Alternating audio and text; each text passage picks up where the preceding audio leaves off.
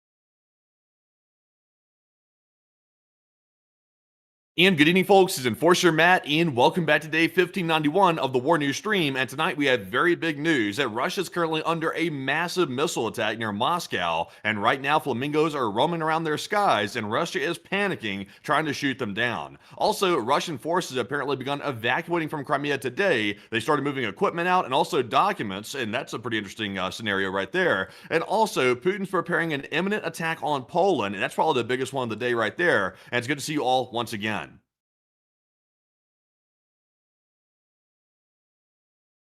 That my microphone was unfortunately muted that entire time for some reason. Oh my I have goodness. no clue why. I had it unmuted, man, and it muted itself. I cannot believe that. But outside of that, folks, we are going to be making sure to cover the past 24 hours of the news from around the world, as we do have some significant developments to leave y'all with before the 4th of July channel holiday, which is coming tomorrow. And we have been able to hear that over the course of this day, it appears that the Polish armed forces and the Polish government have stated today that the Republic of Poland is getting intelligence and information from the United States of America, NATO intelligence sources, and Polish intelligence sources that a Russian provocation against the Republic of Poland is imminent at this point, and we'll most likely be expecting that within the very near future, most likely weeks or months, the Russian Federation may conduct some form of an armed provocation, or an armed attack in short, against the Republic of Poland to be able to attempt to test the resolve of the NATO alliance, and to also be able to see if they could start to isolate the NATO countries on the eastern frontier, further weakening NATO's position strategically, and also forcing the Republic of Poland into a fight or flight sort of a response. We've also been able to see that additionally, inside of Crimea, it appears that the Russians are now conducting preemptive actions to prepare for an evacuation of the Russian army from the Crimean Peninsula, as the ATESH partisan group has reported that according to their sources within the peninsula, the Russian headquarters in Feodosia and Kerch have been given the orders to evacuate all sensitive documents and information from their headquarters in Feodosia and Kerch for it to be removed back to onto the Russian mainland and back into the Rostov-on-Don Southern Military Headquarters, as these units will most likely be evacuating in full force soon to follow after the documents have been removed. We've also been able to see that the Ukrainian armed forces have continued significant attacks today against the Crimean Peninsula, striking even more electrical substations, and an attack appears to have once again been launched successfully onto the Kerch city area, with fires originating and burning from the port areas after the strikes had concluded. We've also been able to hear that additionally in Novorossiysk, the Russian Federation is taking all measures and actions possible to be able to protect the remaining Kilo-class submarines, which have nowhere left to run, from a possible surprise attack by Ukrainian submersible UGVs and also Ukrainian fast attack boats, which may be able to make it into Novorossiysk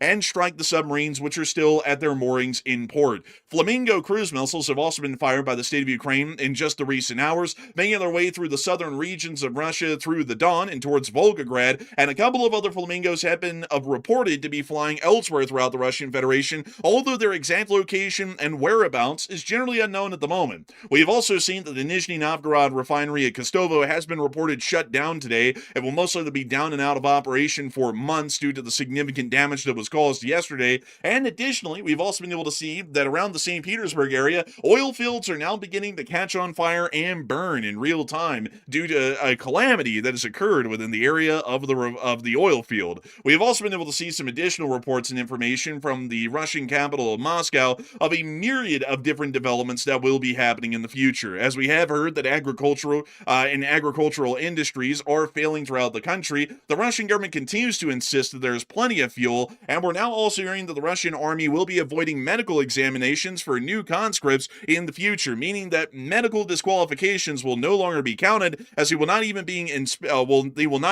be inspecting the new conscripts to see if they have any medical disqualifications. We've also been able to hear that the Russian Federation has issued further threats to the western regions of NATO again today, and generally NATO at large, once again showing that tensions are rising in official statements between the Russian Federation and Poland. Additionally, Ukrainian armed forces have been able to hold their lines today and inflict significant losses onto the Russian Federation's armed forces on the active front lines today, and have continued to cause significant logistical disruptions with their medium-range drone attack forces throughout the entirety of the M14 highway and the Donetsk Oblast.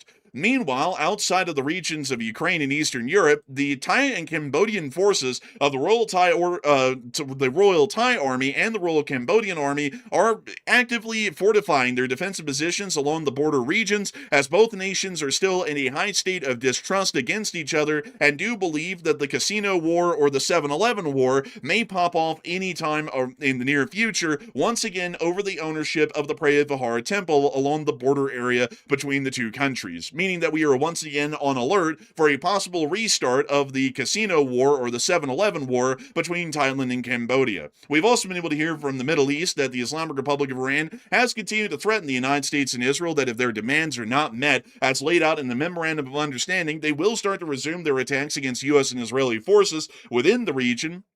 While we have also seen that unidentified aircraft have been fired at by the Yemeni Houthis over Sana'a, the capital of Yemen, under Houthi control over the course of the day. We've also seen a significant amount of tanker operations by the United States Air Force under Central Command's area of responsibility near to the area of the Strait of Hormuz, although no hostile actions have been taken over the course of the day. And we also have, interestingly enough, a little bit of archival footage of some of the HIMARS apparently operating near to Camp Bufring, firing at the Islamic Republic of Iran on the very opening day of the conflict on the 28th of February of this year, which we'll be getting into later on in the stream. But as many of y'all can see, we have quite a lot of news to cover on the eve of the 4th of July. And before we get on into the news, I want to make sure, since a lot of people are coming in on air right now, and we want to make sure to get this announcement out while many of y'all can hear it, we will not be running a live stream tomorrow on the 4th of July, as that is a LSA consecrated holiday where the enforcers take the day off, much like we do on Thanksgiving and also Christmas, to be able to celebrate and also observe a significant holiday here in the United States of America. So I just want to make it very clear to everybody that unfortunately, enforcer withdrawals will be setting in on the 4th of July, but I hope that many of y'all enjoy the celebrations and festivities of the 4th of July and the Declaration of Independence of the United States of America on its 250th anniversary. Certainly a special year to be seen,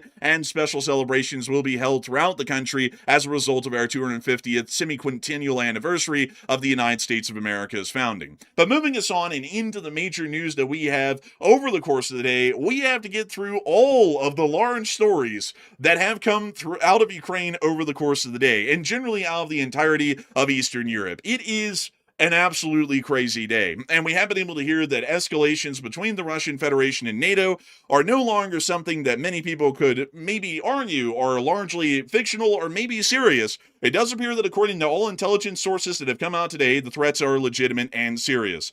As many of y'all will know, the Russian Federation is finding itself in a perilous position in the ongoing war in Ukraine as we see it today. Ukrainian long-range attack forces have been able to lay waste to most Russian economic institutions and Russian military forces and infrastructure throughout the Western Russian Federation, with their attacks with each passing month passing further and further east, deeper into Siberia, spreading the damage even into the Asian parts of the Russian Federation. This situation is starting to become largely untenable for the Russian Federation, as collapses have been seen in the fuel industry and fuel infrastructure. Collapses are beginning to spread, and the cracks are forming in most every other major industry and supply line within the Russian Federation, which makes day-to-day life and the continuation of the war a possibility for the Russian people and the Russian government. As a result of this, there has been a theory, largely put out on this channel, that the Russian Federation may consider a wildcard action of an armed escalation against a NATO state or the NATO alliance at large to be able to force an international conflict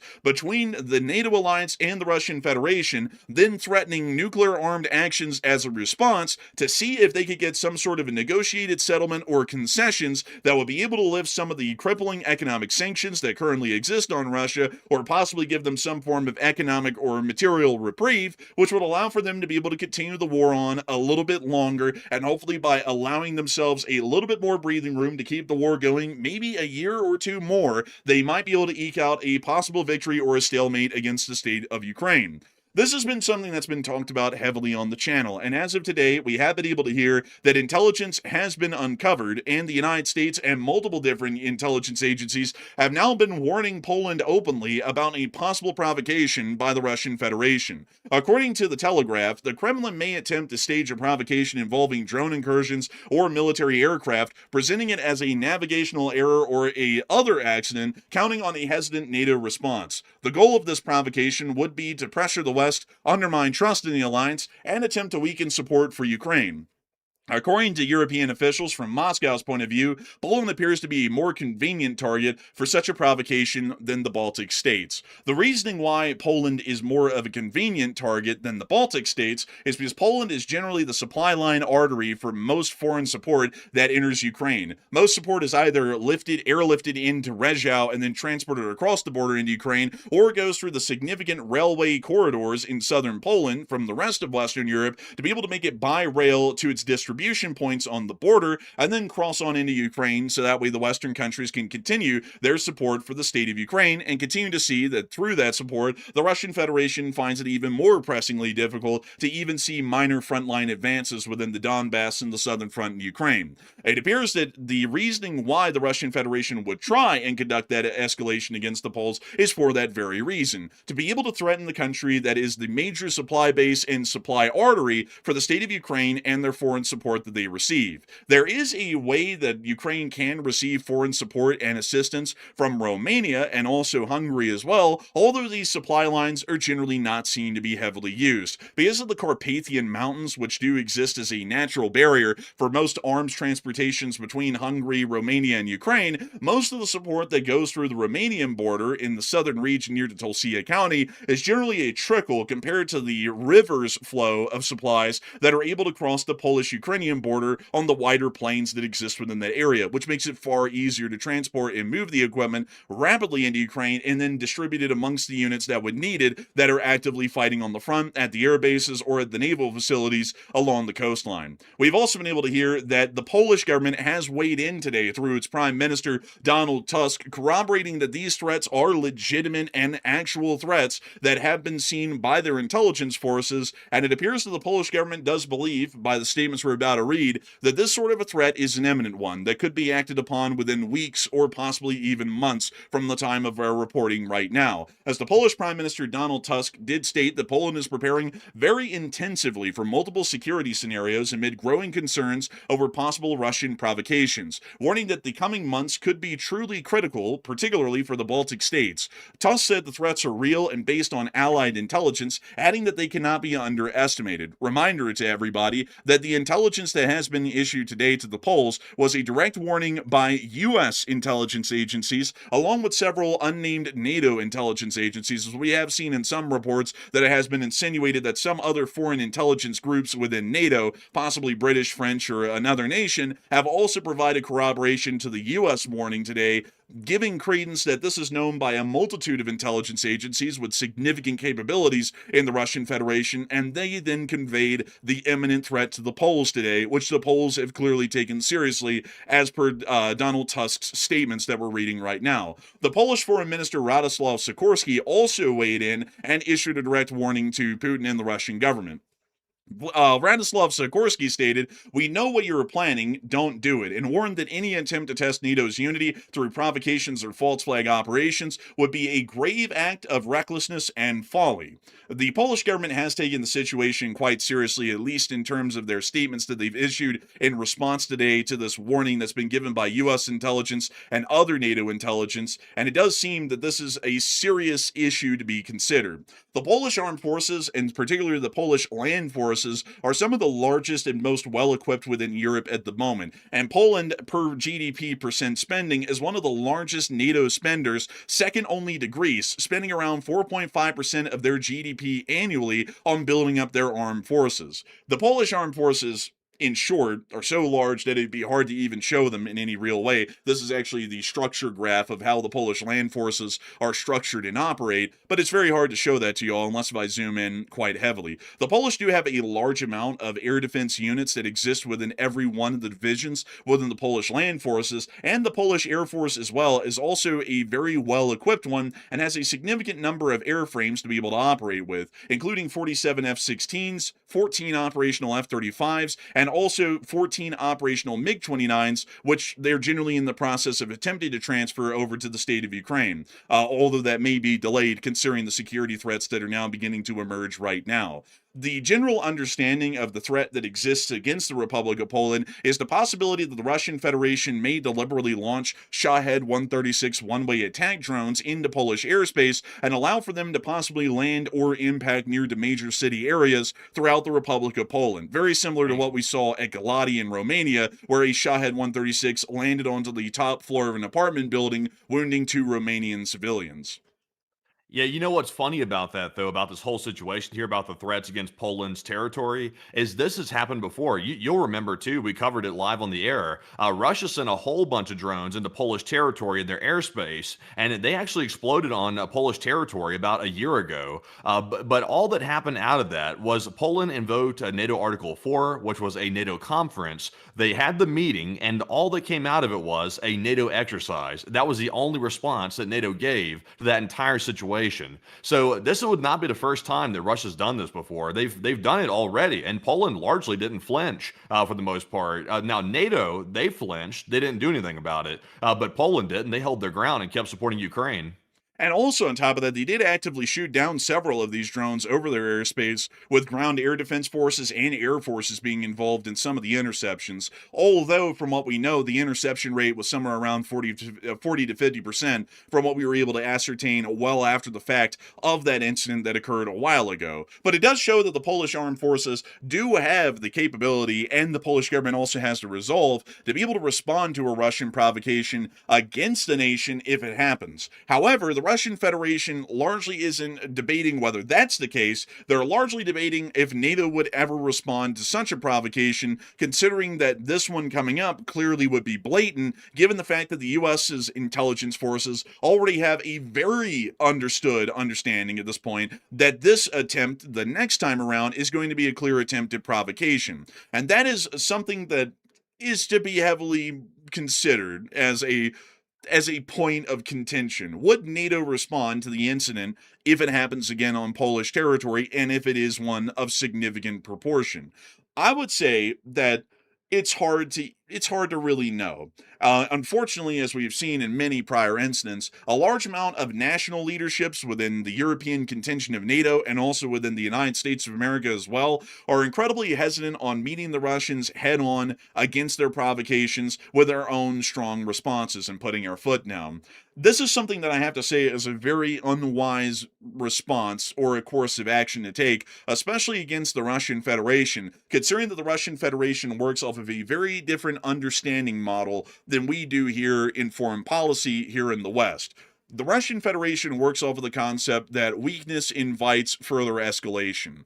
They then also, in opposite, work off of the idea that a strong country should not be trifled with. And if a country goes out of its way to show that it will not be trifled with, they ought to back off and leave them alone, because it's only going to invite even worse results and worse outcomes, given that the other nation they would be going up against would be showing their teeth. There is actually a time where an incident like this did occur, and that was in 2015 in the height of the Syrian civil war, in one of its most active years. Back in 2015, the Russian Federation was heavily involved in supporting the Syrian Arab army under the control of the dictator Bashar al-Assad of the Syrian Arab Republic. And during that time, a heavy amount of Russian Air Force aircraft, including Tu-22 strategic bombers and also Su-24 strategic, I guess you could say, multi-role ground support aircraft, were involved in supporting the Syrian Arab army against the rebel forces inside of Syria and attempting to put them down through air power and also rotary aviation of the Russian army.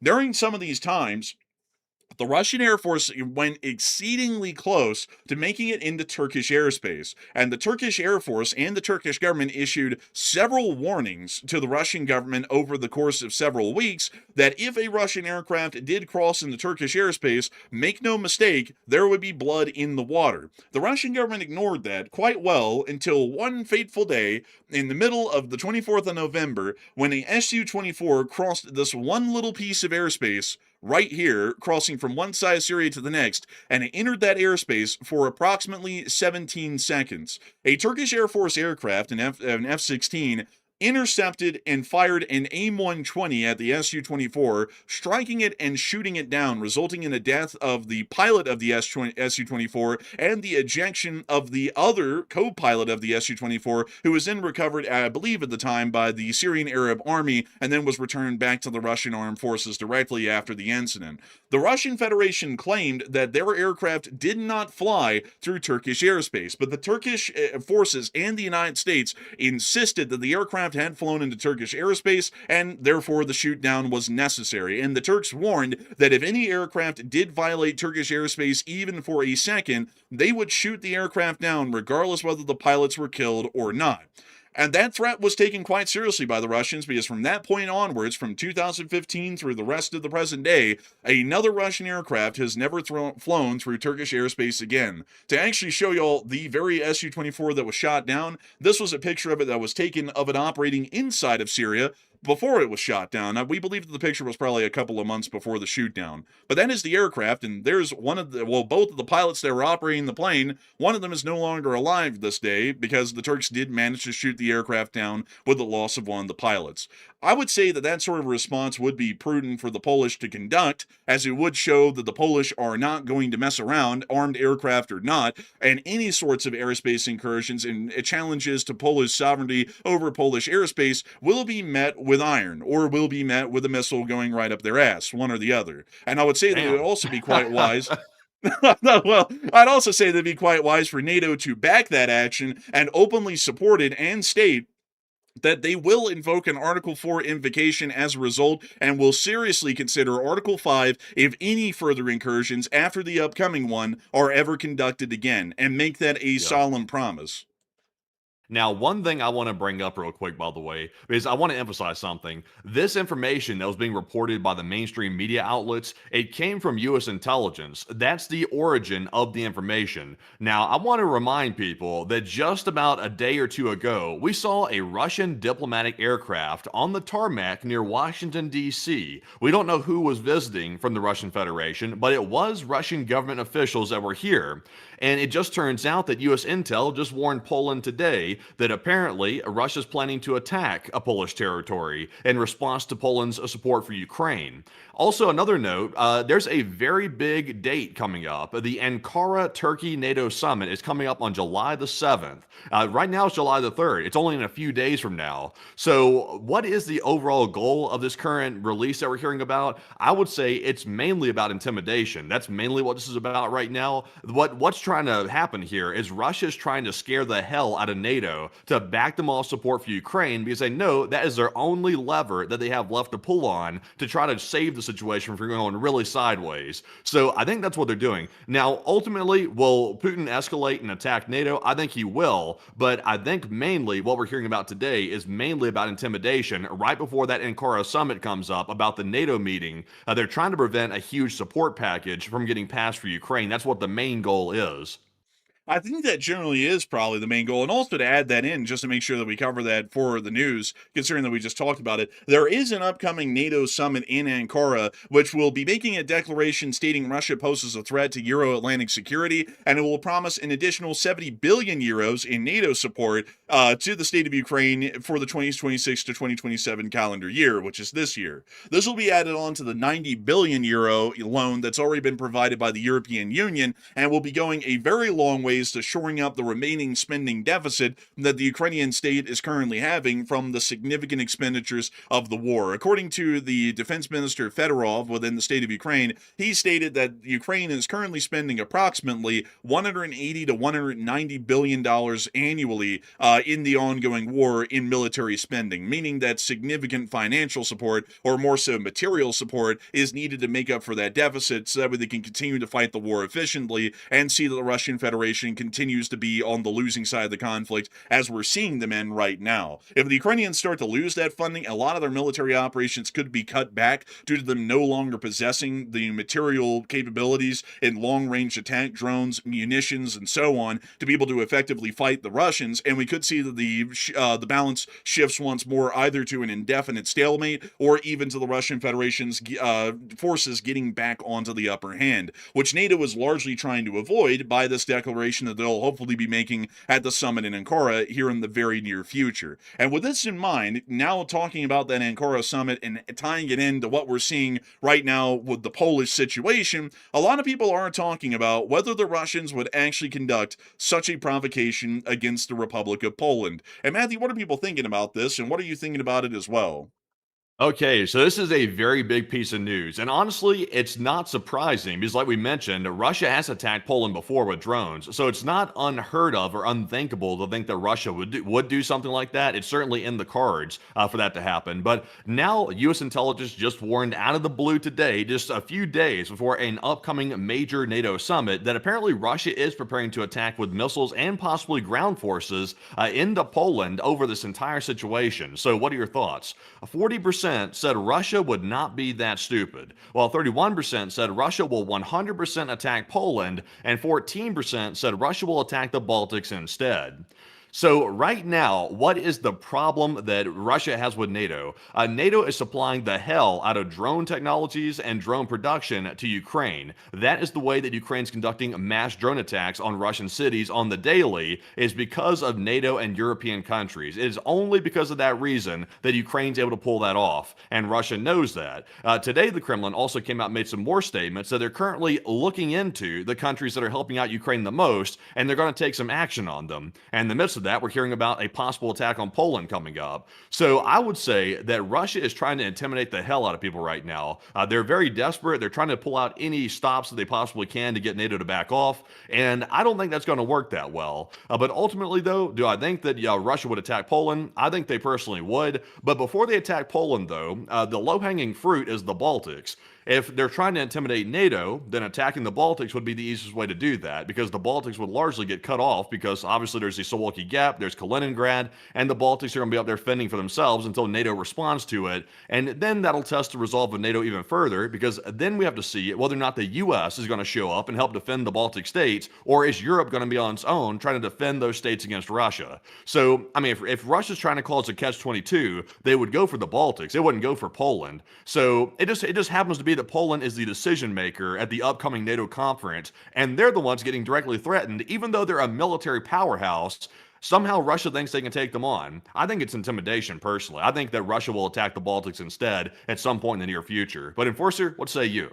I would say that generally be with a 31%. I think there is a pretty decent odd that the Russians could try and conduct an attack against Poland, because really any sort of a war plan or a war game, if we were to talk about a hypothetical scenario in Eastern Europe, will always involve the Poles. Because to make sure that the Baltic states are cut off effectively so that way they can be taken on individually and destroyed in detail, they would have to close the Suwalki Gap, which would require them, as a necessity, to be able to invade Polish territory and take the ground within this area. Meaning that no matter what, the Polish will always be involved, even though they would still be trying to take on the Baltic states as the weaker link of the NATO alliance within this area, and also given the fact that their geography allows for them to be cut off a lot easier than other NATO states, and dealt with mostly individually at that point by the Russian army, which would be a lot easier of a thing to be able to really tackle and try and chew for the limited capabilities that the Russian armed forces have in the modern day. So I would say that it's not out of the question that they would try and provoke the Poles, because even if they weren't trying to get the ire of the second largest land army in Europe against them, and also one of the more competent armed forces out there in the entirety of Europe at this moment right now, they would still be doing that in any hypothetical war scenario where they were trying to siege the Baltic states. So I would say that an attack against the Poles is pretty decently likely, and we already have the prior example of the large drone incursion into Poland that we had, I believe, about a year or a year and a half ago at this point. That was major news when it occurred, and of course was the first of its type. If the Russians conduct another provocation against Poland, it's highly likely to be a repeat of what we've already seen before, or we could see that Russian aircraft start to encroach significantly into Polish airspace around the Kaliningrad area, and try to see if they can create a provocation that way as well, or conduct a blend of all of these actions to be able to put a significant amount of pressure onto the Poles and see if they'll respond in any way, shape, or form to Russian provocations, Yeah. considering that they would be so numerous and so overwhelming in this small moment. Yeah, it's highly important right now, and if anybody in NATO can even hear this or they hear the stream whatsoever, it is more important right now to be absolutely steadfast and strong in making sure that NATO does not look cowardly. Because the reason why Russia's going for this is because in the Russians' minds, they believe there's enough cowardly people inside the NATO leadership that if they do something, like for example attack the Baltics or attack Poland, that that'll somehow force NATO to back off supporting Ukraine. But if Russia gets the idea, oh, well, we can attack Poland or the Baltics, not only does that not make them back off, but then they go even deeper into supporting Ukraine because now they really feel that Russia's a threat at that point. So it is, if NATO shows weakness and starts backing off, if Russia does something like this, they will literally be signing NATO's destruction at that point. They'll be signing off on that because Russia will see that weakness. They'll go even further with it because they know or they'll believe that they can get NATO to fully back off, and that's going to cause a war. That's why they have to be strong right now. If they aren't strong in this moment, it's going to be probably worse for everybody.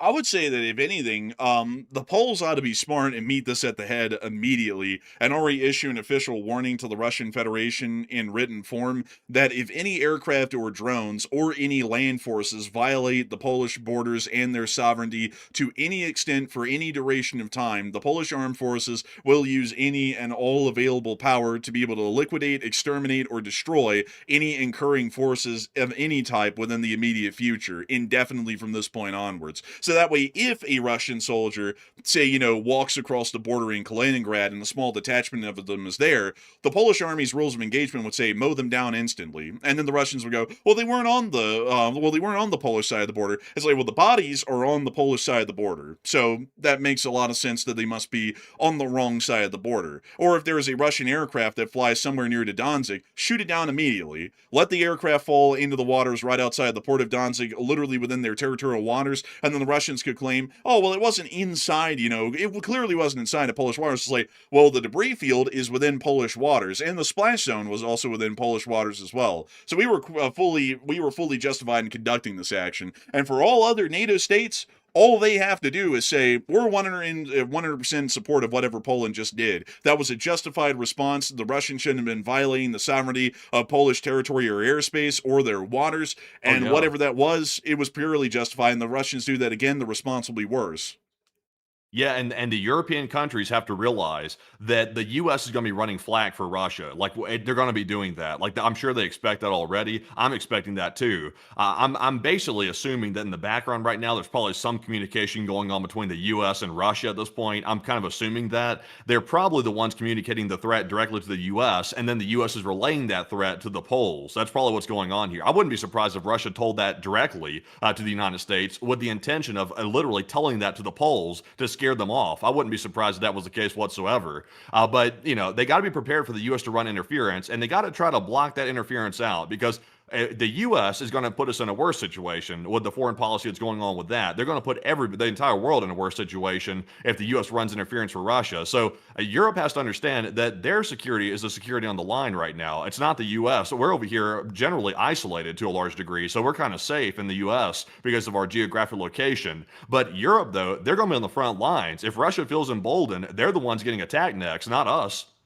I would have to agree. They certainly will be. And the response and also the unity inside of Europe, particularly, has to be steadfast and resolute in these coming weeks and in these coming months because the challenges of our age will be coming around to pass. And if Europe does not stand resolute and unified against the Russian threat, we will be living in a world where we will have regretted that decision for years and decades to follow, unfortunately for all of us, whether we be in Europe or not. I also saw someone who's been here for a while, Chet Knight say, I don't like the U.S. military being stretched too thin in the Middle East and Europe, making it easy for China to start something. The thing about that is, however, and I would say that definitely might be an argument, but the problem is that those are the three hills we have to die on. And as we've always said here on the channel, because the channel's main priority, just to tell you, the only sort of bias that this channel has is supporting American and Western interests. And we're never going to tell y'all, well, we can see the Russian position in this whole thing, or we can see China's position in the whole thing. They're enemies of the Republic. We're never going to see their position because their position is inherently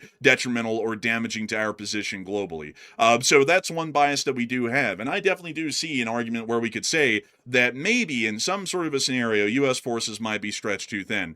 The problem is that out of every single corner of the globe that we have to die on a hill for, the three hills we have to die on as a national prerogative is the European hill, the Middle Eastern hill, and the Southeast Asian hill. Those are the three most important hills that we have. That is where all of our trade is conducted globally. That is where all of our military forces are based directly against our foes, basically on their borders, and that's where we want the fight to be, on their borders, not ours. And not only that, we have significant foreign policy relations with all of these countries in East Asia, Southeast Asia, the Middle East, and Europe. And so it's important for us to make sure that no matter what, we show to our adversaries that we are willing to fight and die on any one of those three hills at any given time, if necessary, on all three simultaneously. That is how we deter enemy armed forces from trying to launch an attack, because if we sit there and say, China seems like a threat right now, so we're going to pull back out of Europe, the Russians are going to jump on the Europeans. And then we might end up losing most of the benefits and allyship that we have inside of Europe. If we back off of East Asia to try and protect Europe, then the Chinese might jump on Taiwan. If we back out of the Middle East to protect the other two, the Russians or the Chinese, or more so operating by proxy through Iran, might jump on that situation to try and whittle away our sphere of influence there. We have to be willing to say, we will fight this war on three fronts. We have the capability of doing that, and we'll take whatever actions necessary to fight that war and win it on all three fronts. It may as well be a war not worth fighting. That's why y'all shouldn't even consider it. That kind of a mindset is a deterrent mindset, and that stops our adversaries from ever going into a war. In reality, it would be tough to fight a war on three fronts, but we have to take that mentality and we have to believe in it and follow through with it if necessary to be able to deter our adversaries and the enemies of the Republic from whittling away the sphere of influence that gives the United States and their allies the kind of prosperity and power that we have in the present day. But an interesting point, though. But moving us on out of that and outside of Poland, we've also seen that while the Russian Federation does appear to be actively working on provocations against NATO and specifically against Poland, as we've heard it today, we have also been able to hear that the Russian position in Ukraine is continuing to deteriorate beyond points that we even believed could ever happen. As of today, the ATESH partisan group has announced that the Russian Federation is actively beginning to remove sensitive and critical documents and information from the headquarters of the Russian armed forces in Kerch in Feodosia as apparently a preliminary act to a full-blown evacuation for the units within these city areas. This is showing us that right now the Russians are doing what we described earlier on prior streams as a culling of the herd. This is an attempt for the Russians to be able to try and remove forces that are not absolutely necessary to the defense of the Crimean Peninsula from the area to be able to try and cut down on the supply cost of keeping forces here. By trimming down the number of forces that are present, they can cut down the amount of ammunition, the amount of food, and also fuel that is required to be sent into Crimea every single day to be able to try and keep the defense forces that are critical functioning inside the peninsula, most likely on the western coast. So it looks like most of the East Coast forces are already getting their orders that they are probably about to get evacuated here in the near future, and they're already beginning to remove critical information, documents, and data from their headquarters and back into the Southern Military District to prepare for the evacuation of the actual personnel and the units that are there currently. This is also something, mind you all, that is very interesting to speak about, because it is starting to prove that at this point Crimea has completely collapsed, and there is no other reason to remove the sensitive documents, classified documents, information, and whatnot from these headquarters, unless if these units will no longer be there to need to use that kind of critical information and that kind of critical documents and data. A lot of that probably pertains to their war plans, their responses, and also to a great deal of other normal operations that they're conducting inside of Crimea, either in defense of the Russian forces there or in an offensive against the Ukrainians further north on the active front. And so that is clearly showing us that this is a preliminary action prior to a full-blown evacuation of the headquarters and the forces from Feodosia and Kerch. It's just wild. Like if you really think about it, like for example, let's just go back 6 months ago. If you'd have asked anybody 6 months ago, do you think anything realistically could happen to Crimea? Do you think the Russians would actually end up having to evacuate it, possibly either being the military or possibly even the entire civilian population of Crimea? Do you think that's possible? Most people would have said no. That's what most people would have said. They'd said, nah, it's really not realistic. Maybe in like a hopeful scenario, maybe that might happen, but that's really wishful thinking. But yet 6 months later, we're here. We're actually seeing the Russians literally make the preliminary steps of an evacuation of their military equipment from Crimea. And not only that, but they're also wargaming an invasion, an amphibious assault by the Ukrainians on Crimea's shores. I just can't, honestly, I'm still in kind of disbelief about how bad this is going for the Russians. This was a major Uno reverse card for them.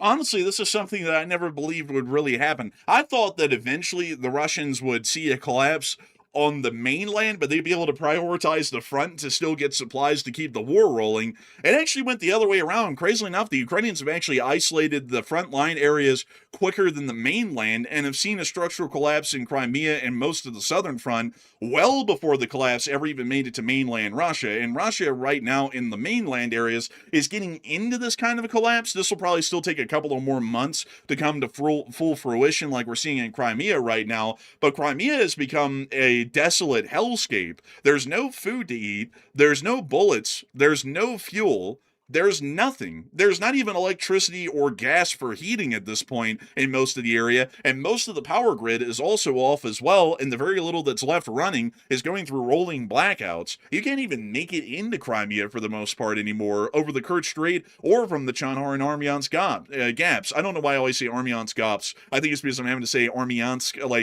as Armyansk, but nevertheless, it is a bad, it is an unbelievable situation. I've never seen in modern warfare a force get this badly isolated outside of the Iraqi army in Kuwait and the Gulf War and get picked off like this from another force.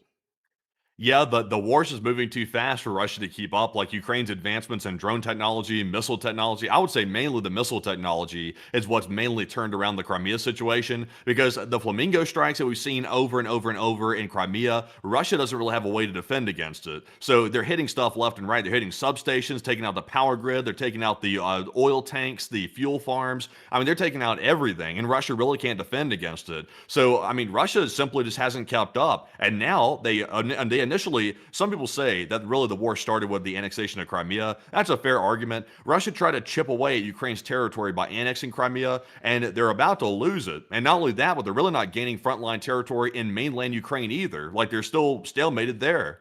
Man, the war started over a warm water port. The first thing to fall is going to be the warm water port. Man, I'm not going to lie, that is absolutely hilarious. Also, like, the argument about Russia starting this war over Crimea is actually probably the most solid argument that exists in the world. Because for hundreds of years, believe it or not, Russia has been trying to get Sevastopol and keep it because it's the only warm water port in Russia. And a lot of people are going to be saying, what the hell does it mean, a warm water port? Are you drunk? Well, I'm not Russian to answer that question, but the other part is a warm water port is a thing that Russia has come up with as a term because in all of Russia, there is no such thing as a port that runs all year round. Let me ask y'all something. If a container ship pulls up into, say, Newark Harbor out here in December, would it be able to pull up into the harbor? Yes, it would be able to pull in. And why? Because there's water there. If a ship tries to pull up into, say, let me think of another one, Charleston Harbor, in the middle of, say, the winter, like January or February, would they be able to pull up into that harbor and offload and unload cargo? Yes, they would be able to. If you try and do that in St. Petersburg, would you be able to pull up a container ship to the port of St. Petersburg in, say, January and offload a container? Or, better yet, another big question, would you be able to send your warships out of Kronstadt Harbor in the middle of the winter and send them out into the Baltic Sea if you needed to? And the answer is no. And every single port in Russia, except for Vladivostok, is in that situation. Every single port in Russia, the major ones, are cold water ports in most major cities, meaning that for most of the year, well, not most of the year, but a decent part of the year, the ports are technically impassable unless you have icebreakers to be able to break the ice leading up to those ports, and that's pretty expensive and time-consuming. That also leads to a physical crunch. You have to have enough icebreakers to be able to do that continuously.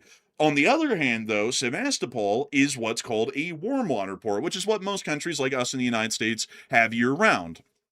There is no ice that builds up in Sevastopol Port, or Novorossiysk for that matter, during the winter months, and that makes them warm water ports. And that means if the Russian Navy keeps control, and the Russian government does, of the port of Sevastopol and Crimea as a whole, as an extension of Sevastopol, they can send warships out of their country to face down a foe 24/7, 12 months a year, which if they didn't have Sevastopol, they would not be able to do. And so the war was started in 2014 because of a thing inside of Ukraine that we call the Revolution of Dignity, or some people call the Euromaidan riots. Regardless, it was a uprising against the Ukrainian president Petro Poroshenko, who was taking very pro-Russian views and actions as the president of Ukraine, and this led to many Ukrainians bucking his leadership. One of the things that he did was extradite Ukrainian civilians that had conducted crimes in Ukraine, and also crimes in Russia, into Russia to be held on trial there and also be imprisoned inside of Russia, which was a significant thing that many Ukrainians bucked.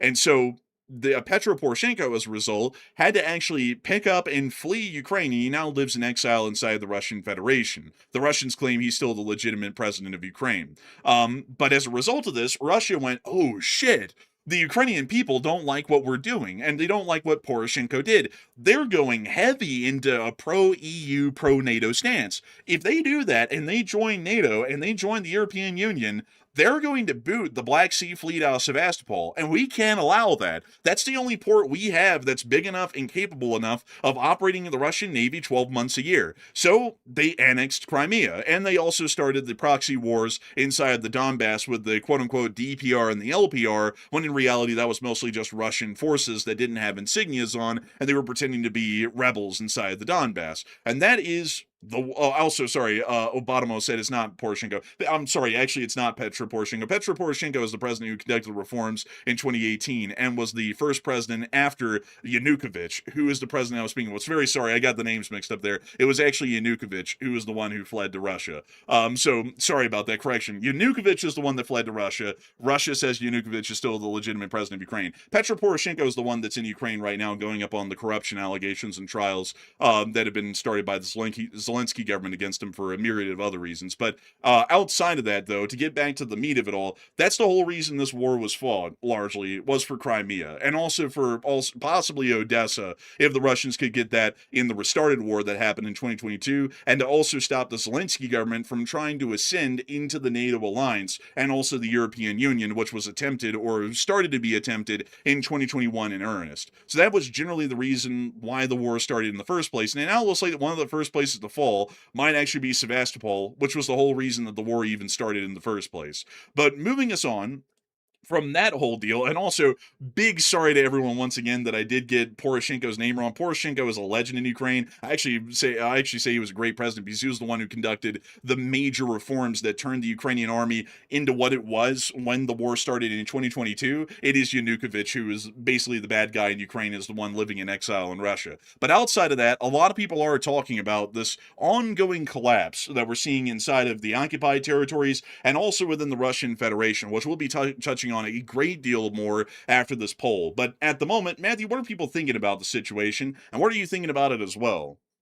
Okay, so this is a more overarching big picture question right here in this poll. It says, as Russia spirals into civil collapse, not only in Crimea, but also in the mainland, we got some crazy news coming up about that, about a farming collapse, also the gasoline collapse getting worse, the banking collapse starting to happen again, and also just overall their economy is screwed at this point. So nothing's going right. Like, I don't think Russia really has anything to be happy about. Thank goodness they don't have a Thanksgiving holiday because that might suck. But what do you think is the worst possible outcome that Putin would conduct in the midst of this collapse? 46% of the audience said a nuclear strike on Ukraine or Crimea, while 27% said a full mobilization of the Russian military, and 21% said a traditional war on NATO countries.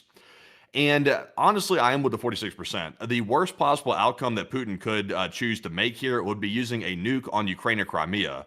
I would say at this point, if it comes down to a hypothetical nuclear weapons usage, like for example, a tactical nuclear deployment, it would probably be if Russia was actually driven out of Crimea. I would not be surprised if that was the location they chose to launch a nuke on. I would not be surprised by that. I think they would probably nuke Crimea before they let the Ukrainians get their hands on it again. That's probably what they would do, in my opinion. So that's probably the biggest risk, in my opinion. Full mobilization and a traditional war on NATO, I think that kind of pales in comparison to a nuclear strike, in my opinion. But Enforcer, what say you? I would say that I would generally be with the 20%. We would probably see a full-blown war against NATO at that point as a desperate last-ditch attempt. A full-blown nuclear war or going nuclear on Ukraine would really be a tough one to justify. And I remain on that page no matter the scenario, no matter the circumstance, that the Russians understand the implications of what happens to follow if they use a nuclear weapon on Ukraine. There is going to be international condemnation, international sanctions, far greater than the ones we've just seen levied by the West. We're also going to be seeing that will justify nuclear weapons usage against non-nuclear countries in most any scenario at any point in the future, meaning that they've just opened the door for the U.S. to nuke Iran, and they've also opened the door for the Chinese to nuke Taiwan. And who knows what could come out of those sorts of scenarios if everybody starts flinging nuclear weapons. The world is a much more dangerous place, and most countries, including the Russians, probably would not survive for that much longer in that kind of a post-nuclear usage sort of a world. And so I would say that I find it a little bit unlikely that the Russians would use a nuclear weapon on Ukraine. I would say that it's far more likely that they would probably go to war in a conventional sense against NATO for a temporary period of time and then threaten nuclear weapons usage against NATO to try and get to the negotiating table to get some concessions. That would generally avoid a full-blown nuclear war or nuclear usage, at least in probably how the Russians have hoped to game the situation out, and that would also maybe give them a little bit of the breathing room they might need via the diplomatic concessions to be able to either prolong the war in Ukraine or maybe try and turn the situation around to where they could possibly win it or cut Ukraine off of most Western or foreign support, which would start to equalize the playing field between Ukraine and Russia again, and then Russia might be able to eke out an upper hand if they get some Chinese assurances of armed support on the flip side. So I would say that I'm generally with the 20%, that's probably what they would be more so gaming for, because I can tell you folks, like we all throw around the nuclear concept kind of a little bit liberally these days, but the reason why nobody's ever used a nuclear weapon ever since the bombings of Hiroshima and Nagasaki, is because the understanding is once one is used, it's opening up Pandora's box. And once that box is open, there's no way to close Pandora's box. Everybody in the world that's nuclear armed is going to be using their nuclear weapons against their adversaries at that point, especially at the tactical level. And that is a very dangerous world to be in, because if the Russians watch Iran get nuked, considering how big of an ally Iran is to Russia, the Russians and the US could get into a tactical nuclear exchange over Iran. We could get in a tactical nuclear exchange with China over Taiwan. The US and China could. We could see a full-blown nuclear war easily happen between Britain, France, and Russia if there's any further escalations to that point between Russia and NATO, because everybody's going to be so scared because the Russians have laid out the precedent. A nuclear weapon could literally be used against a non-nuclear country for really any reason at this point. So they might fire Yeah. a nuclear weapon at us tomorrow. Yeah, but the problem is though, like your premise is assuming that the leader cares that's firing the nuke. I don't think Putin gives a damn because in his mind, he's currently in a life or death struggle right now. That's what Putin's currently locked into. He's locked into either he's going to make this work and he's going to continue to rule over Russia, or he's going to fail so badly that he probably ends up getting ousted. So for him, it's life and death. So he's not really thinking on a level of philosophy. Like should we use nukes because it might open Pandora's box? He's not thinking like that. He's thinking, am I going to stay in power or not? That's what he's thinking. So it makes it a lot more of a binary decision under that circumstance. So I don't even think that crosses Putin's mind. He's simply thinking, if Crimea is lost, that's going to be such a bad defeat for me that I got to do something extreme to try to salvage this, or otherwise I'm about to get taken out and put out of the government. I don't know, because like if he uses a nuclear weapon, I think I would say, if anything, that probably also weakened his position and hold on the Russian government, because what kind of a weakness would that show to Russia that they were losing the war so badly? He nuked what Russia considers, what the Russian people have known for 10 years as a Republic of the Russian Federation, the Republic of Crimea, a Russian territory according to the Russian people and the Russian government, because he's losing that badly. What would that show them? And if he nuked Ukraine, what would that also show? They were winning the war so well that they had to nuke the country to win? And then what does that Oh, say? well, I mean, clearly that doesn't show they were winning. That shows they were losing quite badly. But see, the way that Putin would frame it is he would frame it as NATO was the one attacking us through Ukraine. That's the way he frames it. So that way it doesn't look like Ukraine's defeating Russia. It makes it look like the entire NATO alliance is ganging up on Putin, and that's why he launched a nuke. That's a lot easier of a sell to the Russian public than saying that we had to nuke Crimea because the Ukrainians, who were allegedly the underdogs, came and attacked our country, which is supposedly much larger and more powerful than the Ukrainian military, which turned out to be completely bogus, by the way. But he would frame it in a propaganda framing. Now, granted, there would be a hell of a lot of fallout internationally because of Putin doing that. But ultimately, though, Putin would stay in charge. And largely, since he took that step of using a nuke at that point, I don't think anybody would try him at that point, because they'd be thinking, well, hell, if he's willing to launch a nuke at Crimea, he might launch a nuke at somebody else. So that's the risky part to me. If it starts delving into that arena, I think we've entered a very dangerous, possibly one of the most dangerous foreign policy points in history at that point. Maybe. I would say I'm still going to be sticking with my guns to an extent. But it's an interesting thought, and it might happen. We'll have to see which one of us ends up becoming correct. I have to say, though, just up front, I hope that you don't end up becoming correct, though, because that kind of a world is going to be a dangerous one to live in from then on. If they actually do use a nuclear weapon, that's going to be Yeah. pretty terrifying of what's going to come to follow afterwards. You would have to have literally zero humanity left in you to make a decision like that, to nuke like Crimea, to try to save your own skin and your own regime. You'd have to have zero humanity left in your soul at that point to do something that extreme. But I think there's some truth to it. But when people say, "Oh, Putin's like the modern day Hitler, he's like a walking demon," I think there is some truth to that. Like some of that is just people like trying to take out their frustration. But if you look at him in a pathological sense, I mean, he's got the profile of a dangerous individual, like one of the most dangerous in history. He's got that profile. He's already proven it by hitting civilians left and right all over the place. I sadly, I don't think we can rule that out. Hopefully we can. Like, hopefully we can. I mean, I even in my analysis, I can't say that that will never happen, because it could. But I would say that it's a very small percentage chance, in my opinion. And I hope that in the end you would be wrong, because and I'm not saying that because I'm like, man, I hope he's wrong because I don't like his opinion. I'm hoping that he's wrong because the possibility of that actually happening, and if that does happen, the world's going to be a very different place and it's not going to be a long-lived one from that point. But anyways, moving us on from that and on into the rest of our news, speaking of that Russian collapse, which we were talking about in the poll, we're going to bypass a little bit of the Crimean news and come back to that here in a little bit. But in Moscow, we have gotten a lot of reports today of the larger condition and health of Russia that's giving us an understanding that the situation is going very poorly. One of the worst reports that we've gotten today is that agriculture is beginning to fail nationwide. This is a translated statement written in Russian of the agricultural environment and condition inside of Russia. And according to the information we have, the harvest season has been delayed by 7 to 14 days in southern Russia this season. As of the 1st of July, 3 times less area has been threshed than the previous year. That means that 30% of the farm fields have been threshed at this point at this time during the harvest season. This is due to poor weather and fuel shortages. Deliveries are being delayed and prices have increased by a third, making grain removal from the fields a challenge. This could result in a loss of crop quality due to late harvesting and could also lead to difficulties fulfilling export contracts. The reason why this is a very bad situation is because an agricultural collapse leads to famine, and famine can lead to great instability, and great instability could lead to erratic or dangerous decision making inside of Russia, and also a very unstable central governmental apparatus where the popular opinion in Russia from the public and possibly some elements of the military could be attempting to overthrow Putin and his government. And it's really a bit of a wild card at that point what the new government would be. Would they be even more radical and more dangerous than Putin's government, or would they be more compromising with the West, seeing if they could get some sort of reprieves from the West?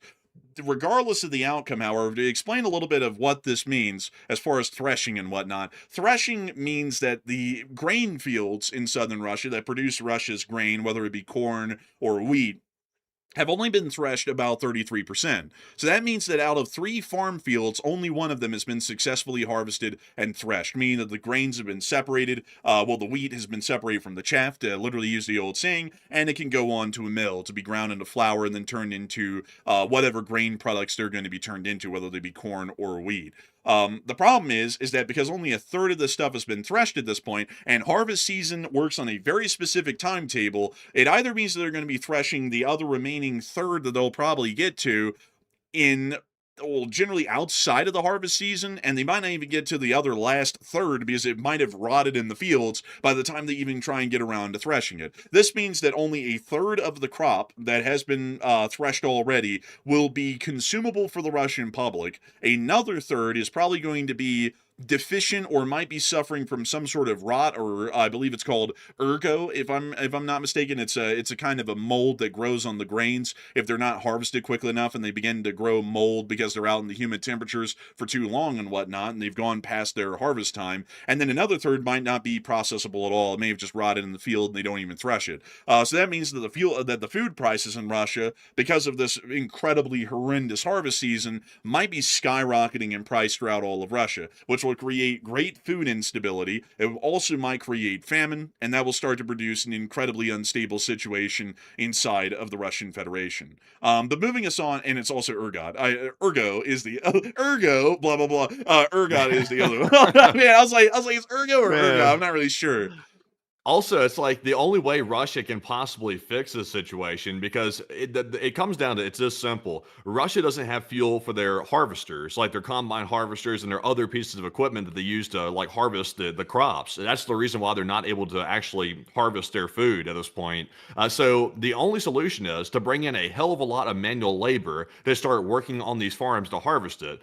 I'm not a farming expert, but I think that is almost nearly impossible with the sheer size of these fields they're currently farming in. But what is your understanding of that? Because I don't know a whole bunch about the farming industry to that level. Is it possible to bring in manual labor to save that situation, or is it not? Absolutely not. Not in the modern day, at least. The modern populations we have globally exist entirely because of industrialized agriculture. It'd be impossible to just take a whole bunch of people, ship them out to a farm, and give them a whole bunch of sites and say, start, cutting down these stalks of wheat and threshing it by hand.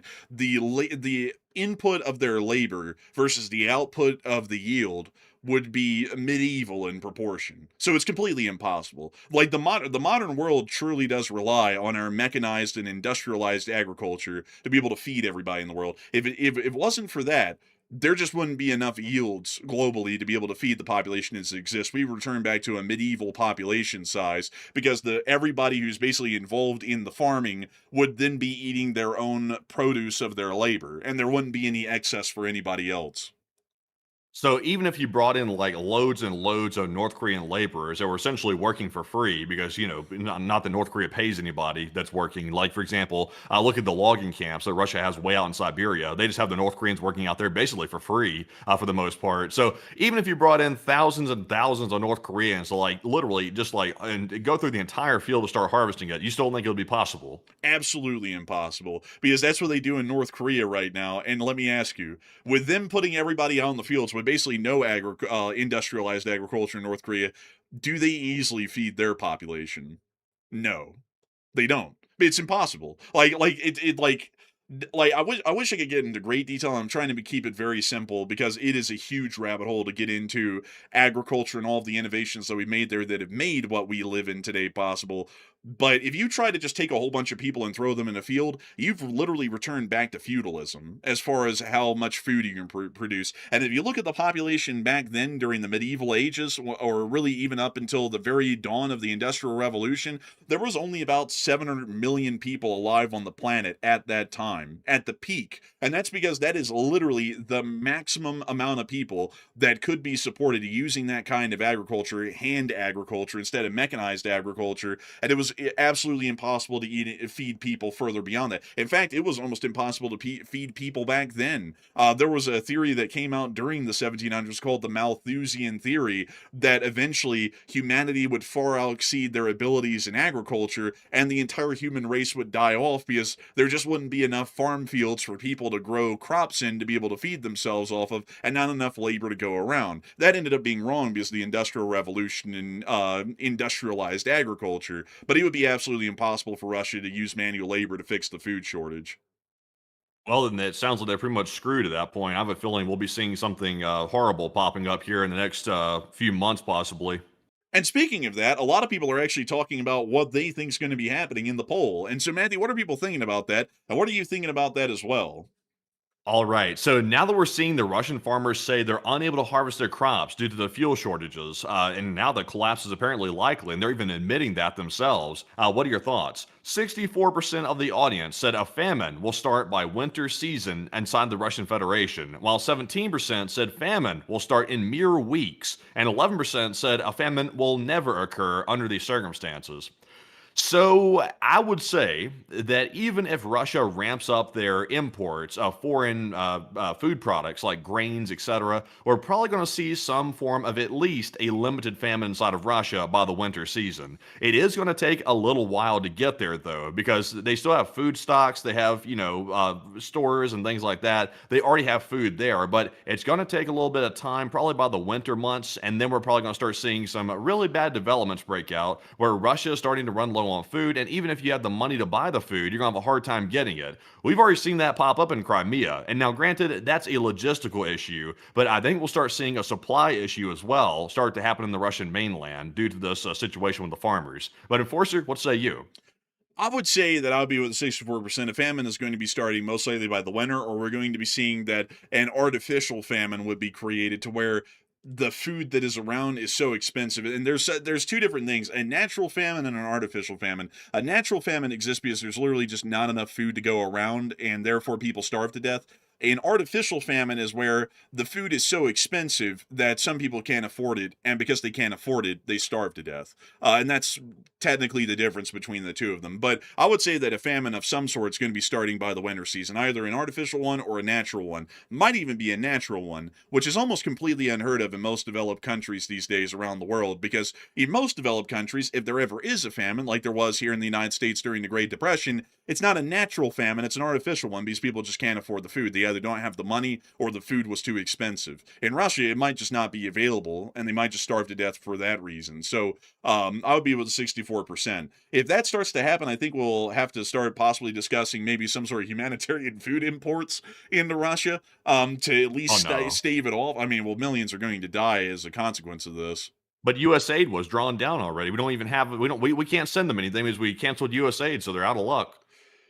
Well, we might want to see about staving it off at least a little. Like, because this is going to be brutal. Like I would have to say, folks, the Russian Federation is our enemy, but at the same time, we still have a duty as humanity to make sure that we don't see that kind of suffering gets inflicted on people where they're quite literally starving to death and resorting to cannibalism and whatnot.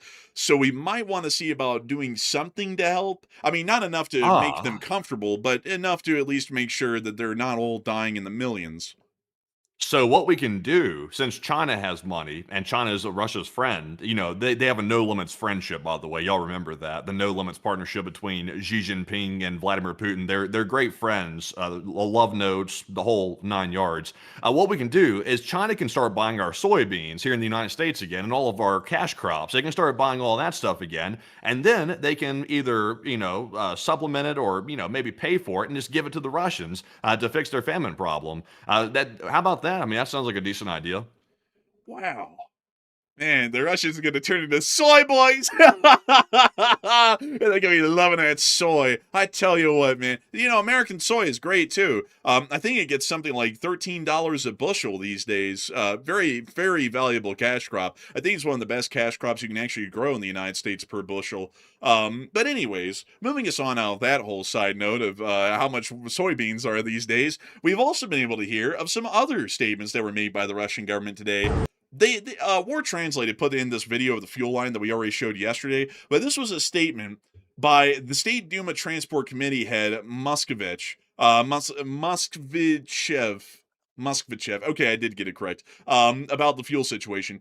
Everybody should just be patient and everything will be fine. Gas stations have everything. I drove through 2 regions yesterday, and there are queues. You have to wait, but there's both diesel and gasoline. This guy said that? The State Duma Transport Committee head. He sounds like he might be a good commie. Man, he sounds like an old Soviet. There's plenty there's plenty of radiation to go around. I drove through Chernobyl and the people were glowing. Man, I love that old Soviet line of thinking. When there's a crisis that's literally with your own eyes, the commies, the Soviets, they would just tell you, you don't see that. Your eyes are broken. Go to the eye doctor.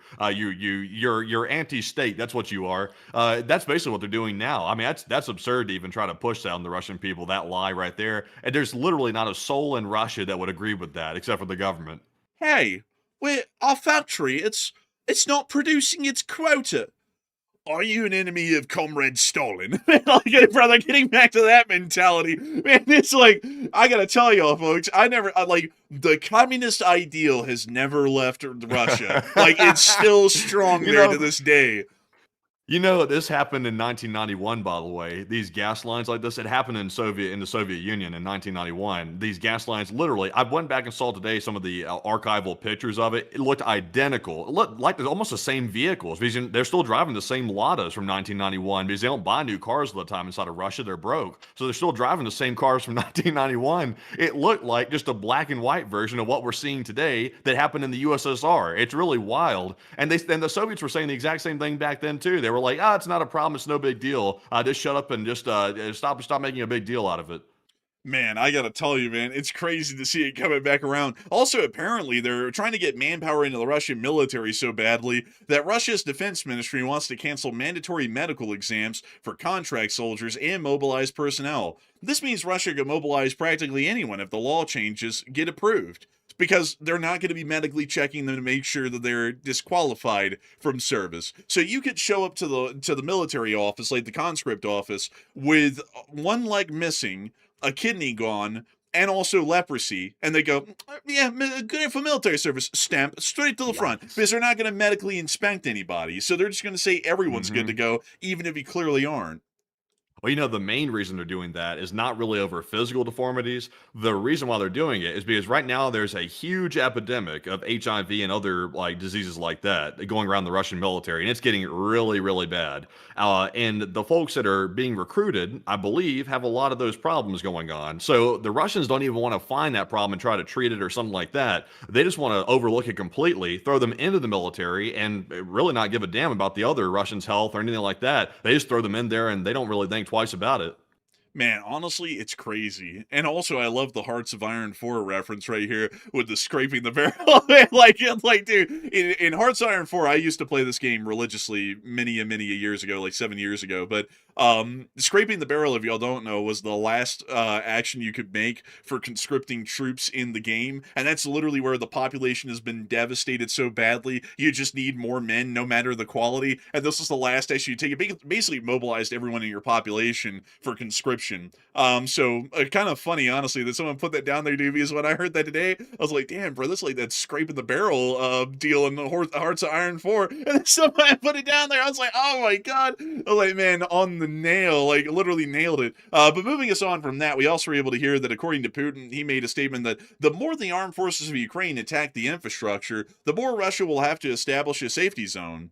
That doesn't mean anything in reality, by the way, folks. The safety zone's a myth. We also were able to hear as well that Putin did issue more threats to the West today. The Kremlin is now making aggressive statements, according to Enforcement Man, directed at NATO countries. Putin is trying to intimidate his way out of failures in Ukraine. And to give you all the statement from Peskov that was conveyed for Putin, according to Peskov, he said, Putin is instructed to carefully analyze which of Kyiv's allies are instigating the continuation of hostilities, which is probably adding on to that whole insinuated threat about Poland's going to be imminently attacked. That's probably an attachment to that earlier bit of news, kind of an addendum almost, showing that they're also trying to publicly telegraph that straight from the Kremlin right now. So, with all that news out of Moscow, it's now time for us to move on into everything else that we have. A little bit of a brief update from the Middle East and also from Thailand and Cambodia. But before we get to all of that, I do have to say a humongous thanks to everybody who is watching this show right now. Just a little while before the 4th of July, we've been able to see that we've had a peak viewership tonight of 16.1 thousand people. Hey! And we've also had 64,000 people watch this show in an hour and 20 minutes. And I gotta say that we're entirely honored and greatly appreciative that so many of y'all have been here tonight. We actually expected for the viewership to be a good bit lower because today is already generally a holiday here in the United States, and a lot of people have already probably gathered around for the 4th of July, which is starting tomorrow. But we're very happy to know that even on this day, many of y'all, most likely enjoying your holiday here for the 4th, are watching this channel still. And right now, to give y'all a little bit of an update, the Union Pacific Big Boy is almost to Philadelphia. I believe it's in the area right now almost. So it will be there for the 4th of July tomorrow. Hey! But outside of that, I still have to say that we are absolutely appreciative of all y'all being here. And before we get on into the rest of the news, we do want to get 3 questions from the chat here and then move on into the rest of it. So Matthew, what do we got? All right, so jumping to our first 3 super chats and getting right back to our breaking news, our first super chat goes to none other than Chris Feilbach, a channel legend. And thank you very much, Chris, for that $150 super chat. And we do appreciate it very much. That is the largest one of the night. He said, overmorrow means the day after tomorrow. Error yesterday, pronounced error yesterday, means the day before yesterday. And have you heard of these words before? My Japanese friend taught me these, and LOC.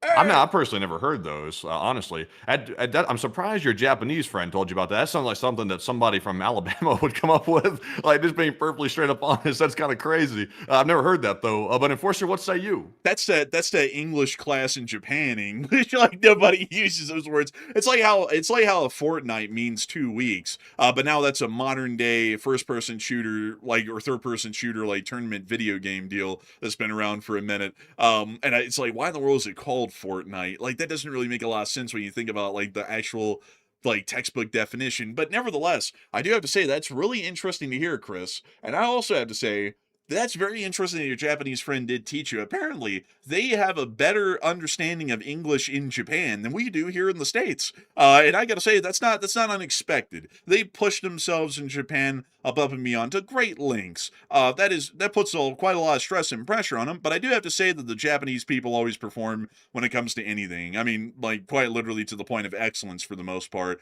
because it's expected of them. But beyond that, though, I do thank you incredibly for that massive support and help with this channel to keep on running. And once again, if it wasn't for folks like you, we wouldn't be able to know interesting facts like that. I actually find that very interesting, and maybe I'll try and use those words from time to time. But massive thanks to you once again. Long live the Lee Spring Army. The Lee Spring Army will never die. And also, man, I was just making sure, do we have Damian McClays in the spreadsheet? Damian McClays, let's see here. It's 150. No, it just came in, I think. Well, I was just making sure because I didn't see it in the spreadsheet. I was like, oh, I was like, where is that? But anyways, with that, we are on to the next one. And we also have a 150 euro support from, guess who? It is Damian McClay. And thank you very much, Damian, for that 150 euro support all the way from Europe. And we do appreciate that very much. He said, LSA, and have a great weekend, lads. And please take one from the chat.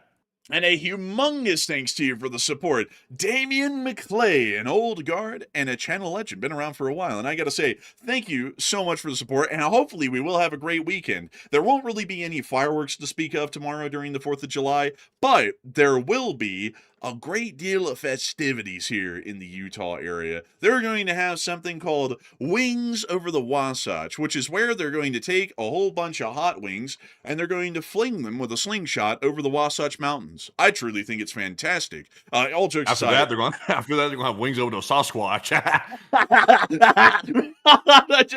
fling that thing over that bee. But anyways, but all jokes aside, the Wings Over the Wasatch thing is actually where they're going to be taking the F-35 squadrons up at Hill Air Force Base near Ogden, and they're going to be flying them over, I think, the whole Wasatch metro area. And also, I think a good part of the rest of the state as well. I think they're flying them all the way down to St. George and back, which is going to be super cool. I mean, like, I can't wait to see it. Apparently, that's going to be conducted earlier on in the morning. I think it's like the first flyover is at 8, and then the next one's at 10. But I'm going to be getting up early tomorrow to go see that. I'm going to be out there, probably at a nearby park trying to film this thing, because I'd like to see it. I think that'd be really cool. But still, a big thanks to you for the support and helping this channel to keep on running. And we will make sure to take one from the chat, Daniel, in your honor. And so, Matthew, what do we got in honor of Daniel McClay? And Damian, this is Damian McClay, by Damian. the way. And my and once goodness. again, a huge shout out to you, Damian, for that support once more.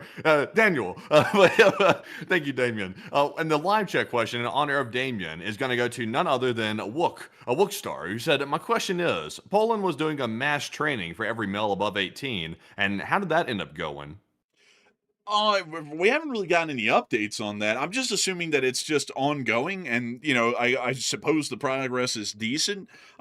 Because considering it was a national decree, they're probably just rotating them into something akin to basic, and then rotating them out, and then they'll call on them if they need them. I'm guessing that's how it's going, and if that's the case, it's probably just going as intended. There's probably it's ebbs and flows. People who don't want to be there, people who do want to be there, and some people are doing well, and some people are doing poorly, like any basic or any conscription sort of training goes in most any country that it happens in. So I hate to be vague with the answer, but given the fact that we really don't have any direct information from the Polish government, that would be my best answer I could give given the circumstances. But a big thanks to you once again for that incredible support and helping this channel to keep on running, Damian McClay. And I'm so sorry for calling you Dan. I don't know what it was. I was like, Daniel McClay. No, it's Damian McClay. But a huge thanks to you so much once again. Long live the Lee Spring Army. And with that, we're on to the last question in the segment, and then we're getting on into the rest of the news for the night.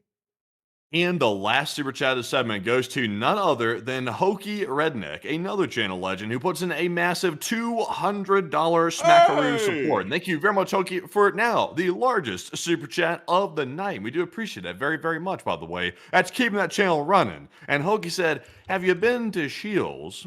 And yes, we have been to Shields, by the way. We've both been to Shields. That's where I got my bear spray, actually, before I went hiking up in those mountains over there, the Sasquatch Mountains. It was actually pretty interesting. It's a huge, it's like their version of like a Bass Pro or something, like out here out west. It has a Ferris wheel in the middle of it, like you see right there in the picture.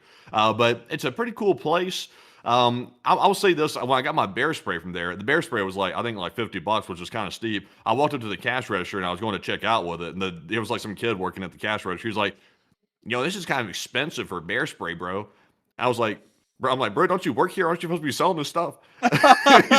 he's like, I mean, I guess. And then he just like checked it out and let me go. I was like, damn, bro. He's like fighting against his own company he's working for. He's like trying to not sell me the bear spray. It's like, look, I mean, it's better than shooting the bear, okay? Like, I'd rather put the hot sauce on it than have to put the bear down for trying to attack me or something like that. So, it was a decent compromise. But it's a pretty cool place, though. They also have some pretty high-end guns in there in their gun section. Oh, the gun section is sick. Like, that's probably the coolest part of the store, actually. And it's huge. Like, takes up, like, a whole side of the store on the second floor. But, dude, that guy was trying to, like, upsell you, actually. If you had gone, really? He probably would have said, oh, yeah, there's, like, a great deal on the shotgun upstairs, 12 gauge. You can get it for $7.99. I mean, like, it'd send you on up to the gun section, maybe. But still, it is a really cool place. So we've been here a couple of times before. I don't go in there a whole lot myself because like I'm not really like the guns that they have are cool, but I'm just not really one for the types of guns that they have. I'm more for vintage cool guns, and they have more of like the modern guns, but they're still great though. They have a great selection of them. But yes, I have been into Shields, and Shields is pretty sick. I like Shields. I really like a whole lot of the stores that they have out here, like the specialized ones. Like they have. Let me see here. Let me think. What else do they have? They have Shields. They have Swig. They have. What else do they have, Matthew, that's kind of unique to this area out here outside of Shields and Swig? They have Costco, So that's international. the biggest one in the world. Oh yeah, that is true. We have the biggest Costco in the world. And what else do we have? We have a lot of stuff out here that's unique. I just can't think of all of it off the top of my head, sadly, right now. But yes, I have been to Shields, and Matthew has too, and it is sick. I would recommend that if you ever come out here, folks, to like the western part of the U.S., and there's one of those around, go into it and take a look at it. It's about as cool or impressive as your first time ever going into Bass Pro Shops. Which, being from the South, Bass Pro Shops isn't as impressive as it is, but when I first went into it as a kid, it was pretty mind-blowing. I was like, wow! And so I would recommend going to Shields. It had the same effect on me as an adult as I had going into Bass Pro for the first time as a kid. But a humongous thanks to you for that unbelievably humongous support, Hookie Redneck. And thank you for being an old guard and a channel legend as well. Folks like you have helped this channel to keep running for years, and we're greatly appreciative of you being here tonight and enjoying this channel and supporting it and helping it to keep on running. And I also have a feeling that a lot of people are throwing in a huge amount of super chats because it's the day before the 4th of July, the 250th, the semi-quintennial. And also, let's see, 4014 track. I know this is a side note, folks, but I have to check. I have to know. So, let's see here. Come on. Oh, dude, it's in Philadelphia. Oh my goodness, dude. The Union Pacific 4014 has finally made it to the end of its trip across the whole country, starting in California and finally making it to Philadelphia today. It stopped finally, I believe, in the South Philadelphia East area as of right now. So it finally made it. I'm glad they made it. They almost wiped like a couple of hundred people out on that last leg today. I saw so many videos coming out, man, today of like weeble wobbles, like trying to weeble wobble out of the way of the train while it's going like 50 miles an hour, like 500 feet away from them, and they'd almost get taken Weeble out. wobbles. Like fat people. The size challenge, like the ones with I'm canceled now, aren't I? I'm canceled. Yes. We have to announce, unfortunately, folks, that Matthew is going to be resigning from the channel due to his transgressions. I'm ashamed. I mean, like it's time to start the apology to her. Well, here's the beautiful thing. Since I am the cult of Matt, the cult. Oh. Man, they turned on the sirens, man. The police are coming for me over that one. I made a fat joke. The police are about to show up, man. They're about to get me now. But I don't know what the hell's going on out there. Getting crazy again out here. Utah said it was a calm place, but I'm hearing police sirens everywhere again. It's always something happening. But I have a cult of Matt. I set the rules, and I say that joke's acceptable. You know what? Sure. But man, I can't believe that, honestly. That's kind of crazy to think. This is the first time, folks, that an operational big boy has ever been east of the Mississippi in their operational history, actually, if y'all didn't know, because when they remade the Alco plant in Schenectady, New York, I think is how it said, they were taking not under their own power to Union Pacific's, I think, offices in Chicago. Hang on, then that means they would have run. But I think they were transported all the way out into the plains, and then that's where they started to run, and they didn't run into their own power then. And if they did, that was the last time they ever did, was when they were getting built. So this is the first time that one's ever been east of the Mississippi and running, I think in like 80 years or so. And that's really cool. And I think this is the first time that any single one of them's ever been to Philadelphia, especially for an anniversary of the United States, the 250th. So really cool to see it there. I didn't get to see any pictures, sadly, online of this thing in Philadelphia yet, but it is so cool to know that I actually did make it there. Really big thing. But anyways, with that, it's time for us to move on from this question segment and on into the rest of the news that we have for the night. We have so much news to cover, folks. It's unbelievable. People have called us up and said, wow, you have so much news. We even have breaking news. Could y'all believe that? I mean, breaking news. Could you imagine? Matthew, wait a minute. Is that like real breaking news? Or what do we got going on here? So we do have some breaking news coming out. It looks like another tank farm has possibly been hit. I'm trying to get a geolocation on this. Exile Nova uploaded it to Twitter. They said the homeland of the bunker scarecrow. So I'm not sure what that means, but they didn't put the location on it. I see people were putting question marks down there in the comments too. They're trying to figure out where this is. I don't know if Exile Nova knows where this is, but they published a picture from, it appears to be probably a Russian taking the picture, would be my guess. But something has definitely been hit. It looks like a hell of a tank farm over there on the left of that fire right there. Also, there is a cooling stack or a cooling tower right here for something. So I don't know what that is, but I'm waiting on a geolocation on that. Also, we have gotten some firm's satellite data from NASA about the fire situation. Apparently, the Zhankoy airfield in Crimea has been blasted left and right. It looks like the wind farm sun station has been hit, and also the ferry terminal in Kerch has also been decimated from the looks of it. They've really hit that terminal for those ferries going across the Kerch Strait extremely badly. But if you, unfortunately, you want to show them that too, that's the breaking news. Yeah, sure. Yeah, we'll show them. Yeah, we'll show them that. Yeah, I'm just trying to.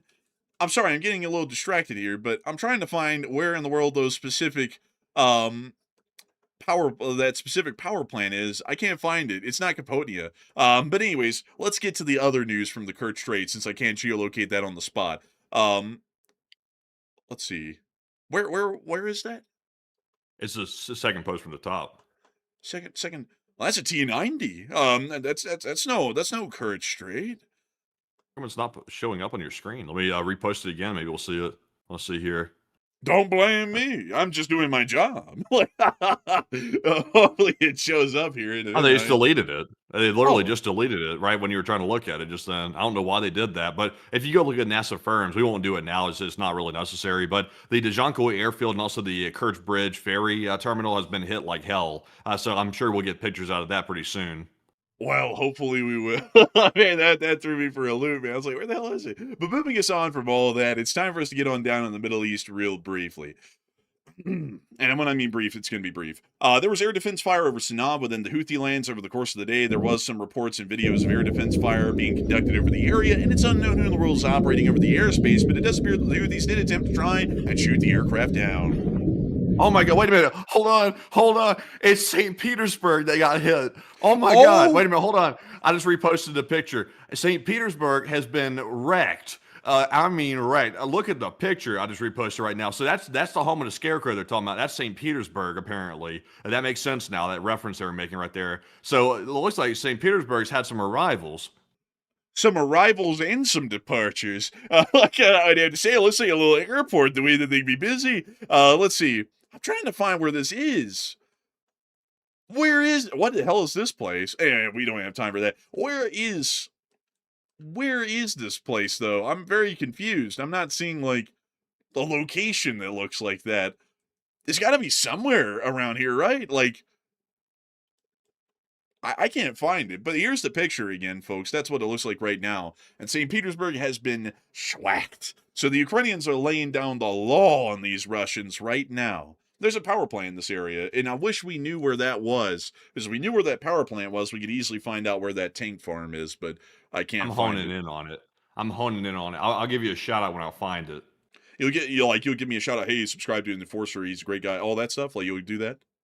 Yeah, I'll give you a shout out. Hey, what do you know? Hey, folks, a free plug. It really matters because the Enforcer channel is a big one, and they have a lot of audience members. So, it could really help out my channel to grow. But all jokes aside, anyways, moving on from that whole deal, it is time for us to get back to the Middle East. We saw a lot of tankers that were operational today over the area of Kuwait. There was about 10 KC-135s operational at a given moment in time, and we also were able to see some archival footage of a HIMARS launching ATACMS towards the Iranians on the 28th of February. Observe.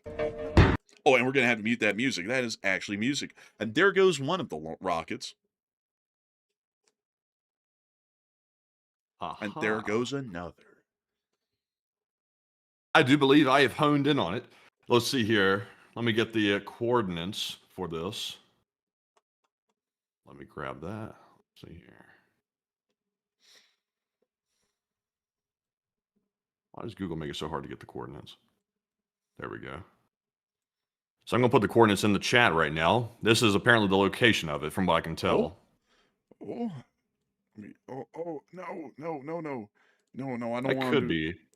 I'll find the other location. I sent you 2 locations. The first one, check that out, and then check out the second location. Hold on one second. I'm trying to copy. This is like a trick, like a whole circus act I'm trying to do here. Is almost just click the ban you from the chat button, man. I was like, no. So here we go. Here's the coordinates. Hey, let's calm down, folks. Are you sure, Captain? That's option 1. This could be one option. There's only 2 places that have cooling towers that look like that along the St. Petersburg coastline, and that was one of them. And then there's a second one that is put in just now. Wait a minute, Captain. We got to do the proper geolocation. And you just put the other one in just a second ago? Yeah, it was below the other one. It's below the other one.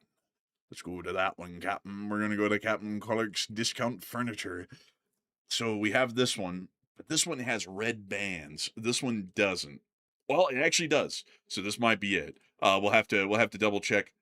No. We don't even have to go to the next one. This is the one. You want to know why this is the one? Is because there's that little truck parking lot right there. So the first ping that I did was the correct one. So I did the second one as a backup, but I thought the first one was the one. So apparently that is it. So that location that we're looking at right there, let me go get some information about that real quick. Apparently, dang it, come on. Why do you do that to me, Google? I just jumped off of it. Let me go back to it real quick.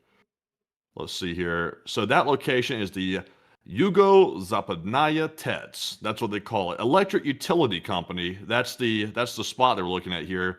There's also the Sus Beauty Salon, apparently within 5 feet of it.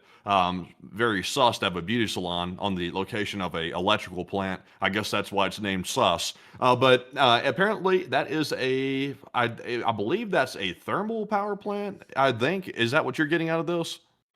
So it's not the thermal power plant that's on fire. I'll show you. I think it's further back. I got this wrong yesterday, but I think today it is further back because here is the parking lot, right? So we're looking at it from this building right here, apparently, this one. So they're looking over this parking lot basically directly, right? Like it's right in the line, like where the edge of it is. So this sight line here looks to be correct. Then they look past the cooling tower, and then you can see these 4 tanks here, and you can see them right there as well. And then it's beyond a tree line, and there's a tree line right there that exists. And then it goes over here to these tanks at the oil loading port. So it looks like the Ukrainians just hit the oil loading port in St. Petersburg City. Interesting. And that would seem to line up with the other picture that we saw, the more wider angle picture that showed multiple different smoke plumes coming up. That seems to be in the same general vicinity. So I'm not sure if drones did this or missiles did this. We don't see the moment of impact, so we can't determine what weapon was used on this targeting right here. But whatever it was, it looks like a lot of munitions got through. The air defense did not work.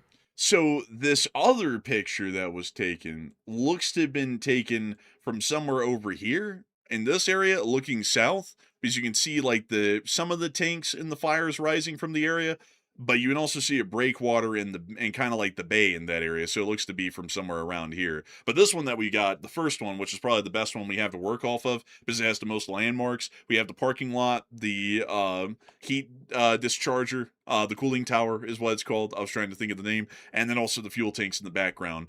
If we look more specifically, it looks to be on these pipes somewhere in between the tanks, maybe. There's also like this tower structure that looks to be right in front of it, but I can't find that one. So it's definitely here though. It's in this little area of this fuel loading terminal.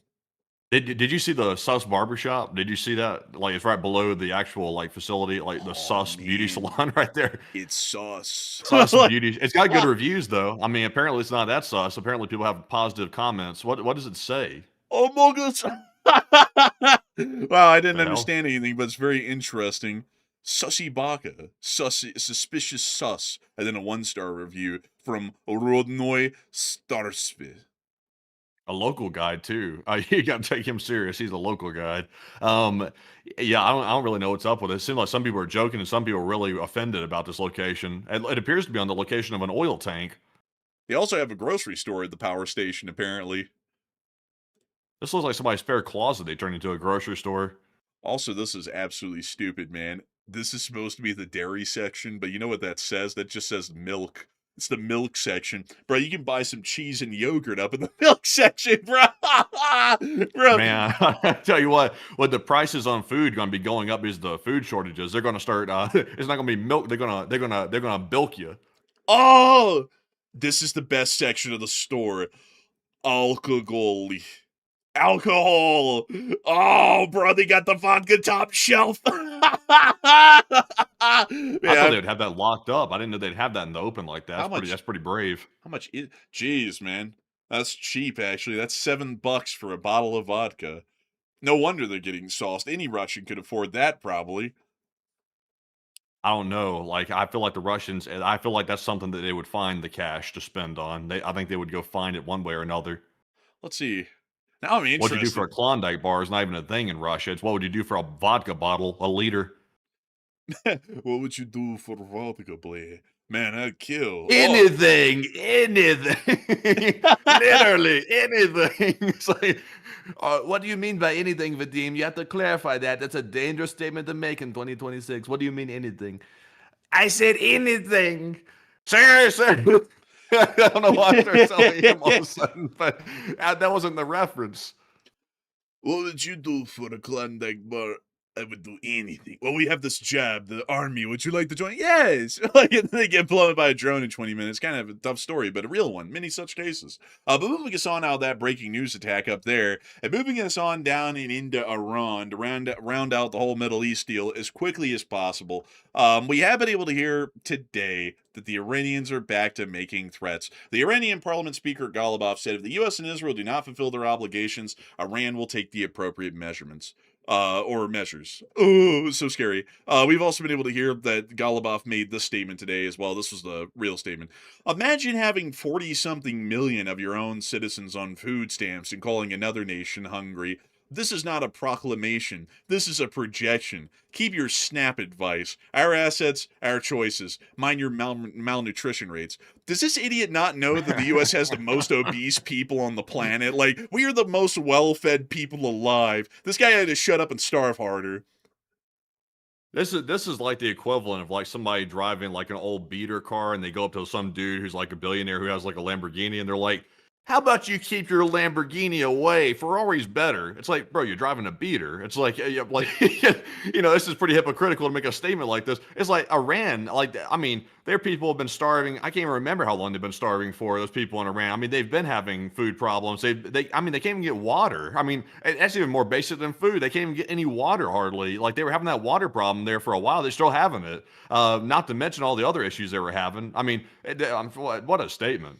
Also, it's kind of stupid to say, like, oh, you're talking about your people starving, but they're on food stamps. It's like, yeah, the food stamps let them eat, idiot. It's not like that's the starving list. It's like that's the opposite. They're eating. Have you seen some people who are on food stamps? They're clearly eating well. It's like clearly this isn't a problem in America. Like, there are people who do not get a lot of food in America, but that's by choice most of the time, not because they don't have an ability to afford food. So a little bit dumb. But anyways, beyond that, though, it looks like the Iranians are still mouthing off as usual. We also got to see that a little special somebody, Vodka Mediv, showed up to Tehran today to be able to enjoy the funeral for Ali Khamenei.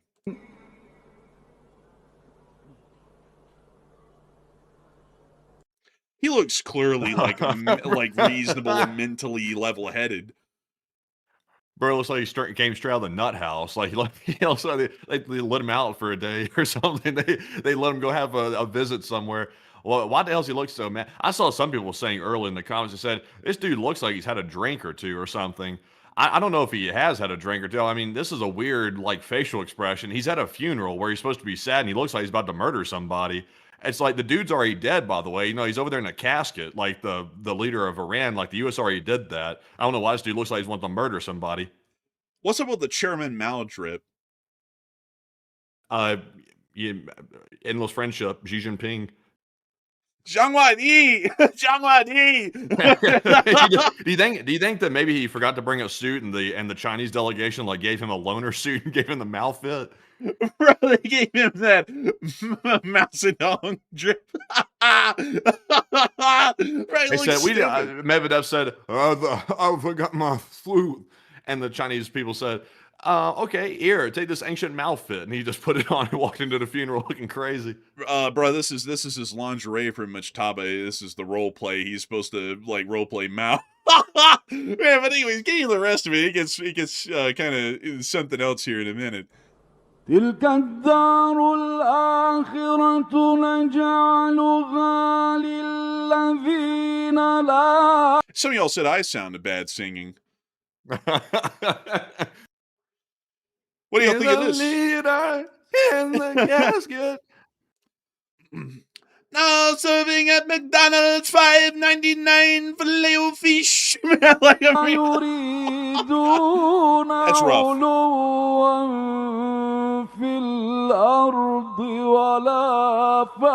Okay, we're gonna stop it there. I can't. Oh, thank God. Like, I was about to say, this is pretty rough right here. That's probably Mojtaba speaking via Zoom from the bunker somewhere. Probably flamboyant, maybe crippled.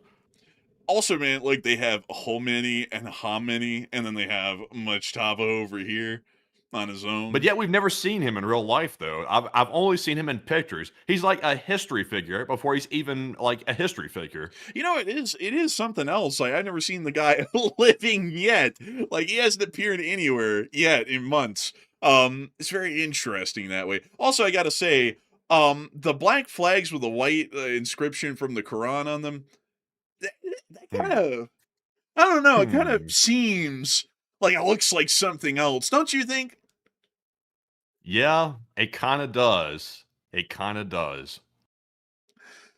They ripped off another group from Iraq and Syria. It's not looking right. Oh, man. Okay, we're going to have to move on. Anyways, moving us on out of that whole deal, it's time for us to get on down and into Thailand and Cambodia, as we have been able to hear that over... Oh man, I'll tell you, I'm sorry. I'm going to repeat this one since I interrupted laughing with that right there. Someone just put in the chat a minute ago. They said a plot twist: the dude moaning on the mic is actually a recording of the leader's last minutes in Iran.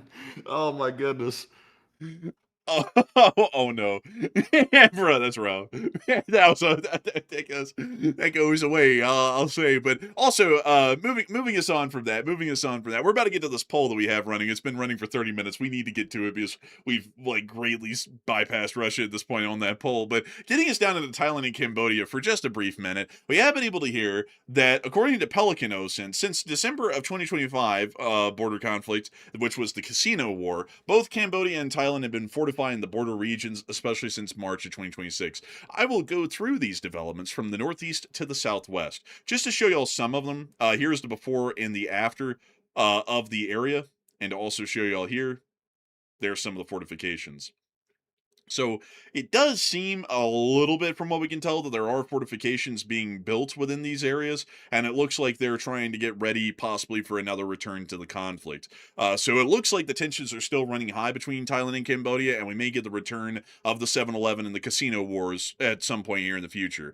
But moving us on out of the Thailand-Cambodia situation, it's now time for us to go out of the area of the Southeast Asian region and also the Middle East and back up into Ukraine, because we still have a lot of news to cover from the ongoing war in Ukraine.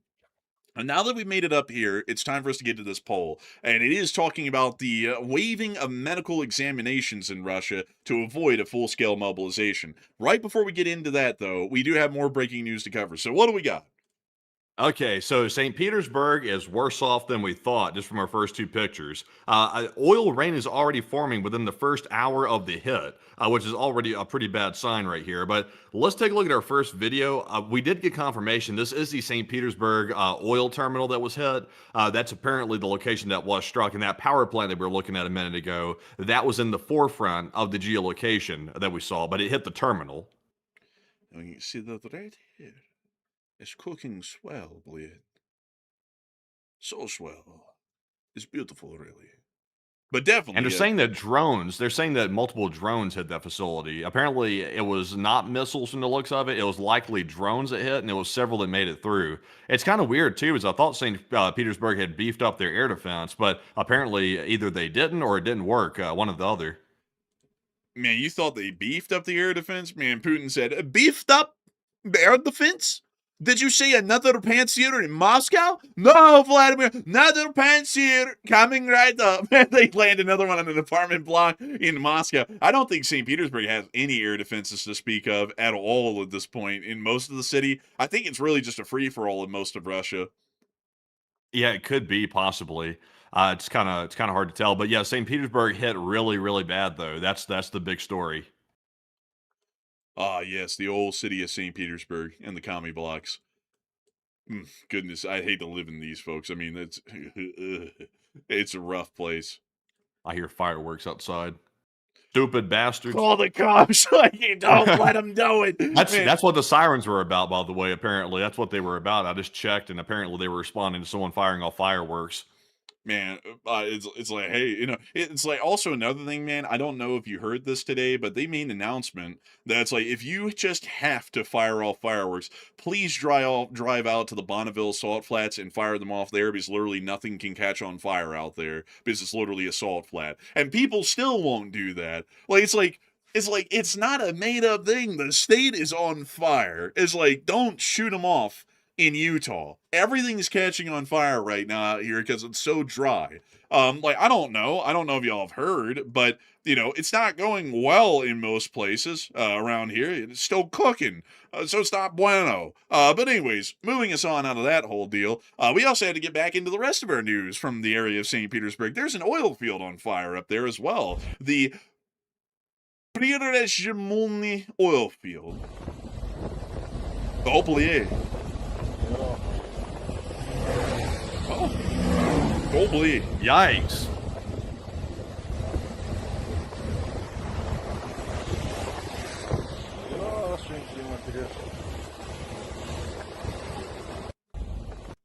Really something right there. We also were able to see just in the north of Moscow near Doldul, the Russians are, of course, forming long lines for gasoline.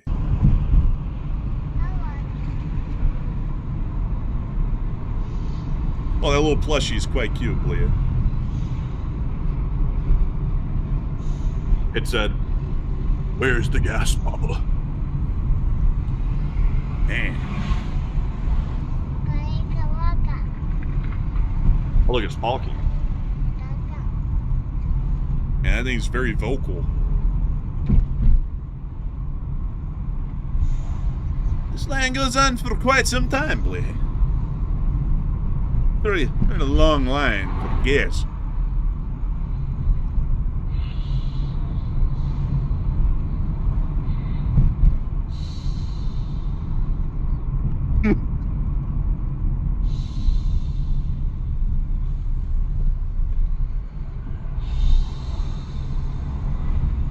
Did I say that hokey? I meant plushie. That's what I meant. It's hard to remember how to say the words in Englandsky, because I'm Ruski, boy. I'm just kidding, I'm an American, but sometimes the English language is hard to remember how to say, but this line keeps going. I'm going to have to stop the video here and skip forward a whole other minute and 30 seconds for y'all to see the end of the line. It just kept going. And you know what's funny? that there's a little bit of trolling going on. The Ukrainians found out that there's an app in Russia that is called gdebins.ru, and apparently the Ukrainians are using VPNs to change their location to Russia and then go around and give false answers. So gas stations that have no gas, the Ukrainians go around reporting they have gas, and the gas stations that have gas, they report that those have no gas, to try and obscure the results and basically leave the Russians running from station to station, having absolutely no clue which ones have gas and which ones don't. So the Ukrainians are becoming quite resourceful on doing a little bit of trolling up in the Russian Federation, and that's the kind of trolling that's good trolling. Not just, stupid statements to make them, but statements with purpose. Statements that do something. We also were able to see that within the Moscow area, there were more endless fuel lines in Ramenskoye. That's a BMW. That's a BMW. Oh, that sound just gave me a heart attack. I'm not gonna lie.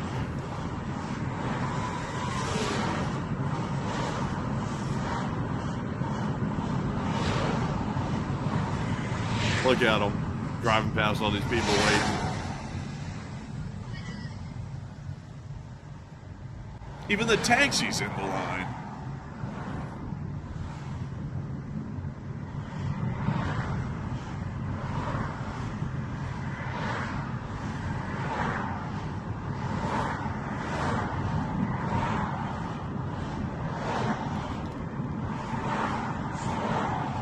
You see the line just keeps on going.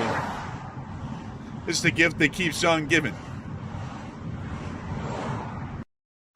Well, also, by the way, for the people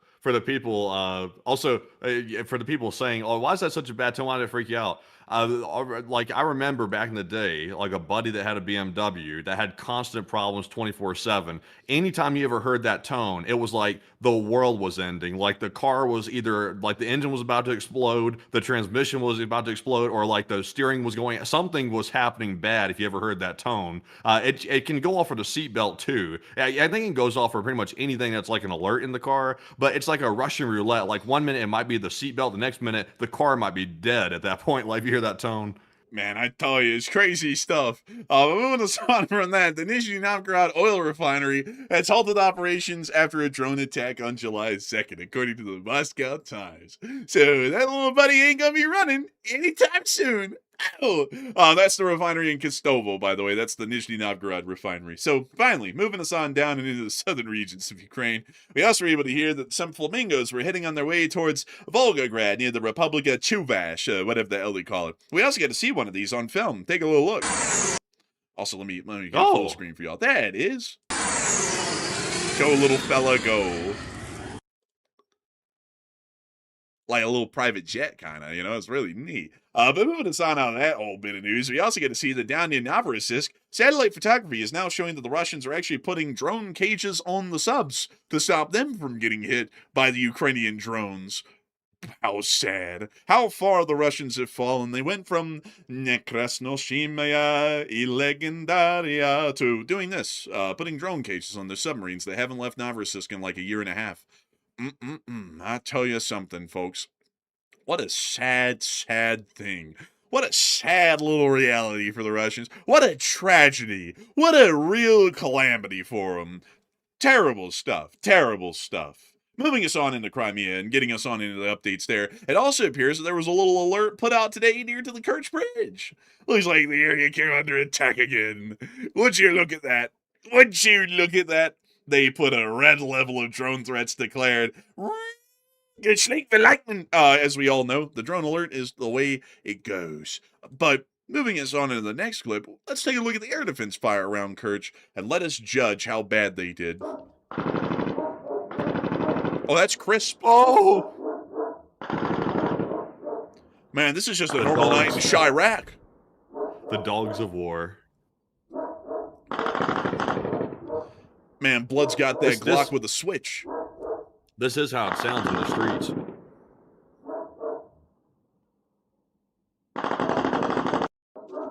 Moving us on from that clip of that very crisp air defense fire, we did get to see that it was not effective. There's the clip again, but here's the fire that occurred in the aftermath of the port, showing that they didn't shoot down the drones. What a tragedy. How sad. Cry a million tears for them. You know what? I ain't gonna spend another minute on it because somewhere out there in Kerch, a blood's getting his shit blown smooth off by a drone. But moving us on from that, we also were able to see another railway bridge that got hit today within central Crimea, right here where the red arrow's at. That one was hit just today, fresh on the menu. So the Ukrainians are still systematically destroying every single bridge in the entirety of Crimea.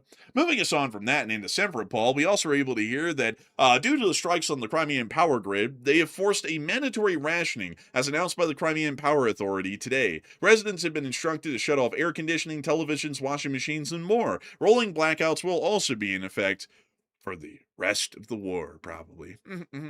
What a sad tragedy. What a real tragedy. And we got more footage of the Ukrainians blowing up these power stations. I won't show all of it to y'all. It's 8 minutes of it, and that's just so many substations. It's too many substations. The Ukrainians are winning so well, we're getting tired of them winning. We're getting tired of hearing Russian bots come in here with the same canned crap for the last 4.5 years, saying that the Russians are advancing and they're winning the war. They're not winning it quick enough to me, sugar. They ain't not winning it quick enough for me, honey. So you can take that shit and you can go try and sell it to the next chum, because I ain't the one buying it, I tell you.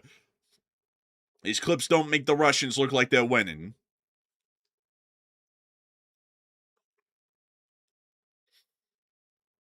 I'll tell you something. Look at it. It's beautiful. It's been fantastic. It's egregious, even. There's that very determined bot. He's back for the 7th day in a row. Oh boy, which one is it? There's a Ukrainian law firm out there murdering people. Like crazy shit like that. Like they come in here saying that crazy junk every night. Bruh's the attorney with the PKM. Bruh, he's just going around just hosing them down. Oh man, they killed Soviet citizens. It's like there's no such thing. Please take your medicine. I beg of you. It's good for you.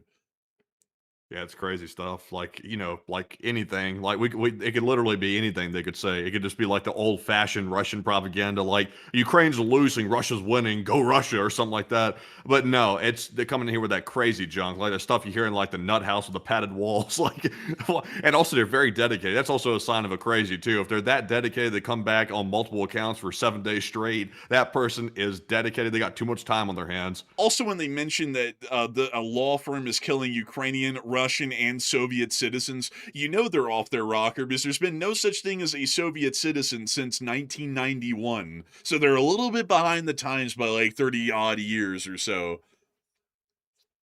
Just crazy stuff. Just insane. I guess the Ukrainians are laying down the law, though. Maybe they're calling the Ukrainian law firm the AFU. Maybe that's what they're calling the law firm. Oh man, bro, it's the Action Fiduciary Unit or something like that. But anyways, we got to see the substations cooking on the firms, and they're of course boiling nicely. Beautiful stuff. Wonderful. Another good day. You can smell the bankruptcy down there in Crimea. Another 20,000 acre data center stat. Moving us on from that, we also get to see the fuel lines in Melitopol. There's the start of one of them. There it goes on longer from this gas station here on the north. Here's another one, and another gas station wrapping around the corner. And last but not leastly, the gas station here, and it wraps literally all the way around the block. Terrible stuff. They're running out of gas everywhere in Russia. You know, I heard, folks, that there's a better chance in Russia these days of sitting there and eating a whole bunch of beans and getting gas than going to the gas station. That's a more reliable way to get it. Moving us on out of that, we've also been able to see across the whole of the front lines today quite an interesting amount of developments. But before we get to those front lines, I do want to make sure to show a little bit of the Air Command of the West, or the Air Defense Command of the western part of Ukraine, which got another Skynex Sky Ranger today. I love these systems. Let's take a look at them. Також зенітні ракетні війська посилюються. They have music. I'd be damned. I was hoping there wasn't. I hope that was just a noise. But take a look at this little Skynex working its wonders. They got these guys tapping around on the iPads. They're in the room that's red. Wow, whoa, was that how fast that thing really moves? Like, was that sped up or was that legit? No, that was how fast it can move. It can move very quickly. Damn, that thing's quick. Cabro said, with how much do enforcers get spammed by bots and extremists? Like, you wouldn't even know, Cabro's the half of it. We get spammed so much. It's crazy. Over the years, it's made it harder and harder to keep the mindset of everybody's got a point. Because honestly, some of the people that are the most vocal, like those loons, they never have a point, or they don't even know what they're talking about. A sad state of affairs, really. Oh, look at that Shahed getting shredded. This thing's potent. I like this thing. Like it just seems like it's potent. Putting a fresh Shahed up there on the battery, on the generator, I believe. You see this guy, he's like, it's baller. What can I say? It's sick. There they are shooting down a caliber. Man, I love these things. They're very expensive, though. You get what you pay for. You do get what you pay for. That is definitely true. And look how much success it's had. They literally have a whole wall. They got missiles. They got drones. They've got a little bit of everything. Also, I respect the fact that they went through all that trouble to get die cut stickers just to put on the side of that. That's dedication. Man, I bet you they're getting those like off of an Etsy store. So there's probably like an Etsy that sells like Shahed kill marks, and they buy them in like little groups. They're like, okay, put up the next one. We got another. But moving us on from that, we also were able to see a Ukrainian train that was camouflaged. I gotta say, folks, I know it's Ukrainian. I don't care. I still think that Soviet era and modern Eastern European diesel electrics are ugly, but this is kind of cool looking, I will say. This is It's a apparently big upgrade. It's a big upgrade from the Russian Zebra camo. Like this seems like actually has like a randomized pattern to it at least. I don't know if it's going to work. Like, I think both the Ukrainians and Russians are kind of underestimating how advanced these AI models are. It can get around this type of stuff, like the more advanced models. Maybe they're relying on the Russians using some old models, possibly, like for their targeting. But at least it seems more advanced than the Russian Zebra pattern. it's kind of sad though that they have to put this on passenger trains for the diesel electrics to not get blown up. That's kind of sad when you think about it, that they know that the Russians target these enough that they have to go through this effort to prevent them from attacking these trains. But there they go. I forgot what these are called, but they're a very common Soviet era diesel electric. It's like a TE3 or something like that. I just don't like them. Like, I just think that most of the stuff the Soviet Union made was kind of dog ugly. There were a couple of things that were S tier though, but those certainly weren't one of them. We also were able to see that, according to Zelensky, he said the Ukraine has reached the capacity to produce high-tech weapons at a scale that may exceed Russia's long-term capabilities. At the Supreme Commander Staff meeting, he ordered the Foreign and Defense Ministries to intensify work with partners on additional funding for Ukrainian arms production. The meeting also covered drones, missiles, electronic warfare systems, military equipment, and faster production of ballistic and anti-ballistic systems. Truly impressive stuff. And I have to say, the technology works quite well. This meme is crazy, man. Look at that. That's crazy, man. That's wild. Man, I'm not gonna lie. I had to scroll down for it, man. I was like, bro, that's just insane. I had to keep a straight face though, because I had to get through the news first. I don't know what it is, folks, when you listen missing like a letter or two on the end of every word every once in a while these days. I'm having a strong. But beyond that, though, it was a great meme. Also, there was a fire tornado in the Chernobyl exclusion zone today. This isn't really great, but it happened. So here's the clip. Давай, Серега, до мене машину, бігом. Yikes. Man, that's bad. Who's screaming out there in the distance, man?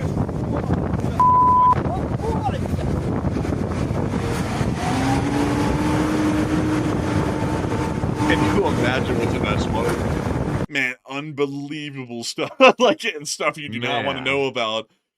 It's like that little like wind tornado right there that the fire's created. It's probably kicking up the layer of topsoil that has been cleared off. Because they remediated like a certain level of topsoil like throughout the exclusion zone to try to get rid of the radiation sitting on the dirt. But underneath that topsoil layer, there's still contamination under there quite heavily. Go ask the Russians about the Red Forest. They literally got acute radiation sickness from it.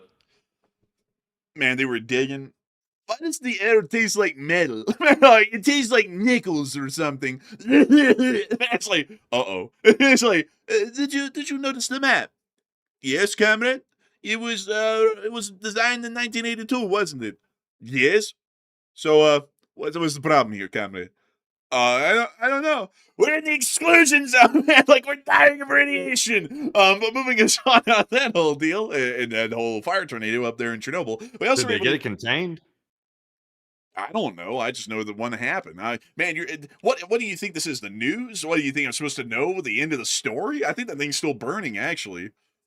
Let's see here. Okay, so I'm doing some research on it right now on the spot, trying to get some more details. So apparently, it's still going. Apparently, it's a forest fire. It's not just that one tornado right there. Apparently, there's an actual forest fire, at least according to a couple different sources inside the exclusion zone. They don't say what percentage contained the fire is, but a lot of different sources are claiming that the Russian drones falling on the area sparked the fire. So I wouldn't be surprised. I mean, Russia literally hit the containment structure on the actual place itself, the Chernobyl nuclear site. So I mean, I wouldn't be surprised if their drones are falling in the red forest and the exclusion zone. I wouldn't be shocked by that at all. Yeah, I wouldn't be surprised about that either. But moving us on from that, we also were able to hear that there is a drone threat in the following oblasts: Moscow, Tver, Kaluga, Smolenskov, Ivanovo, Vladimir, Vyaroslav, Novgorod, and Leningrad. And we found out what happened in Leningrad. They blew up the oil loading port inside of St. Petersburg port. So it does appear that some of the drones are finally making their impact. And we also were able to see some of the attack vectors. There they are, just for reference. Now, moving us on out of that whole deal, because we don't want to linger around too long. We don't want to drone on and on about the attacks. Y'all see what I did there? As a little pun on the drones. I thought that was kind of smart. But moving us on from that, we also were able to see the Russian casualty report for the past 24 hours. Let's take a look, shall we? Oh, bleed! Oh, 4 Bobcats. Look at that. That's a nice round figure. That's a nice even one. 2 and 2 really comes together. But according to misc Keeper of the Records, 18 ground robotic complex is the second highest loss, which is sadly not shown. What a misfortune. We also were able to hear that special equipment is 35 days straight at 153 average for a day. Troop and vehicle losses have dipped below recent averages, but that's okay. That's okay because they're still good. 1,250 Russian soldiers have been greased over the past 24 hours. I heard that they are sizzling. 2 APCs were also knocked out, along with 385 supply trucks, 4 main battle tanks, 57 artillery pieces, 2,152 drones, 2 MLRSs, 48 cruise missiles, 4 anti-aircraft warfare systems, and the 4 Bobcat skid steers. It was a beautiful day. What can we say, folks? The Ukrainians, they know what they're doing. They do a great job. Moving us on out of that whole deal, it's time for us to get on into the front lines near Belgorod. The Belgorodians got slammed today, quite badly. Let's take a gander. The car alarms are going off, the smoke's rising. Oh, the power just went out. Meow. The dog's barking. Oh, listen to that, like a thunderstorm rolling in over the plain.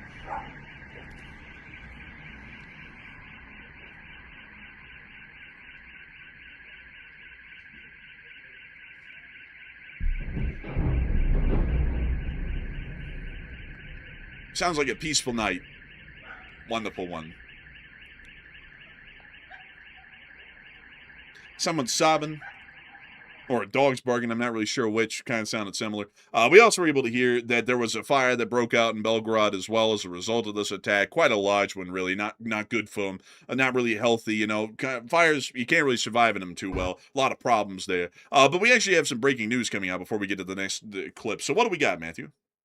Okay, so we have some breaking news coming out of the St. Petersburg situation. We got 3 different videos. We have one video showing one of these attack drones coming into the port in St. Petersburg to hit the oil terminal. We also have another video of the fires, and also we have the exact moment of impact, apparently. So we have all 3 different sequences of events that took place during the attack. So let's take a look at all 3 and see what happened. Let's take a look. Here's our first clip. That's a Liudi. Go, little fella. It's on its way to destiny. Let's take another look. There's the fire in the port.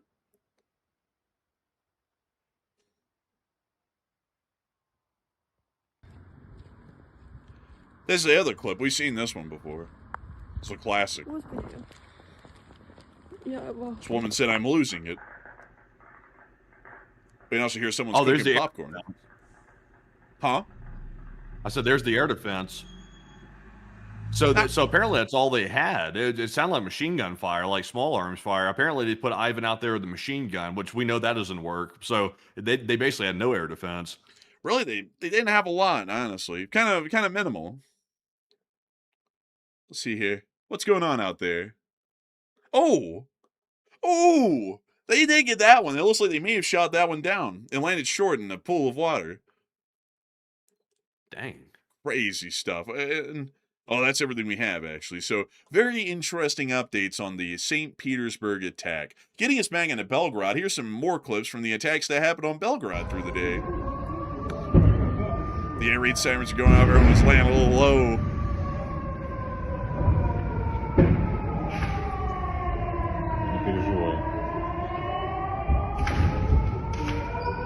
This guy, he's been through this before. I'm guessing, I don't know.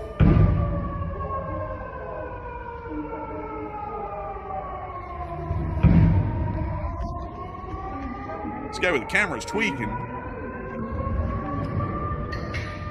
In the next clip, we were able to hear the air raid sirens and see an eyeball. You hear the chaos going on outside.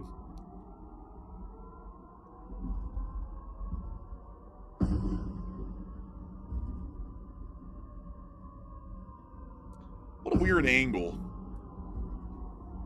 It almost like he got stung by a bee on her lip or something. You might want to cut down on the lipo. It's not doing too well anymore. But anyways, moving on from that, we also got to see the fire outside from that attack in Belgorod. While all that was going on, and some people were realizing the plastic surgery wasn't really worth it, the mayor in Belgorod said that things are getting bad. A new manual has arrived from Moscow, and the fuel limit has been reduced to 30 liters, and it's only going to get worse. That was according to the mayor. The mayor looks like he's abandoned all hope, and he realizes that they're on the downward slope to hell.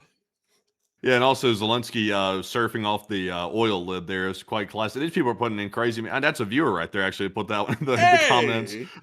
But yeah, that's pretty good right there, Zelensky surfing. I gotta say, something else right there, something else. Someone said, bro, this may be natural. I don't know. I mean, it kind of looked like the Kylie Jenner like lip challenge thing. I don't know. I haven't seen that before myself, but maybe. Anyways, moving us on from that, we've also been able to see that elsewhere on the front lines near Vovchansk, the Ukrainians were continuing to hit Russian forces within the area. Let's take a gander. Oh, look, they found a Russian position. They call it the Sklad VK, and they blew up the sender blocks. We also see them finding a little trash truck carrying some supplies. Looks like a jug or a couple of vats of fuel. Oh, what do we have here? Ah, they got the trunk up and they're making a deal. Oh, we're gonna cook it. We see a tarp here. What wonderful camouflage, by the way. And there's a car underneath. Hey, look at that. It's like Christmas. And unwrap the They present. literally sent the drone right up the tailpipe. Man, man, that's a good one. Hey, I didn't mean it like that. I was like literally like it went up the exhaust pipe. Man, I guess you could say they blew their back out. Oh, that's on in Luhansk. We also were able to see that there were some strikes in the city area today. A little fire going on in the town, you know.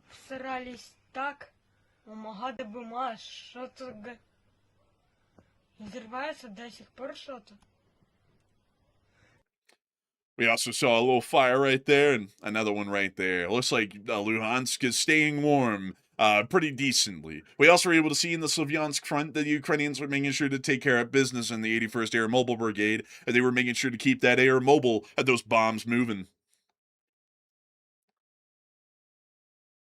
This fighter bomber in Russia says Earth is sky.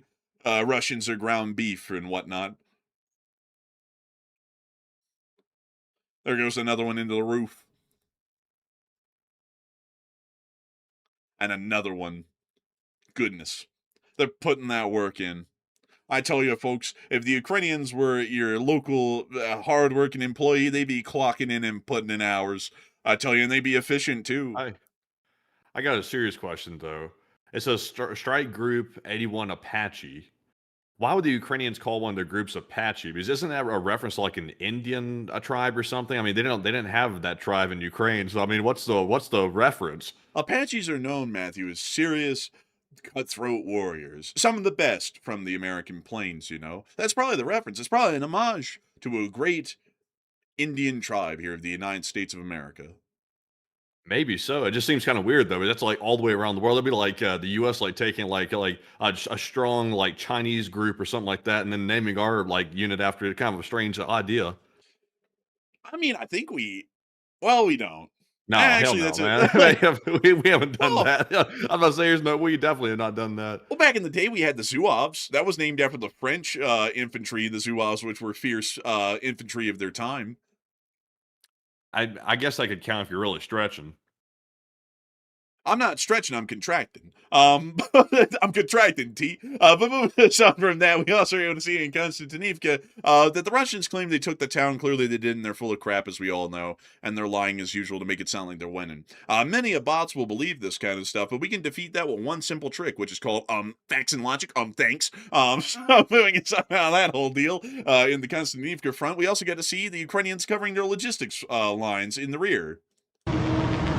Here goes one of their trucks. Gotta keep up the speed to avoid the drones. And look, there's a drone coming in. Get it, boy!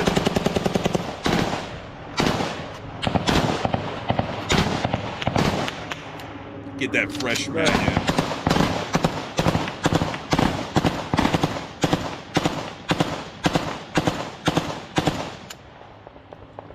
Did you get it? За машина идет. Ну, думаю, хлопці добили її. Бо стрільби не слышно, видно, лягла. Ну, слава Богу, хлопці живі, повернулися. Нормально. Ну, машина точно пролетіла. Ну, і слава Богу.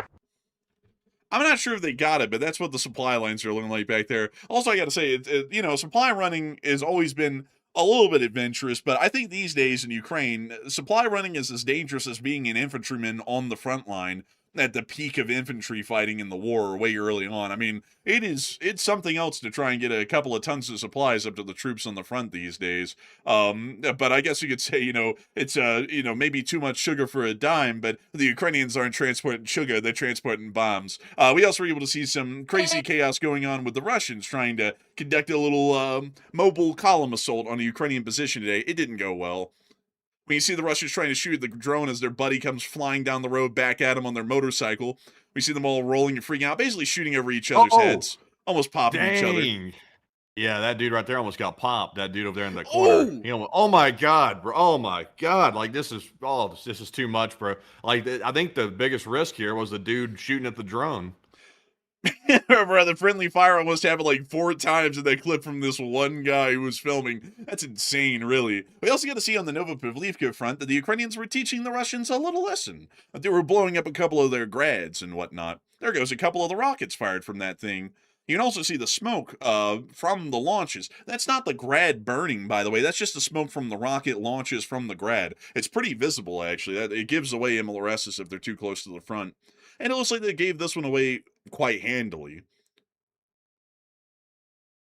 Not even the hot dog man could hotbox that well. And there goes the grad. They just got it. And another one. That's not a grad. It's like some shitty PVC pipes in a pit. That's what they were using? Is that a decoy or something? No, that's the real deal. That was apparently what they were shooting this stuff out of. So I guess they took a couple of grad tubes, chopped them off of a grad, maybe the one that was destroyed, and they just put it as a stationary rocket system in this pit, and were using that to fire off the rockets. That's pretty jank, honestly. The Russians love all that. They love pipe. They'll go like rolling through pipe. They'll stall pipe, for the plumbing system. They'll stall pipe to fire weapons from it. Like there's just something about it. The Russians and pipe. Man, I gotta say, man, they love firing off those pipes in the rear. I mean, like it's something else, man. Like they have them all up in the rear. The endless pipes. They can't get enough of them. They're always demanding more pipes. We want to have more pipes laid out here. And it's like, damn, fellas, you can only take so much pipe, and they don't care. They just keep taking it. I mean, the MLRS is a craze in Russia. Those pipe launches right there. But moving us on from that whole deal, we also get to see on the Zaporizhia front that an Orion UAV, these are very rarely used by the Russians in the war, was taken down today by a Ukrainian interceptor drone. Here's the real grainy footage from that interceptor drone. That's the back end of an Orion. And they hit it right on the propeller, dink, and took it down. Impressive. Really cool, actually. Moving us on from that, we also were able to see, outside of all of this news, and moving us on out of the southern front, that, That's actually everything for the day. We don't have a speech from Zelensky, sadly. He didn't make one, but we did have a lot of news to cover, and that was all of it. So I hope that y'all enjoyed that greatly. We're about to be moving on to the second segment of the stream where we get to talk to each and every single one of y'all. And it's going to be a blast, folks. We get to talk about literally anything and everything. We get to talk to y'all about rabbit holes, hood reviews, the 4th of July, anything and everything, starting right now. So Matthew, please, without further ado, take it away.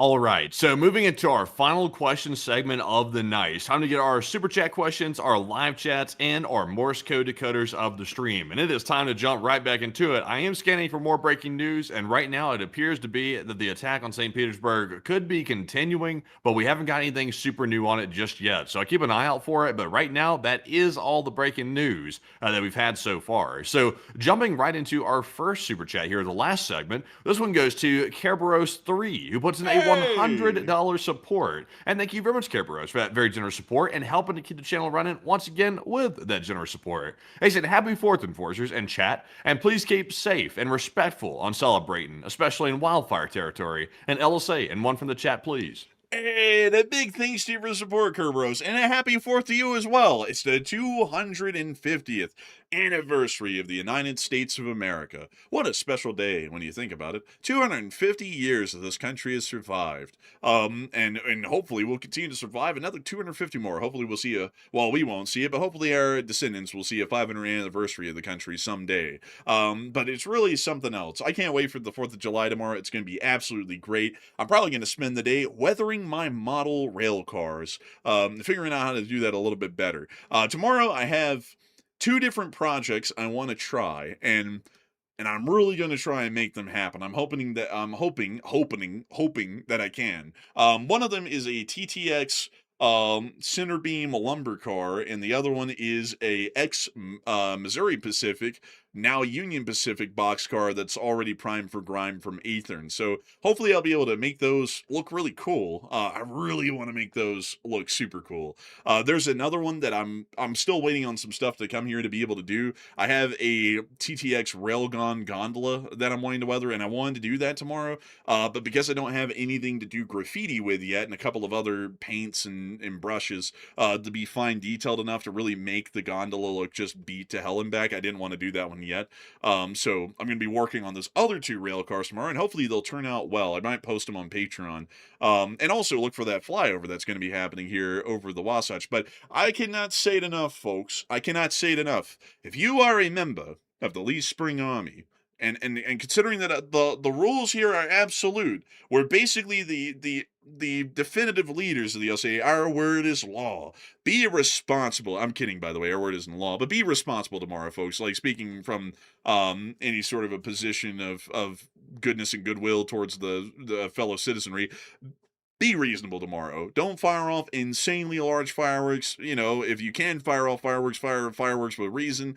And if you're in the state of Utah, really don't fire fireworks tomorrow. It's just too dangerous out here. The wildfire risk is so high in most of the state, even up here in Salt Lake, that even a small ember can start another major wildfire. So you'll have to be very careful. We have to be smart. We have to be wise. We have to look out for each other in the citizenry. And we also have to make sure to not destroy our natural resources and riches of the country that we have, because we want it to take a sporadic moment of great enjoyment that might create a great deal of suffering and loss not long afterwards. So a humongous thanks to you so much once again for the support and helping this channel to keep on running, Kerberos 3, because if it wasn't for folks like you, we wouldn't be able to speak of having fun responsibly. And of course, long live the Lee Spring Army. A happy 4th of July to you, and we will make sure to take one from the chat. So what do we got?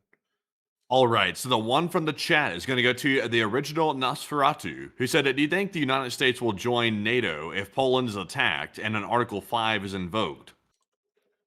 Hey, let me read that again. I want to read that and make sure that I have a moment to think on this one.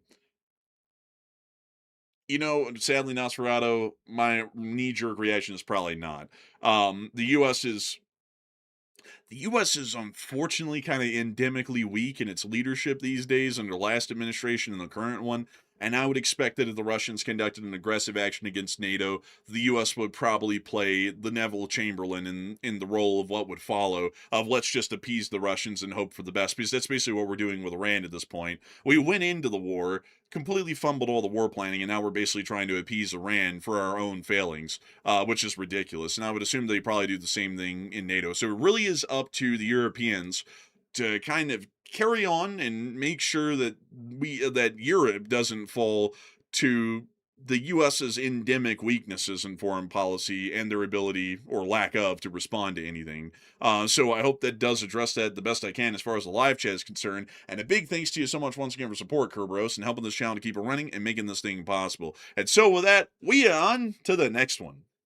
And our next super chat goes to Hokey Redneck yet again. He puts in another $100 support this time. And thank you very much, Hokey, for the second generous support of the night. He said, also, happy 4th. And this doesn't have to be in the top 3, but can you show footage of the 4014 working its way east? And Big Boy is almost here on the East Coast. Oh man, I wish we could. Sadly, a lot of the railfan people, and I get it, I get it on their end. They're very protective of their footage, and if we didn't ask them for the permission to show it and whatnot, they probably would copyright us. I know that very well about the railfanning world. Like the railfanning world is litigious, like with that kind of stuff. Capitalist foamers. Man, they're hard on in that capitalism, man. They like if you don't give them if you don't get permission to show their picture or pay them or something, they're gonna go off. Like there's gonna be a Facebook page out there. Those bastard enforcers, they stole my picture or they stole my video. So I get it though. I'm not dissing on any of them. I completely get it. So sadly, we wouldn't really be able to show that. I might be able to show some pictures though. And let me see. Union Pacific 4014. Maybe Union Pacific has put out some pictures of the 4014 on its way east, maybe. Let me see if they have. Let's see here. Oh, let's see here. Where in the world have they put it? Oh, why the hell have they not put that on their website? Well, wait a minute, hang on. News? Press releases. Maybe that's what we're looking for. See here. Nope, that's just all their financial stuff. We've released a quarter call. It's like, oh, thank you. We're looking for big boy stuff. Dang, I don't think they have any. Let me see. Maybe on the tracking the big boy deal, they have some pictures. Let me go pull up their Twitter. I mean, they definitely got to have it on their Twitter, right? I mean, let me go pull that up. 1 second. Union Pacific. So let's see here. Oh my goodness. Are you kidding me? They hardly post anything about this even on their Facebook. Or their Twitter more so. Let's see. Here's one of them. This was actually a pretty cool one. I forgot where this viaduct is, but it's in northern Pennsylvania. It's really beautiful. Let me see if I can find it for y'all. It's up here north of Scranton, Jack. I think it's here. I think it is here. Hold up. Is it? Is it here? I can't find it. Well, I be dipped. Maybe I got that wrong. It's somewhere up here in this area.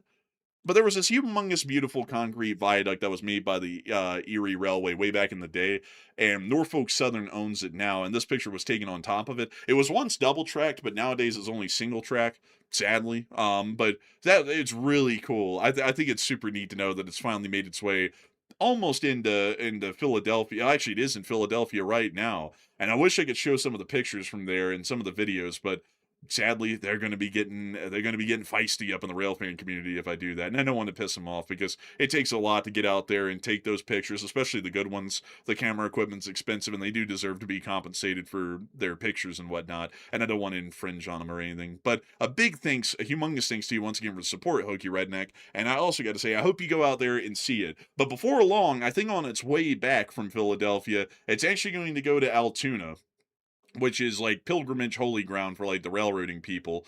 Where is Altoona? It's out here somewhere. Altoona. Where is it? It's a big city. Oh, right out here. So it's going to go to Altoona, and then it's going to go and meet up with all the Norfolk Southern 250 units that they've just painted out there at the Altoona shops, and then it's going to go up the horseshoe curve and around it, and then back on over to the west, and it's going to head out back to Cheyenne, Wyoming. So it's going to actually go all the way back through the Midwest and whatnot a second time around. And if you didn't see it the first time, you can see it then. But a humongous thanks to you so much once again. I hope that does address that incredibly well. And with that, we're on the next one.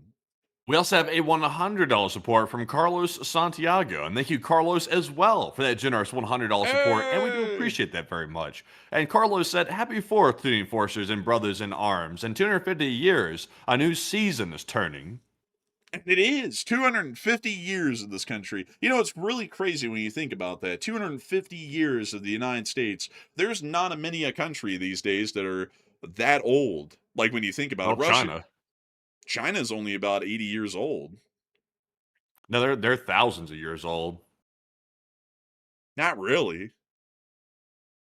I mean, they just put is it really a new business that they just rebrand? Well, yeah, I mean it is. I mean, that's like that would be like saying, Germany is basically still Nazi Germany. You know, it'd be kind of like the same thing, and they're still Prussian. It's like they're not. Well, Like it's they're still totally Germany. different. Well, yeah, but I mean, I mean, they were still called Germany. It's just a different system. They've switched out governance systems. Like they've switched them out. I personally, I think it's the same. It is the same country, actually. I mean, it's just different governments. I don't know, because like a government is the country for the large part, because that's how the country gains its sovereignty is through its government. You know, and it's like it would be hard to say, it's like, oh yeah, well Nazi Germany's still around. I mean, they were completely defeated and a new government was made and Germany was split in two after the war, but that's still basically like Nazi Germany or Prussia or something. It's like I'd say that's not really the case. Because that would also be like saying, well, the Confederacy was still the United States, although it was a totally different government and it wasn't even under the jurisdiction or sovereignty of the United States. Like, as far as the country that exists there, America is actually one of the older countries that's still around these days. There's not many that are older. I mean, communist China is only 80 years old. And while the people of China and its culture may have been around for thousands of years, the country and its government is fairly new. It's only 80 years old. Russia's new. It was founded in 1991 as an independent country in the way it exists today. Basically, all post-Soviet countries are not that old. All of them came around in 1990 or 1991. Germany in its modern form has only been around since 1947, I believe, is when we actually started to form West Germany out of the occupational forces. Britain's probably one of the oldest. Britain has been around almost in the same state with some major modifications, but with the same governmental structure since about 1215. Which is, or really more so 1066 if you look at it that way. Well, I would say more so 1215, but the Magna Carta. France is fairly new. At least the Fourth French Republic, that was formed, I believe, in the 80s. Although I would say that really every French Republic after the First French Republic is the same. So they've been around since about 1840 or so. Actually, no, that wouldn't be true. No, that would not be true. They've been around really ever since like the 1880s, really, as the government that it is today. Italy is brand spanking new. Italy was unified in the 1880s, and if we're speaking about the governmental system it has today, which is the Republic of Italy, it's only been around since about 1948 or so. Spain's probably one of the older ones because it still has its monarchy, which gives it continuity of government. Spain's been around ever since about 1492 during the Reconquista of Spain, where they pushed out, who was it? The Moors. That would be about how old they are. So they're one of the older ones in the world. But there's not really a lot of countries that are 250 years old out there as far as having the same government that's still running. I mean, I guess that's one way to look at it, I guess. But, I look at it kind of like in a nuanced way. Civilization, political system, it kind of depends on how intertwined they are. I'm really just looking at it more so as the government because, like say like, for example, a president got elected and then they basically eroded away all of the rights, laws, and also governmental practices we have today, and they brought in, like, say, a fascist or communist government. I would say that wouldn't be the United States of America anymore. That's basically a whole new government, therefore a whole different nation and national system that will be changing the culture and whatnot that's already existed as an undercurrent, but that's a totally different government and a totally different nation, basically. That's how I look at it. But apparently just different philosophical standpoints. But with that, a big thanks to you so much once again for the support, Carlos, and help with this channel to keep on running. And with that, we're on to the next one. And our next support goes to WKDY Wes Rex. And thank you, Wes, for that $100 support. And we do appreciate that very, Hey! very much. And Wes said, I'll support y'all. Let's go. He said, also, do you think Americans should be first? I'm born in Cali and raised in North Carolina, live in Minnesota now. Life could be good. And Israel deserves life and happiness. Now, if you're saying like Americans should be first, I mean, if we're all being real here, I mean, every country on the planet should like make sure that they're taken care of first. I mean, that's not political. That's just having common sense. You can't prioritize foreign countries over your own well-being as a country. That's just yeah, that's delving into insanity at that point. So I'm not sure who's arguing that. Like, I know there are some people out there that do argue that, but generally, those people are not actually from America. They're actually from a foreign country, and they hold a citizenship in a foreign country. So they clearly are a little bit biased to be saying something like that. But when people say, should Americans be first, they start using that to start going fully isolationist, which is not the right answer either. We should use common sense, but we can't go isolationist because we live in a globalized world and an economy. So we have to use nuance. You can't just be all shut off or all turned on. It can't be that way. But I would agree with you in principle. But Enforcer, what say you? I would say if you're asking, am I America first, like the political movement that exists nowadays, I can say flatly no. If you're saying, am I putting the United States of America's interest first, then yes. That's why we advocate for making sure that our enemies stay where they're at and we fight them on their border, not ours. That's why we say that we need to make sure that our trade relations are strong so that way we're making money, our enemies aren't. That's also why I say that we need to protect what we have so that we don't lose either one of the two. And that we also don't lose a lot of the benefits and privileges that we get because of the position the United States has fought and clawed to get into in the present day right now. So if you're asking the question in that regard, then yes, I do put American interest first. But putting American interest first also doesn't mean, to just explain this as well, just in case this is asking, are we America first, as in the movement, that also doesn't mean that that has to be at the expense of quite literally everybody else on the planet. America has to have a two-way street of give and take with our allies. It's beneficial to them, and it's very beneficial to us as far as a relationship. There's no such thing as a friendship that's one-sided, where one friend gives everything and another friend gives nothing. And there's no such thing as any relationship in the business world where one business partner gets all of the consideration and all of the decision-making and all of the profits, and the other one gets nothing. And it's basically there as just as a paid intern. There's no such thing as that in that kind of a world either when you're speaking about that. So as far as the answer there is concerned, yes, I do put American interests first. That's what any reasonable patriot of any nation would do, is that they would make sure to put their national interests first and the interest of their citizen at the foremost. But outside of that as well, I would have to say, really cool to hear that you're in Minnesota. You also traveled around a lot, California to North Carolina, and now in Minnesota. I've seen a good bit of the country that way. And also, I would say, other countries like Israel, they have to figure out their own life and happiness. It's not really America's prerogative to get involved in their domestic affairs or their foreign policy any farther than it benefits us mutually with theirs. And I think that's also where there's a big divide these Oh days. yeah. Israeli interests are not American interests for the larger part. Against Iran, yes, they hmm are. But anything else, it's really up to them. Like, it's not even our business. It's not our problem. And I don't really believe in putting a whole bunch of effort into acting like Israel has to be propped up every day by the United States. If they have to be propped up that badly, there's a lot of questions that need to be asked at that point, at least in my opinion. Yeah, Israel says that they're trying to get themselves off of U.S. Like military aid and support, like the money that's being sent to Israel. Honestly, I would encourage them to do that. I think that's a good idea, just from a just a common sense standpoint. So I encourage them to follow through with their plan to get off of U.S. support. Because it's probably best, they make money. They're a profitable nation, so I mean they can afford their own defense. If they need help, obviously we'll be there to help. But we shouldn't fully subsidize Israel. I would say probably not. Yeah, I would agree. I mean, every country in the world you would say deserves happiness and peace, but it's only if it's mutual for us as well. Like, for example, with Iran, if Iran's supporting proxy forces around Israel to also go up against our interest and Israel's interest, we have a common mutual interest to ally with Israel to go up against those proxy groups and also Iran. But in other regards, there really isn't any reason for us to get involved. That'd be like getting involved in British internal affairs against like the Irish Republican Army in Northern Ireland or something, just because the Brits deserve happiness and peace. It's like, as long as we have mutual interest involved, then certainly will help. But if there isn't really any mutual interest involved, or it's more of an internal domestic affair, then it doesn't really involve the United States. But a big thanks to you so much for the incredible support and help with this channel to keep it running. And I hope that does address that well. And with that, we're on the next one. And we also have a $100 support from Fred Vreeman. And thank you very much, Fred, for that support all the way from very up north. And we do appreciate that $100 support. He said, great show and enjoy the 4th of July. You guys are the best, both of you. Oh, and thank you so much for the kind words, Fred. Thank you greatly. And also, it's great to have you here tonight. Thank you so much for the incredible and amazing support. And hopefully we'll have a great 4th of July tomorrow. I think that we will. I think that's going to be an absolutely amazing one. And so a humongous thanks to you so much once again. I hope that does address that incredibly well. And with that, we're on to the next one.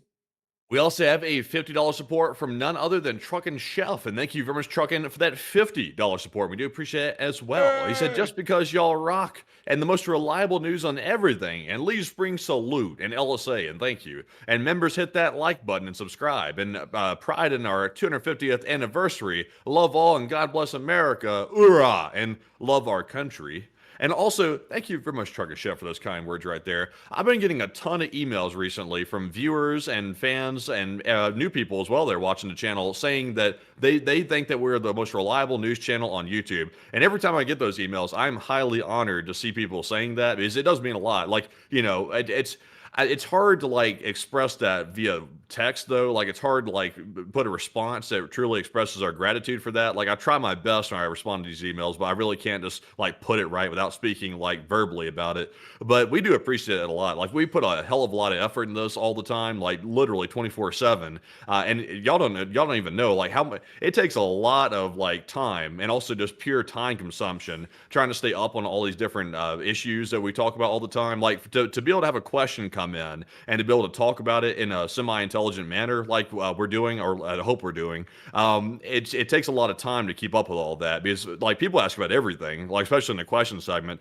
They'll ask about stuff happening in Cambodia. We need to be up on that. They'll ask about stuff happening in China. We got to stay up on that. Occasionally we got to Google it, but half the time we're able to rattle off an opinion or some facts about it right off the top of the head, and that takes a hell of a lot of time. So we appreciate that appreciation. But Enforcer, what say you? I would have to say we appreciate it greatly. We like I always say, the kind words mean a lot to us. It's very hard. I would have to agree. It's very hard to come up with a different way to say that for all of the compliments and the thanks that we get from everyone. But we really do mean it. It means a whole lot.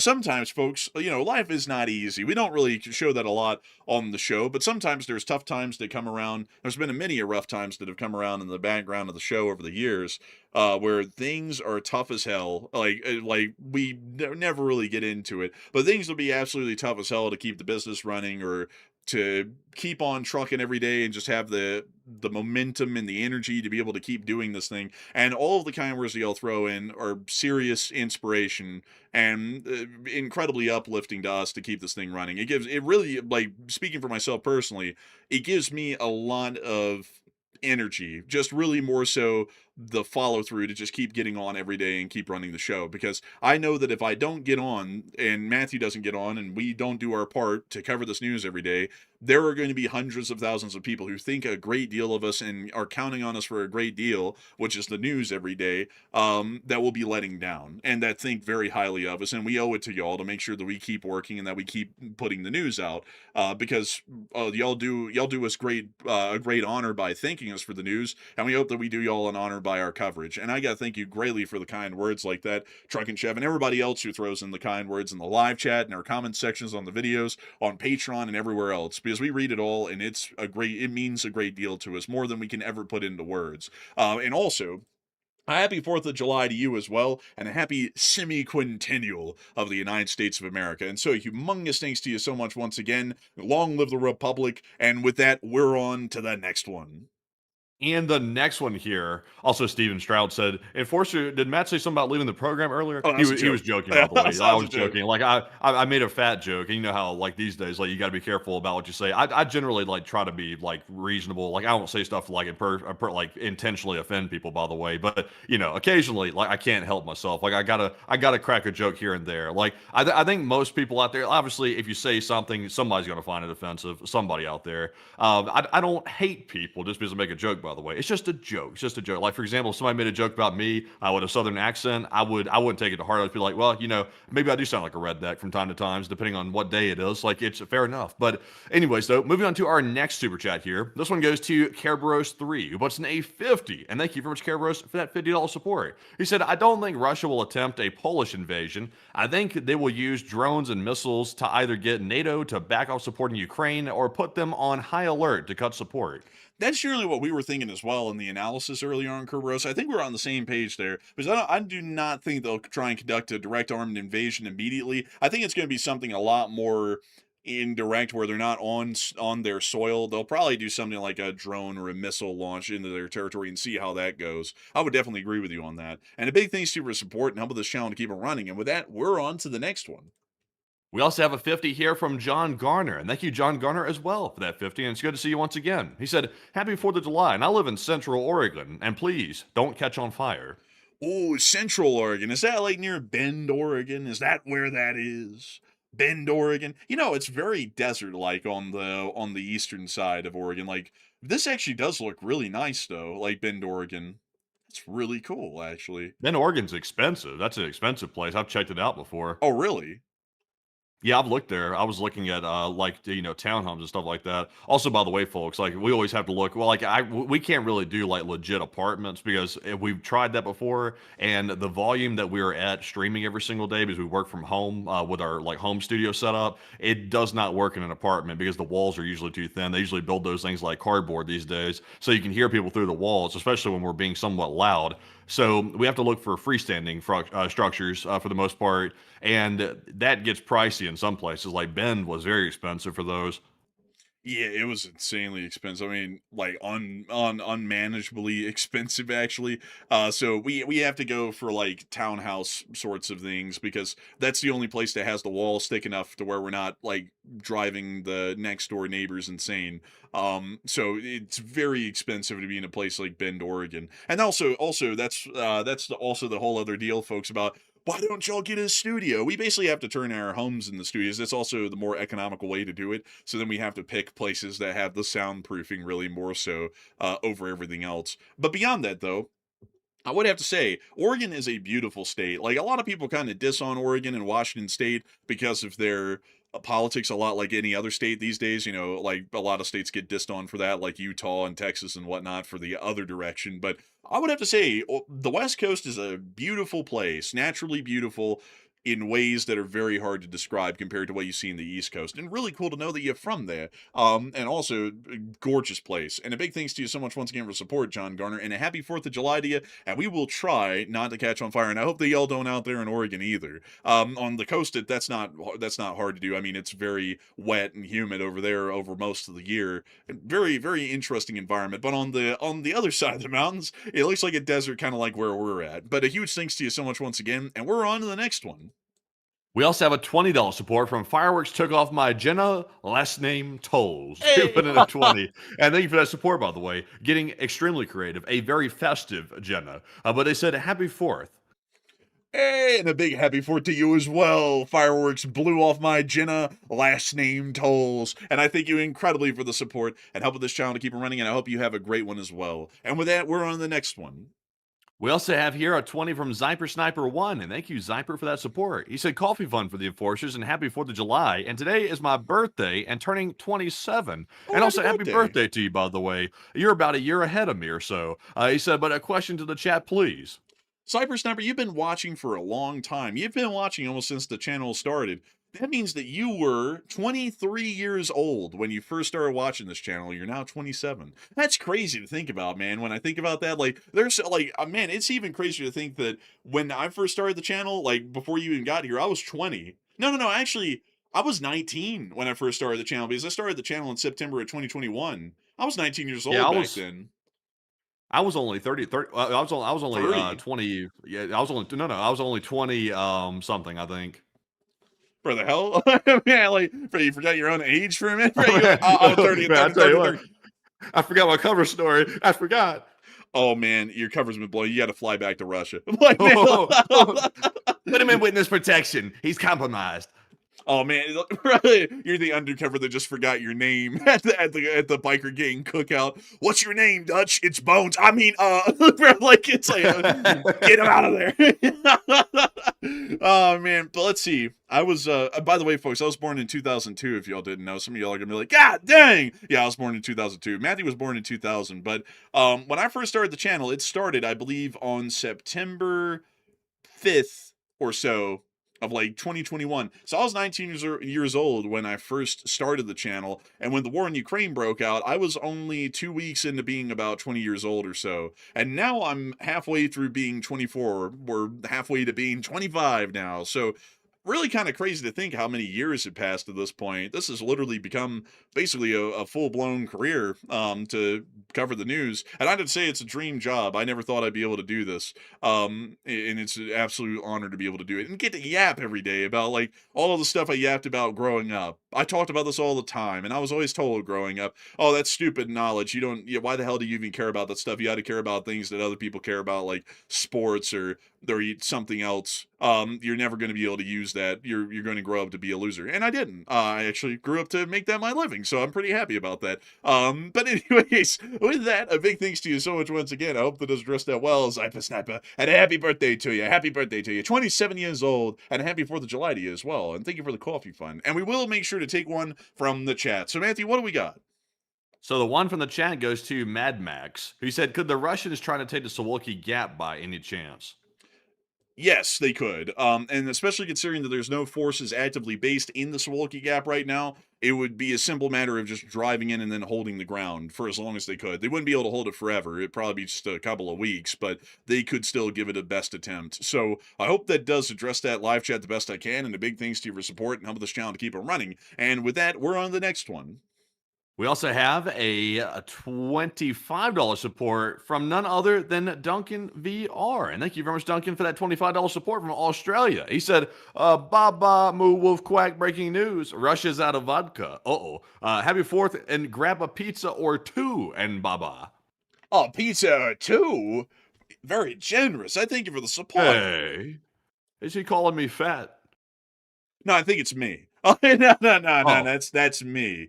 You see, folks, when they originally said that the big boy was coming into town, that was just me driving back in, see? But beyond that, though, I'd have to say, big thanks to you for the support. I gotta say, Russia being out of vodka, that might actually be revolutionary right there. That would end up creating the second Russian Revolution. And a happy 4th to you as well, Duncan VR, and we will make sure to grab a pizza or two from the live chat, but you didn't ask for a question from the chat, so a big thanks to you so much once again for support. Help with this channel to keep it running, and we're on to the next one. And we also have, by the way, someone in the chat saying, can you and your brother do face reveals? I'd like to see who we're watching.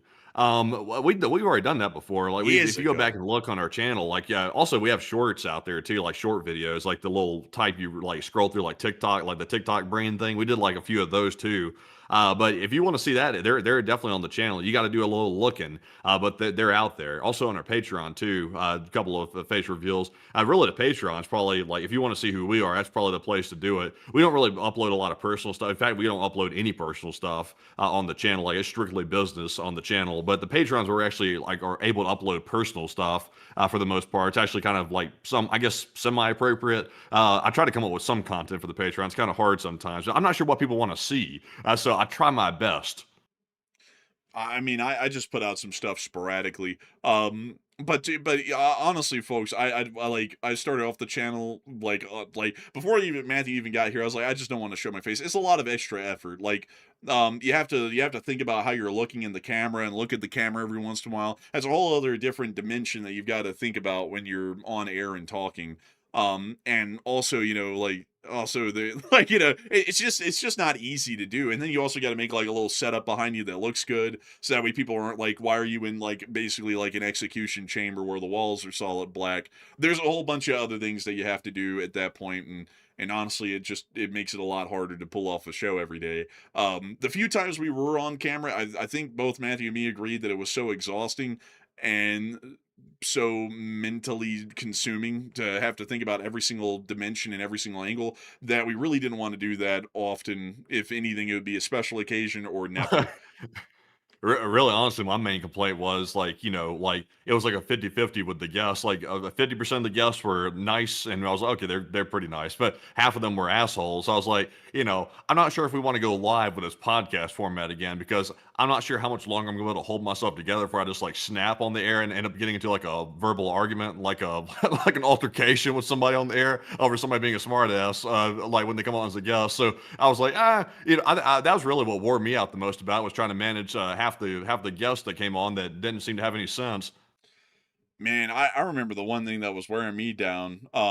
That was one of them. But the other ones were the heat of the room because the lights that we had for the set were so hot that they were heating up the room. Do you remember that? Like sweating through that towards like the latter part, like the other half? Are you sure? They were LED. I think it was the AC wasn't working good or something. Because I mean, LEDs really don't put off heat. Whatever it was, man, I was boiling over there. I was starting to sweat. I was getting it's getting really hot. Those LED lights were hot, man. I was burning up. I was Man. It was boiling. like fire, spitting flames from this light. Man, damn, what are these? Like, man, buddy, heaters or something? They're LEDs. Oh, but man, I remember I was getting boiling hot by the end of that show. And also another thing is that I was having to like be the main one doing the monologue like I do here. But also I was having to think about flipping the cameras around and stuff, like onto the screen, onto me, onto a second angle of me, onto Matthew and everything else. That is a lot to think about, folks. Like having to be the camera director and also actively talking all live on air. Like, if you ever go back and watch the 1 year anniversary of the war in Ukraine stream, which is the only stream we ever did where we were live on camera, you will see my hand, like my right hand, it's sitting on top of a little pad, and that pad was the camera control buttons. And I had a screen over there on the side right near to that little pad that I would have to look next to. So I had the chat up, the camera view up, the main camera view up, and then also all of the side camera views to pick from to see what the angles were there, and also the map that I had to talk about as well, all in one go. Oh, and I had man. to manage all of that mentally in my head and keep it going. And that is mentally, like, this is mentally exhausting to do without a camera. That was so mentally exhausting. I couldn't do that every day, 6 days a Well, week. It'd be imagine. impossible. I set up the whole set. Like I designed the whole like production of it and all that stuff. That was complicated as hell. Like coming up with all that. Like I had to learn how to do live production, like a whole crew would do. And then I had to like set it up and make it convenient for Andrew to be able to switch the cameras and stuff. I mean, that was weeks of work to set that up. Like that was an insane amount of work to set up that podcast studio the way it was set up. I had no idea how complicated it was to do live production like that. But I learned front to back really quickly on it. The whole technical part of the whole thing went smooth. That was the part that was shocking. It was very professional on the like production side of it, but on the actual operational side of it, it would have been really nice to have somebody flipping the cameras outside of the people talking doing it. Yeah, I mean, like, dude, honestly, the whole thing was tough. I speaking on my, Matthew did all the setup like he did with the set, and that was amazing work, and it worked well. But even with it working well, it's so damn mentally taxing to have to balance all that live on air. I mean, it's so much that the next day after that, I remember I was like mentally burned. And honestly, folks, like it's meant like just being up front, it's kind of mentally burning to do this every day, like just like the show, because having like back in the day it was kind of easy because it was just Ukraine, but nowadays we have to consider the Middle East, Ukraine, and everything else around the world. I mean, and we also have to keep tabs on everything else like Cuba or Southeast Asia, because any of y'all could throw in a super chat and ask a question about that, and we have to be able to answer that with some intermediate updates that we haven't covered on air if they happen. So that's a lot to balance mentally and have to get on air and do every day. And another thing that maybe, like, I think we've talked about this sometimes, but like on my end, the whole monologue that I do for the show is unscripted. Like nothing is scripted. I have to just think that up like in the hour before the show of like, oh yeah, I'm going to go from this to that to this and that and that and that and that, and then I'm going to say this about that, and this all wraps together this way. And think about that in less than an hour before the show, and then do that and talk about that for the next hour and 2 hours and 20 minutes on the stream, which is very Nothing. mentally tiring. Nothing on our channel is scripted. Like our short war videos aren't scripted, our streams aren't scripted, the short videos aren't scripted. Nothing is scripted on the channel. Like I think there's been 2 or 3 videos on the entire channel out of the 1,000+ videos we've ever uploaded that have been scripted, and it was the like short documentary videos I made about historical topics for a while. Those are the only ones that were actually scripted. Outside of that, everything else is just based off the dome knowledge for the most part. I will admit this on the front of my short war videos, like for the first part, like for the first 60 seconds of the video, I usually pre-type the big points of the day, and then I'll read that off for the first 60 seconds, and then the rest of the 20-minute video is all off the dome from that point on. So yeah, we don't really script any. Honestly, we don't have the time to script anything. That's the truth of it. If we truly had like sat down and scripted everything, not only would it take away the originality of it, but also we would be literally having zero time to do literally anything, even to like tend to personal matters outside the channel. I don't even think you could script it. I mean, honestly, like thinking about like the actual production schedule of getting the show ready. Because that's like Matthew reposts stuff on Twitter throughout the day, which is one of our main news sources these days. I'm the one who sits down and then has to go through all of those and sometimes cut a few of them out because they might not be too important to a story frame, and then put them all on the map and figure out how we're going to talk about them through the night. That like Matthew's job is like just getting all the news in one spot, and then my job is putting that all down on a map and figuring out how to make a storyline out of that for the next 2 hours for the show on air. And I don't think we'd have the time, man, because it takes like an hour and a half to put all this down on the map, do the thumbnail, and think up like some title concepts, and then we'd have like an hour left, which I usually use to like brush up a little bit more on what's going on, maybe read up on a thing here and there, and go get some coffee, and then get everything else set up in OBS. There's literally no time to write a script, at least on my end. It'd be impossible. Yeah, and also on my end, like sometimes, like I'll have like ideas like that I'm going to talk about when we come around to polls, and also we're talking about main news topics, and I want to add something in. Like usually, I'll have like a preset idea in my head what I'm wanting to say at some point when I want to butt in and say something on top of the monologue.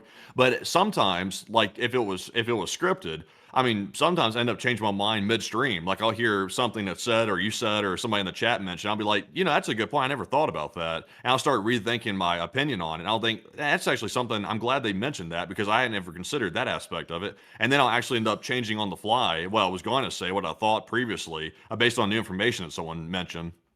I mean, honestly, like it's something else. Like also another thing to think of, folks, is that like all the folks that you hear on mainstream news, like CNN and Fox, every one of them is reading off of a teleprompter. That's also why their deliveries are so damn lame. Like, I'll tell you, like my honest take, Fox News does it the worst, like just my honest opinion, because they'll do like a comedy joke and they're like reading off of a teleprompter, and it doesn't even like land the way it's supposed to, because they're literally reading basically off of like a page. They're like, man, you know what's crazy about what's going on these days? It's those liberals in that gas can. It's like, that's lame. Like, it's like, that's just, the delivery was shit. I mean, like, it's like, and also the joke was bad. I mean, it's like, damn. But we do everything off the cuff. So if the jokes suck, it's because we're literally coming up with them off the cuff. Like, we don't have any pre-written jokes or anything, and we also don't have a comedian department that just like writes up jokes for us. So sorry if they suck sometimes. We're trying our best here. But a huge thanks to you so much once again. I hope that does address that well. And with that, we're on to the next one.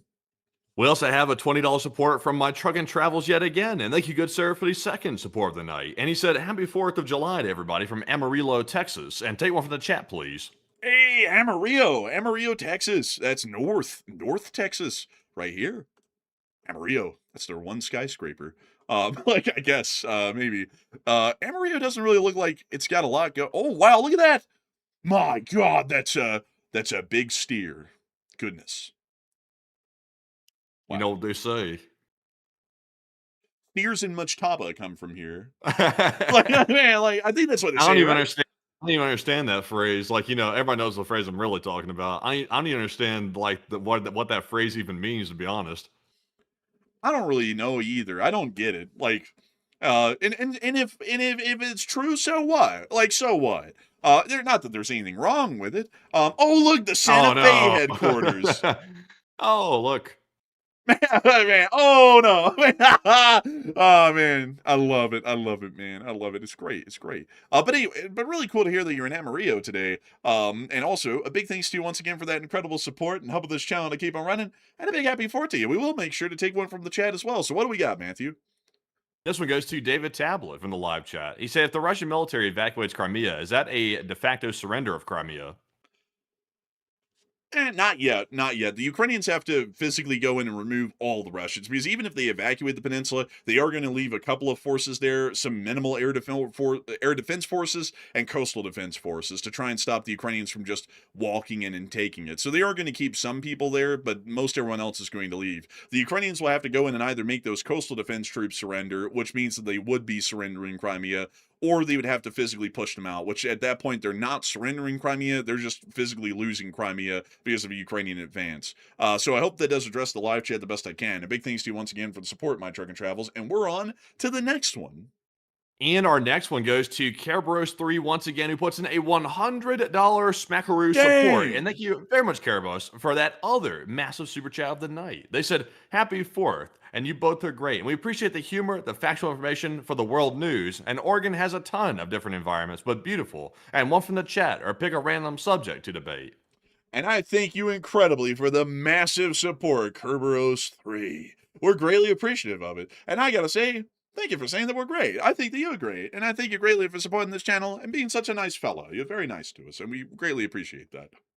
And I'd also have to say that Oregon does have a ton of different environments, beautiful environments all over. There was a place I was trying to find in Wyoming. I listened to a video from Mr. Ball, and I'm sure many of y'all know him. He's the former Navy SEAL who makes all of the strange, dark, and mysterious stories on YouTube. Really good. He's a very great storyteller. He was talking about a missing man who died in Wyoming.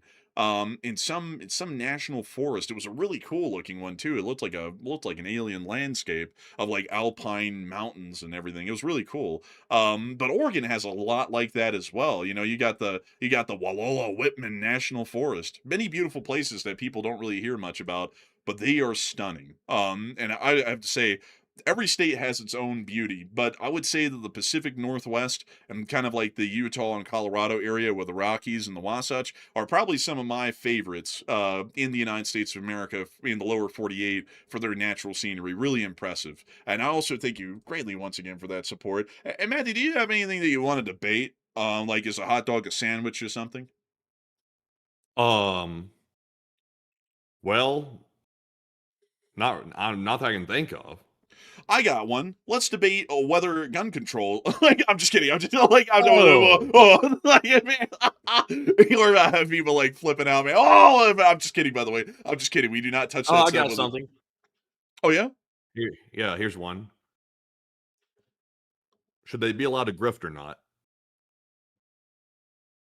Okay, I'm going to take the position of a multi-billionaire. I'm going to say that grifting is necessary, and if you're not pro-grifter, then you're anti-American. You can take the opposite position. Yeah.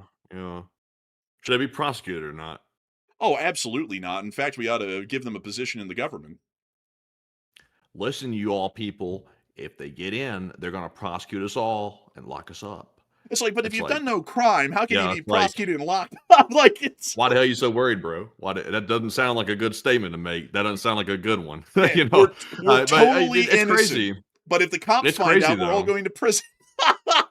It's crazy though that so many people, like, you know, normal everyday citizens, like, and I'm not speaking about one political party, by the way, just to make that perfectly clear. I know people are about to be like, they're talking about this guy. I'm talking about them all. They all do it. Like, if y'all haven't noticed, everybody's doing it these days. It's like a free for all these days with the cheating, corruption, etc. Like with literally everybody.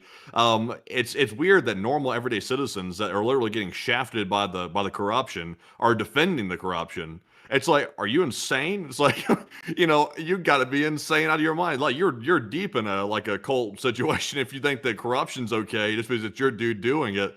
It's like, it should be universally condemned across the board, but, you know, apparently these days it's not. Man, I got to say, that was a crazy one, though. If they get in charge, we're all going to be held responsible for our crimes. It's like, what? It's like, what do you mean? It's like, you done nothing wrong. You can't go to prison. It's like, That's like, and also the stupidity behind that, it's like, that's still going to go in front of a jury, and they'll have to look at the totality of the evidence and figure out whether you're guilty or not of whatever you're being indicted for. It's like, so clearly if you didn't conduct the crime and the evidence isn't compelling and you got a good attorney, you're not going to go to prison. This is apparently suggesting that whatever evidence would be brought up against them is so compelling a jury would find them guilty. Yeah, I mean, it's wild to say the least. Really, it's crazy.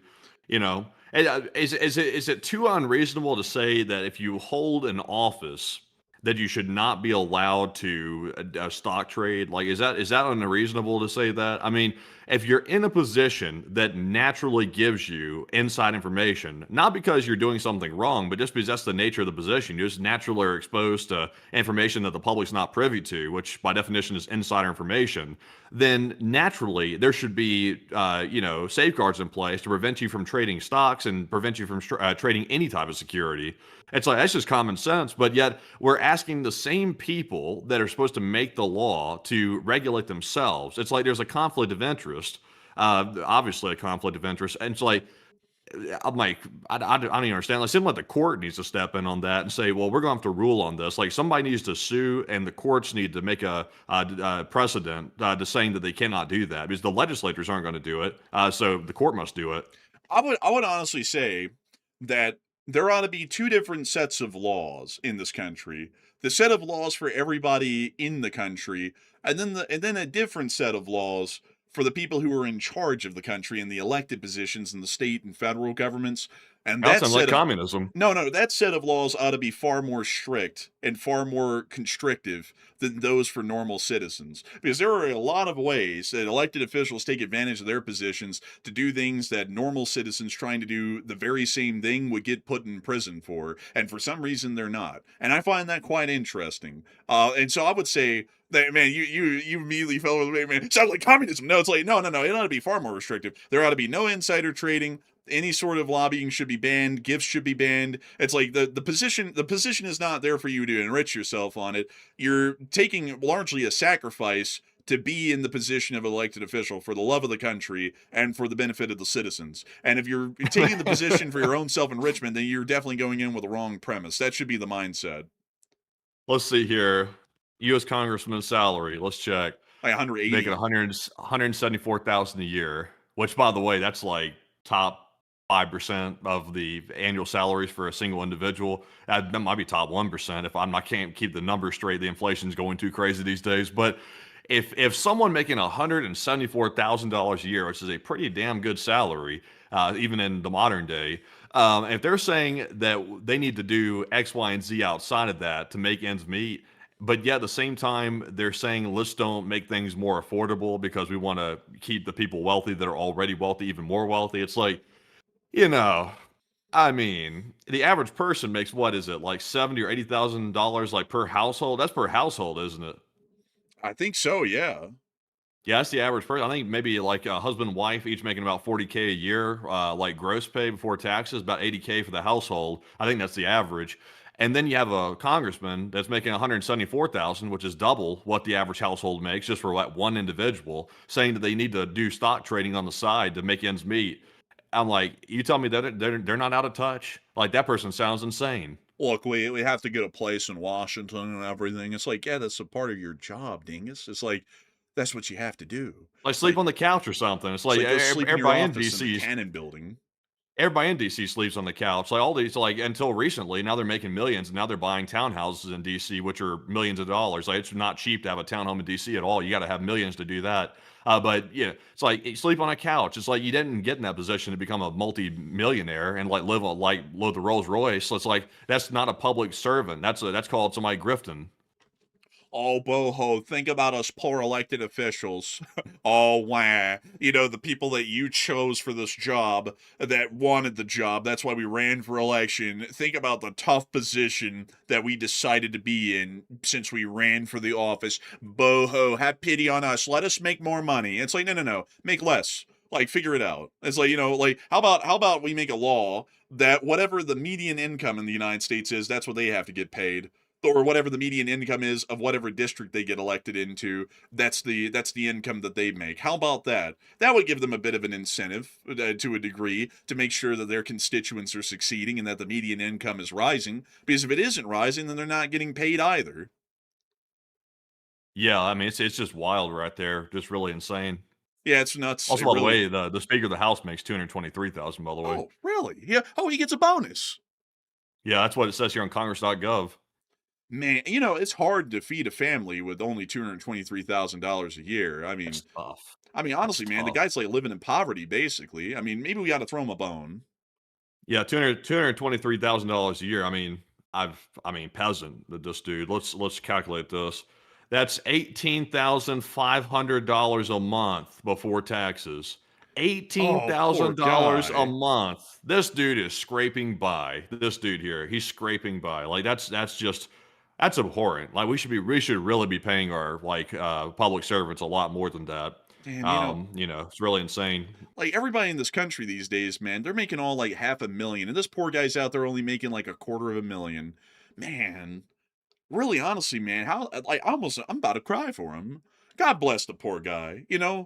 Like that's Yeah, I sad. mean, $18,000 a month. I mean, that's enough to buy a mansion that's like 10,000 square feet and have a mortgage on it every month. That's enough to eat fine lobster dinners virtually every night.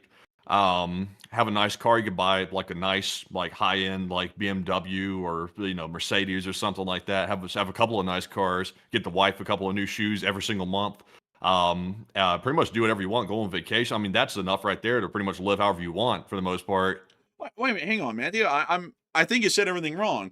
He's only be able to afford a measly 10,000 square foot house, and he's only eating the roaches of the sea, the lobsters. Nobody wants to eat a lobster. I mean, that's like a poor man's meal. And he can only buy like a BMW or a Mercedes. Why not a Bugatti or a Rolls Royce like every other American has? And he can only buy his wife a couple of shoes. She needs millions of shoes, Matthew. It sounds like he's well below his means. We definitely need to make sure that they can make all the money they can. Yeah, I tell you, it's just insane, really. Honestly, that's really wild to think about. I mean, $18,000 a month, that's like some serious money every month, and that's just the base salary. I mean, most of these legislators are trading stocks on the side, and they're trading pretty big volume too. So they're making pretty big profits. Like they have to disclose that stuff publicly by I think it's SEC regulation. They have to like say what stock trades they made, et cetera, what their P&L was, and things like that. I think that's all included in the disclosure. And they're doing some significant trades, like some pretty damn good track records. These legislators are. Which makes you wonder if they're outperforming hedge funds and they're not even financially literate. It's like, I mean, what are we doing here? Many questions need to be asked, and they're not being asked enough or investigated enough. But with that, it is time for us to get on and into the next one. Moving into our next one here, this one goes to none other than Jay Bagwell. And thank you, Jay, for that $20 support. Hey! And we do appreciate that very, very much, by the way. He said, Happy Independence Day, guys, and stay rebellious, my friends. And of course we will. Good patriots always have to question everything. That's what founded our country is, questioning everything. And I got to thank you massively for the support, Jay Bagwell. And a happy Independence Day to you as well. And I hope you're having a great one. A humongous friend and an old guard of the channel and, of course, the Lee Spring Army. And we thank you for being here tonight. And thank you so much for the support. And it's always good to see you every night in the chat. I see you in the live chat all the time at the beginning of the show, and I'm always like, oh, hey! And so, good to see you here again tonight, and hopefully you'll have a great 4th of July tomorrow. And so, huge thanks to you so much once again, and we're on to the next one. We also have a $20 support from Detroit Adam, and thank you, good sir, as well for that 20. He said, camping and fishing and swimming and fireworks with the Enforcer, and in 100-plus Michigan superhuman heat. Happy 4th to LSA and best holiday ever, and waited all year for summer. And hi, Kelsey, Elliott, and Laney Danger, and take one from the chat in LSA. And we will make sure to take one from the chat, and hopefully we'll have a great 4th of July tomorrow. It sounds like up there in Michigan, it's pretty hot. But Michigan is a pretty neat place. And hopefully you'll have a lot of fun up there. I hope y'all do. I hope y'all have a blast up there tomorrow. A real one, a real blast. Fishing, swimming, camping, and fireworking. And I gotta say, we waited all year for summer as well. Also, I'm looking forward to the winter out here because I'm hoping that this next winter we get a snowstorm, because we didn't get any snow this last winter, and everyone was telling us when we first moved out here, oh, the big one's coming, and it never did. And so I'm hoping that it is coming this winter instead, because I would love to see this place covered in snow and see what that's really like, because that'll be the first time I've ever lived in a land of snow. Like the Christmas songs say. But a big thanks to you so much once again. We will make sure to take one from the chat, and long live the Least Spring Army. And what do we got from the live chat, Matthew? All right, so the one from the live chat's going to go to AF Kaplan. He said, "Is there any further information regarding the elevated levels of radiation near Chernobyl as a result of the fire tornadoes?" Unfortunately, not on our coverage, and not that I found, but there probably is some information out there that I don't have. So I hate to say, unfortunately, I'd largely have to declare ignorance on that question in the moment, but it's a great one, though. I just sadly don't know the answer. But with that, we are on to the next one. And our next one here goes to Ella MC Wills Nafo, who just put in a $25 support. And thank you very much, Ella, for that support right there. And we do appreciate that very much. And Ella said, "Happy 4th, Enforcers, and thanks for all you both do. And hope you guys have a great day off and stay safe in LLT LSA and Slav Ukraine, and take one from the chat." And a big thanks to you for the support, Ella McWheels. Now, and happy 4th to you as well. And thank you so much for enjoying everything we do. And we will make sure to stay safe. Long live the Least Spring Army and Slava Ukraini. And we will make sure to get one from the live chat. Looks like we're running low on the live chats, actually. We might not have 3 to round out the night with. And so what do we got, Matthew? So this one goes to No Commentary, who said, "How do they even have the supplies to threaten NATO? Or is this a last resort type of thing for Russia?" This is a last resort kind of thing. They really don't have the supplies. Their idea would be a quick war with NATO, probably a couple of weeks, maybe a few months at best, but they Maybe wouldn't 3 be days. maybe. Like it won't be long at all. That's one thing I can promise you, is that they get started, but it won't be long, and also they don't plan on it being long, because in this plan they would mostly start to threaten nuclear warfare, to force NATO to the negotiating table and make a quick resolution of the conflict to avoid a full-blown nuclear exchange with the Russians. So I hope that does address that the best I can. Great question, by the way, No Commentary, and I hope that's a good answer to it. And with that, we're on the next one. And our next one goes to John Monty, who puts in a 20. And thank you very much, John, for that support right there. And he said, "If they do, there will be war. And I pray we will not come to this. But the world will be so much better off without all of this. And we need to turn and face the tigers soon." And they really should. They should take Putin's bluffs and threats and simply say, fine. Like, if you want to take it there, let's take it there then, and call the bluff. And hope that along the way that some Russians along the chain of command will eventually see how crazy and how erratic Putin is truly getting, and they'll realize that not only is their country collapsing and we're like civilly going into anarchy basically, but now Putin's going to start nuking people possibly and really destroy Russia at that point. And then the whole world's going to be ganging up on Russia. So, I say meet him at the head. That's what I say. Some people say, "That's crazy. You're bringing us to the brink of World War III. You're playing with World War III." The people playing with World War III are the cowards. Those are the ones playing with it. That's what's encouraging Russia to go further. You don't deal with Russia by being weak. That's not the way they operate. They don't operate like the U.S. They're a different type of psychology behind their government. So you got to meet them on. But Enforcer, what say you? I would agree. And the people who say you're playing with World War III, it's like, well, you don't understand. You don't understand. Kennedy did that, and we succeeded. What were we supposed to do? Just let them put the nukes in Cuba and leave them there? No, we faced them down. We almost got into a world war over it, and then they backed off. That's how you do it. And so I would agree with that wholeheartedly myself, actually. And a big thanks to your support, John, and helping this channel to keep on running. And with that, we're on to the next one. And our next one goes to none other than Gunfox, and he puts in 3 days in history. And starting off with his first one, he said 1608, Samuel de Champlain founded the city of Quebec, the first permanent European base in Canada. In 1988, the USS Vincennes shot down an Iranian airliner over the Strait of Hormuz. 1856, the US votes to admit Kansas to statehood. What an interesting day in history. Quebec, what a neat city. What a wonderful place. We know some people from Tirana, a little bit further south, but I'd say that they weren't really the most savory people. But questionable people. But beyond that, though, I got to say, very interesting day in history right there. And also, shot down an Iranian airliner over the Strait of Hormuz. That's interesting. I haven't heard of that one before. I'll have to look into that one. And 1856. Oh, that's Bleeding Kansas. That's the resolution of Bleeding Kansas. Bleeding Kansas was something else, really. But a big thanks to your support, Gun Fox. And with that, we're on to your next day in a history. And his second one said, 1775, George Washington officially assumed command of the Continental Army during the American Revolution. And on this day in 1776, the Declaration of Independence was approved by the Continental Congress. You know, what a wonderful piece. A days of history. American history. I love American history. It's great history. And you know, folks, you know, George Washington was a great commander-in-chief. He was a really good one. Because when you think about it, folks, when you really think about it, with the kind of trials and tribulations we see in the U.S. these days, could you ever imagine, like, not to take a little bit of a jab at the guy, but could you ever imagine the current president ever saying, "I'm just going to serve 2 terms and then retire"? And like legitimately say, considering there would be no tradition or precedent at that point to do that and go, oh, you know, I believe in the right of the nation to have its say and to have its decisions be followed. So you know, I'll just respect that. Would you ever imagine that if there was no traditions yet?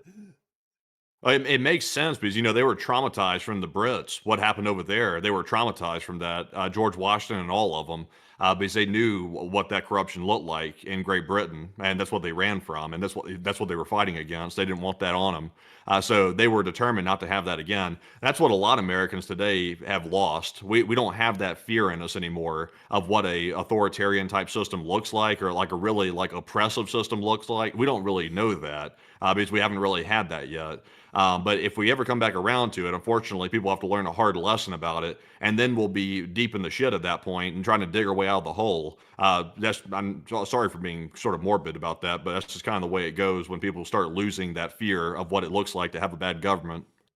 Well, I mean, Britain wasn't really authoritarian or you know, They draconian or weren't anything. free. Well, I mean, they were. I mean, not really. I mean, they were going after people like, you know, the American type people. They're going after them. The church. No, they weren't. No, I So don't think. England. So wait a minute. So England. So you're telling me that England was free? It was all happy, merry, and everybody could do what they wanted? Yeah, the whole Revolutionary War No. thing was you can't raise taxes on us without our consent. That was the whole point of the Revolutionary War. It wasn't that you're cramping us down. Like there were Catholics here, there were Jews, there were Quakers, there were like the leftovers of the Puritans up in Massachusetts. They all did what they wanted, and the British didn't really impede on that much. What they did, which is what led to the Revolutionary War, is that after the 7 Years' War, or the French and Indian War as we call it, the British said, we need to raise money. And what better place to do it than the colonies, because we've never raised taxes on them. So they raised taxes on the colonies for the first time, and we went, this is absolutely outrageous. We've been given a great deal of privileges over the years not paying taxes, and it's absolutely ridiculous that taxes are being raised on us without our say or consent in it whatsoever. Either put us in parliament with our own members of parliament, or let us have some sort of a vote on it here in the colonies, because otherwise we're not happy with this. And the British said, well, y'all are our subjects, and y'all are beholden to the parliament, and that's what's going to happen. So y'all are going to pay these taxes. And that's why the whole thing boiled over into what it was.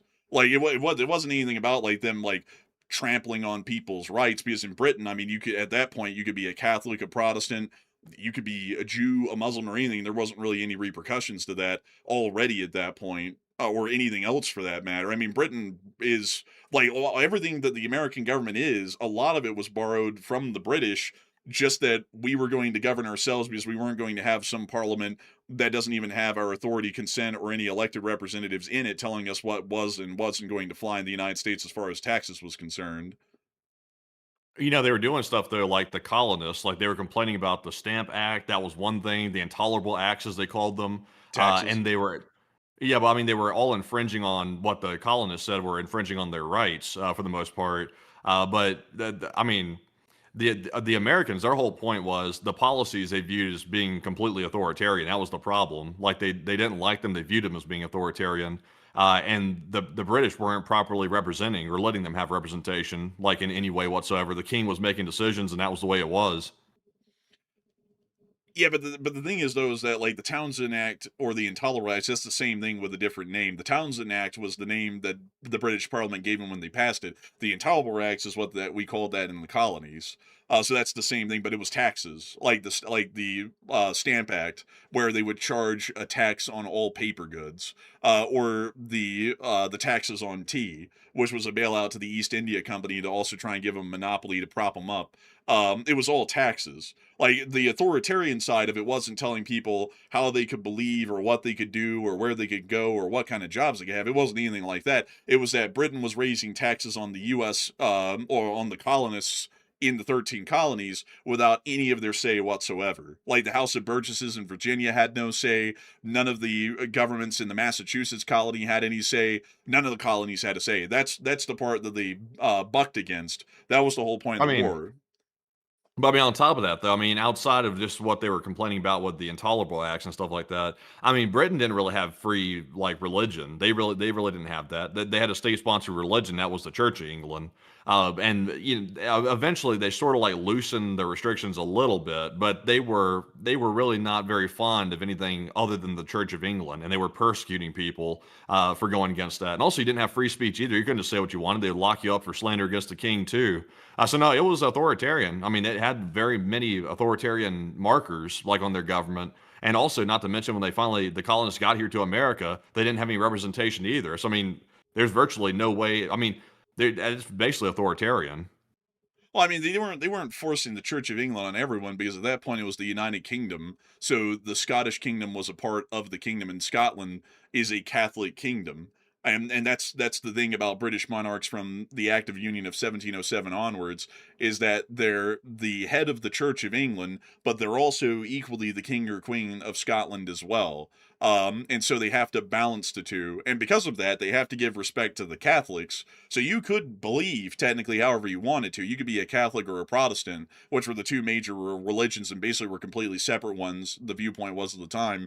And that was fine, like, in England or in Scotland. That's why there were many Catholics that created significant inventions during that era living in London, is because there wasn't any persecution against them, because the religious understandings had moved on to where there was a greater deal of tolerance than there was in prior periods like the century before. In the century before, Catholics were looked upon as a scourge upon the earth in England, and that's why you saw that the Maryland colony got their charter to create basically a expat colony of British Catholics or English Catholics to live in Maryland, which was named after Queen Mary, or Virgin Mary, as they called her.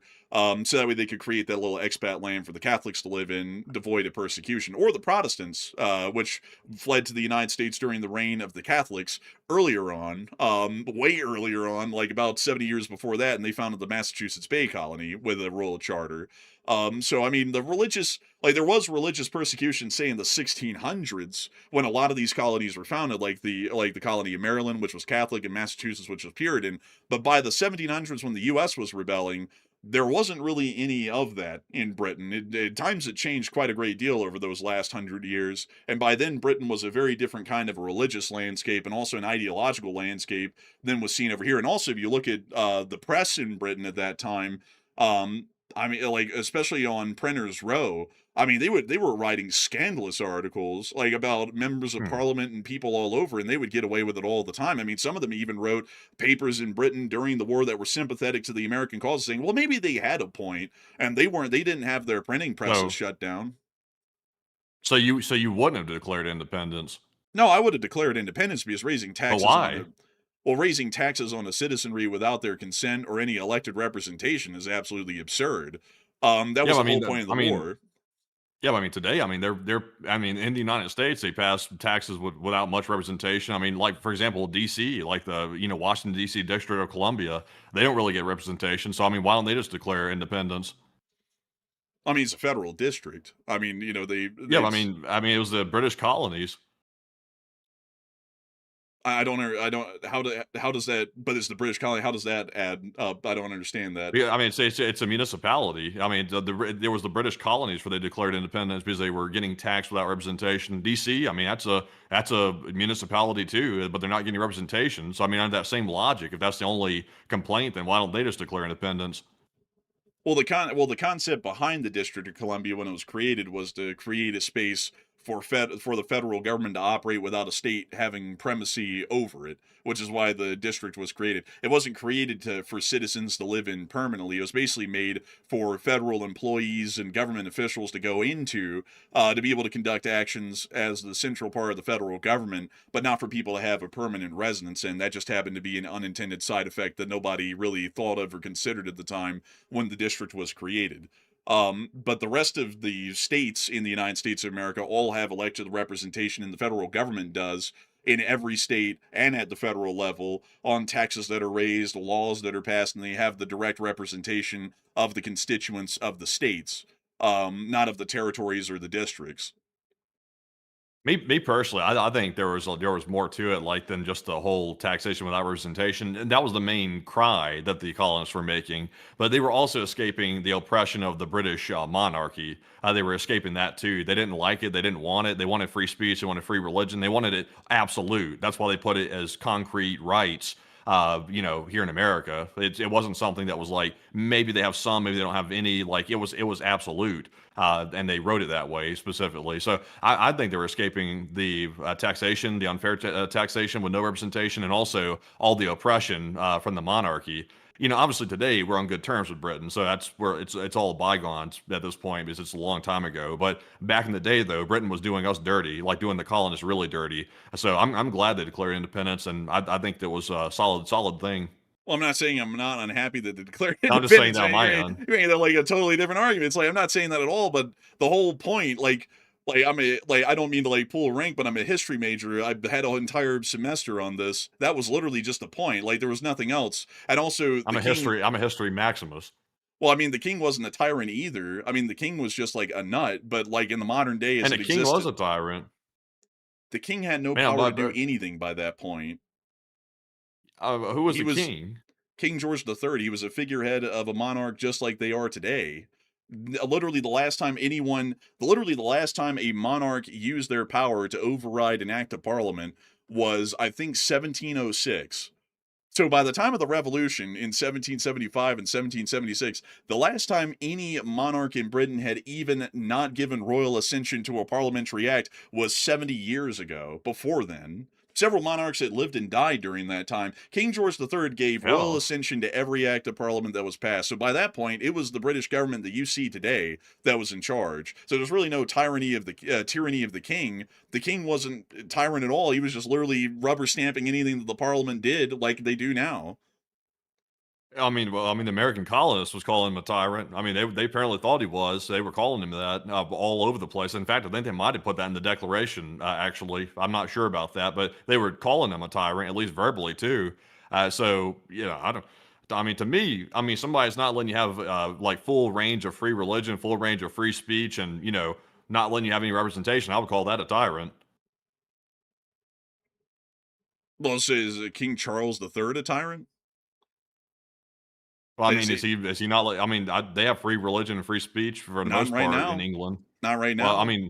That's what a lot of yeah, people in Britain say. I mean, you've said that several times over the course of the past several weeks. I mean, are you saying that King Charles III is a tyrant? Does he have any active involvement in the acts of parliament that are passed these days? He doesn't. He just gives ascension to all of them. So is he a tyrant? but it's King George the Third. Was he really that inept though? Was he really that like with his Yeah. hands tied behind his back? Like, are you sure? Because that was a long time ago. Like for there to be zero like evolution whatsoever to the either loss or gaining of rights by the King of England. I mean, that seems like almost unlikely that they wouldn't have changed something between 250 years. There's been basically nothing changed at all. Like In British 250 years, do you know of the what the English Civil War was and the Great Restoration and all that? Do you know what all that was? Have you heard about that before? well, not a whole bunch, but I mean, it seems strange that in 250 years nothing would have changed. So to give like a rabbit hole here, like I have to because this is necessary to explain. In the 1640s, King Charles I, tried to bring about authoritarianism that existed in France during the time in England, and he raised something called the ship tax, which pissed off Parliament. And after a whole bunch of additional things that were done after the ship taxes were raised, Parliament went to war against the king in the English Civil War. And over the next 5 years, battles were waged across the whole of Britain to defeat the king, and the Parliament won. And then they had King Charles I executed. And afterwards, the Parliament ran the country as the Rump Parliament for the next 7 years, and then Oliver Cromwell came in as the Lord Protectorate. When Cromwell died around the late 1650s, there was this thing that happened called the Great Restoration, where William of Orange, who was in the Netherlands, who was the next of kin largely of the royal family, came back to Britain, and they restored the monarchy, but the monarchy from then on largely was more of a figurehead role than one that took active authority in the government and really had any say. So they were basically there to legitimize the British government, but really nothing further than that. And so King of Orange. well, William of Orange, that's what he was called. You can William of Google all Orange. this. Oh yeah, like all of this is Right, like president of we have president of Orange. yes, we do. But after the Glorious Revolution or the Glorious Reformation and all that, afterwards the royal family and the monarchy was really more so subordinate to the parliament, more so than it was the other way around, or sharing equal power. And that's why the last time that there was ever a blockage of royal ascension, where royal ascension wasn't given to a parliamentary act, was 1706, which had to do with a specific tax that had some it was a whole scandal even then when that happened. So by the time of 1776 and 1775, when the revolution started, the monarchy had long been removed from being an actual force of political power in the country. They were there just to give a rubber stamp and to appear to be the legitimate power in the government when they were a figurehead just like they are today. So by the time that the Revolutionary War came around, they were saying King George is a tyrant because he keeps giving royal ascension to all the parliamentary acts being passed. That's why they would call him a tyrant. It wasn't that, like, oh, he's coming over here with his armies and, like, shooting people and killing them in the streets in the hundreds and, you know, telling people they can't believe how they want. It was literally just, that bastard keeps giving rubber stamps to the parliament. This guy's a son of a bitch. That was literally their whole point. And at that point, also, that was kind of like a falsified argument. It was just like, what is he supposed to do? If he didn't give royal ascension to quite literally everything the parliament passed, the parliament would just will him out of existence, kind of like they would in the modern day if King Charles III started to say, I'm not ascending to that, on literally every act that parliament tried to pass. They would just dissolve the monarchy. Well, let's see what the people have to say. The poll here says, do you think the King of England was a tyrant when the American colonists declared independence? 65% said yes, and 35% said no. I would say, to me, he sounded like a tyrant. I mean, I mean, a lot of different like elements of the way that England was operating as a political system was leaning authoritarian. They were not letting people have religious freedom. They were not letting people have freedom of speech. Now, granted, that was not in their laws, but I mean, there's countries that don't have that written into law, like China, and we would consider them to be authoritarian. That's why they're called that. And also, for example, the colonists, they weren't getting any representation whatsoever, and they were getting taxed. And you know, a plethora of other things too that they were complaining about with the colonists about England. So I would say he was a tyrant. He may have been a useless tyrant, or maybe a docile tyrant, but he was still a tyrant nonetheless. I'll be with the 65%. I'd have to be with the minority because, I mean, historically, and I mean, I could make a whole entire like 2-hour history lesson about this. I mean, I've learned a lot about this in college. He wasn't a tyrant. He's literally a figurehead, just like modern monarchs of Britain today, like Queen Elizabeth, King Charles, and everyone else that's been around over the past few centuries. He really had no authority or no power. The whole point of the American Revolution was having a government that doesn't have any electoral representation of the colonists, making the decisions for them on raising taxes and taking over other governmental actions. That's where the tyranny lies. It doesn't lie in all of the other stuff that we made up in modern history to make it seem like the British were the like legitimate boogeymen, like they were the Nazi Germans. It's just the fact, why the hell is some government raising taxes on us that we have to pay when we don't even have a say or any representation on whether those taxes are going to be raised or not? That was the problem. So I'm still going to stick with my guns on that. I mean, that's what I learned in history. You could read the firsthand sources about that from the founding fathers and whatnot. That's what they wrote, where they wrote about it extensively, and that's what it was. So with that, we are on to the next one. And our next one here goes to Slinger360, puts in a $55 support. And thank you very much, Slinger, for that 55. And they said, at what point would patriotic acts become domestic terrorism? Wouldn't the Patriot Act let the U.S. government label even reasonable people who oppose the administration and the policies they have? And I'm worried and if that line will be drawn in LSA. I know exactly what you're referring to, by the way. You're referring to the national security guidelines that came out, the NSPM or something. I forgot the abbreviation for it, but you're mentioning that. And I will admit that's highly concerning. We don't usually get into that a whole bunch here on the air because it kind of delves into sort of like domestic policies to a certain degree. But when you give like a blanket term saying that you can designate American citizens as domestic terrorists for it being, you know, anti-American and something vague like that, that's not good. I think most people would agree on that. It's not a good thing to do because that means that whoever's in charge at any given point in time can simply say, this idea is anti-American, that idea is anti-American, that person's a terrorist. That's not good. But Enforcer, what say you? I would have to say that I would agree. The Patriot Act is very concerning because anyone who has any statements that dissent against the government could be labeled as a possible domestic terrorist or a domestic terrorist. And I believe that starts to abridge a large amount of the First Amendment rights and the rights of the citizenry here in the country, which can become very dangerous if that's allowed to continue in its current form that's starting to be interpreted as. So I hope that does address that the best I can. And a big thanks to you once again for support and helping this channel to keep running. And I see a lot of people saying in the chat, just really quickly say this, a lot of people are saying, well, they were saying he was a tyrant. Okay, well, here's the thing, though. People say nowadays that, like, say, AOC in Congress, she's like a party, official Communist Party member. Is she really? No. A lot of people say the current president. Man. A lot of You people shouldn't say have made that example. Well, a lot of people say that the current president of the United States is basically, well, he is a Nazi. He's like, is he an active member of the Nazi Party? No. So it's like, are people saying stuff? Yes. Is it being exaggerated? Yeah. You know, it's like, is AOC a social? Yeah. Is the president leaning extremely far right? Maybe starting to get into that territory? Yeah, you could definitely make that argument. But going to the point of like saying someone's like literally Hitler or something, it's like people can say that, but is that true? No, and if people keep repeating that for like 100 or 250 years, does that then become fact about that person? No. Like if you look at all the stuff that was being written in Britain at the time about what was going on, and if you look at all the stuff the founding fathers were writing about, it like the whole thing of like the king is a tyrant and like the Nazi armies here in America putting everyone down. I mean, it's not really exactly true. But anyways, with that, we're on the next one. Our next one goes to Gunfox yet again. Also, we're going to keep a pace Yeah, here at we this point do, because we've got a yeah. lot to go.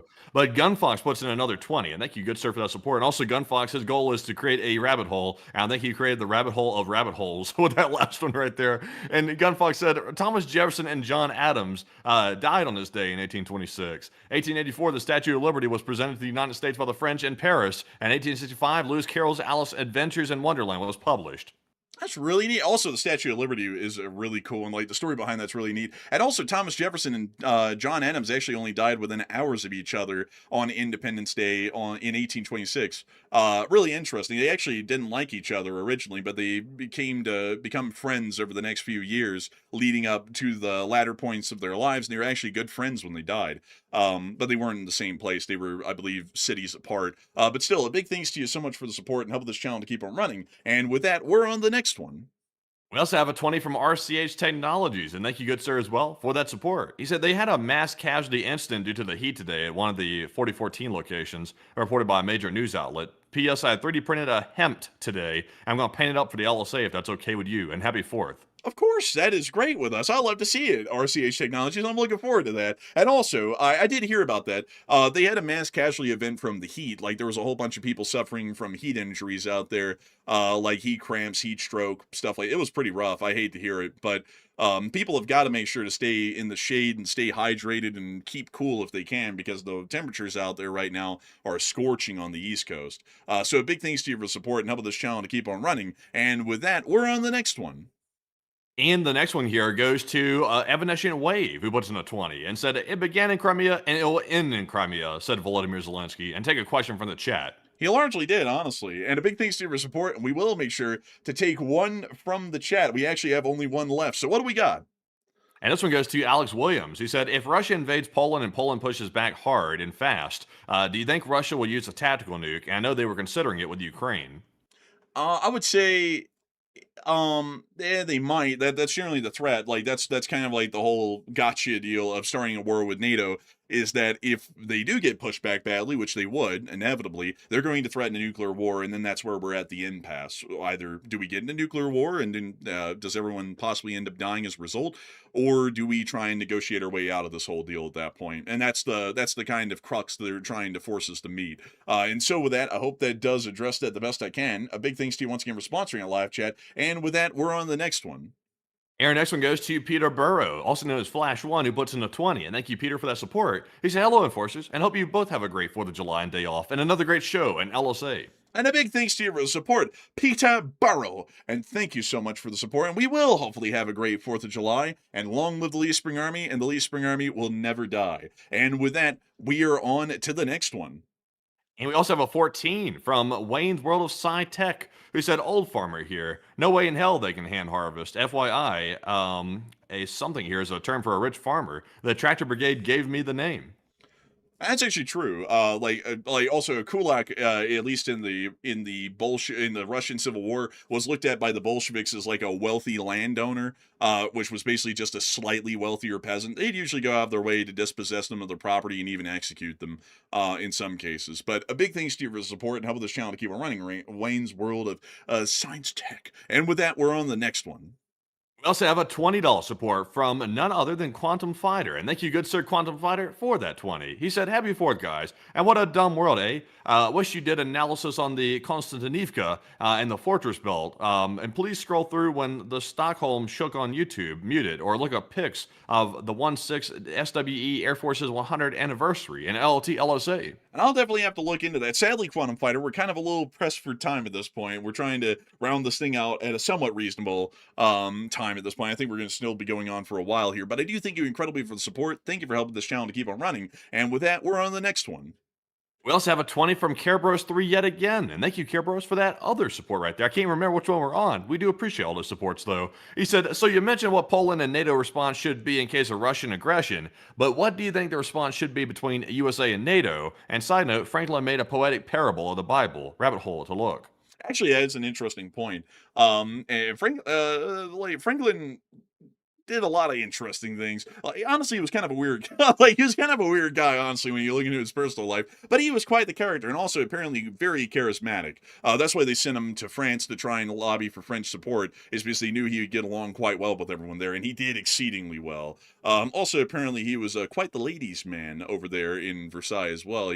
He frequented quite a many different women while he was there through the war. But anyways, beyond that, though, I do have to say a big thanks to you for the support and helping this channel to keep it running. And really the response between the U.S. and NATO, the U.S. would probably be trying to back off and maybe even threaten Europe to back off, and Europe's probably going to be in a lurch as to what the hell they're going to even be doing, if I'm being honest. But a big thanks to you so much once again. I hope that does address that well. And with that, we're on the next one. And our next one here is going to go to none other than Tactical Noodles. And thank you very much, Tactical Noodles, for that support right there. He said, I would really like to stop having these major historical events happen all the damn time. And happy 4th, everyone, in LSA. Well, you're living through and you're going to keep getting them and you're going to like it. I'm just kidding. Honestly, it would be nice if we started to live through more uneventful times, but I guess we are kind of lucky to say to our children and our grandchildren that we lived through these times and to tell them stories of what it was like. I guess that's one way to look at it. But a big thanks to you so much once again. I hope that does address that well. And with that, we're on the next one. We also have a 10 from N. Hansen, who said, I'm expecting a massive humanitarian crisis in Russia this winter. Thoughts? I would expect so. I think so as well, in Hansen. I really do. And a big thanks to you for the support, and we're on the next one. We also have a $20 support from Con45, and thank you very much, Con, for that support. He said, happy 4th of July weekend, guys. LSA, and take one from the chat. And of course we will. Of course we will take one. Well, do we have one from the chat, Matthew? We are fresh out of all questions. They've been asked and answered. I just remembered that, actually, when I was saying, of course. I was like, wait, I don't think we even have one. But a big happy 4th of July to you as well, Con. And sadly, we can't get one from the live chat because we've actually answered every single one of them in the spreadsheet. We had like 15 or 16 of them lined up, and we've done so many of them, we've literally run out. But a huge thanks to you so much once again, and we're on to the next one. We also have a 10 from Crispy Climber, who said, Big Butt Worm muted that mic. I gotta say, that big booty worm's a menace. I literally unmuted. I told, like, every night before the show, 20 seconds before we go live, I say unmute and make sure not to say anything. And I go through and I make sure to unmute both mics and then close the window and get ready to flip over to the main screen and run the show. I did that tonight, and for some reason my mic remuted. I don't know how or what did that, but that's always annoying whenever that rarely happens. But a big thanks to you so much once again, and we're on the next one. We also have a 10 from CareBros3 yet again, who said, to those watching from Poland, you dealt with the Blitz in World War II with honor. You know not to take threats and ready, and for FAFO if country messes with you. I would agree. The Poles are serious people. They will not be messed with, really. But a big thanks to you for the support and helping this channel to keep on running. And with that, we're on the next one.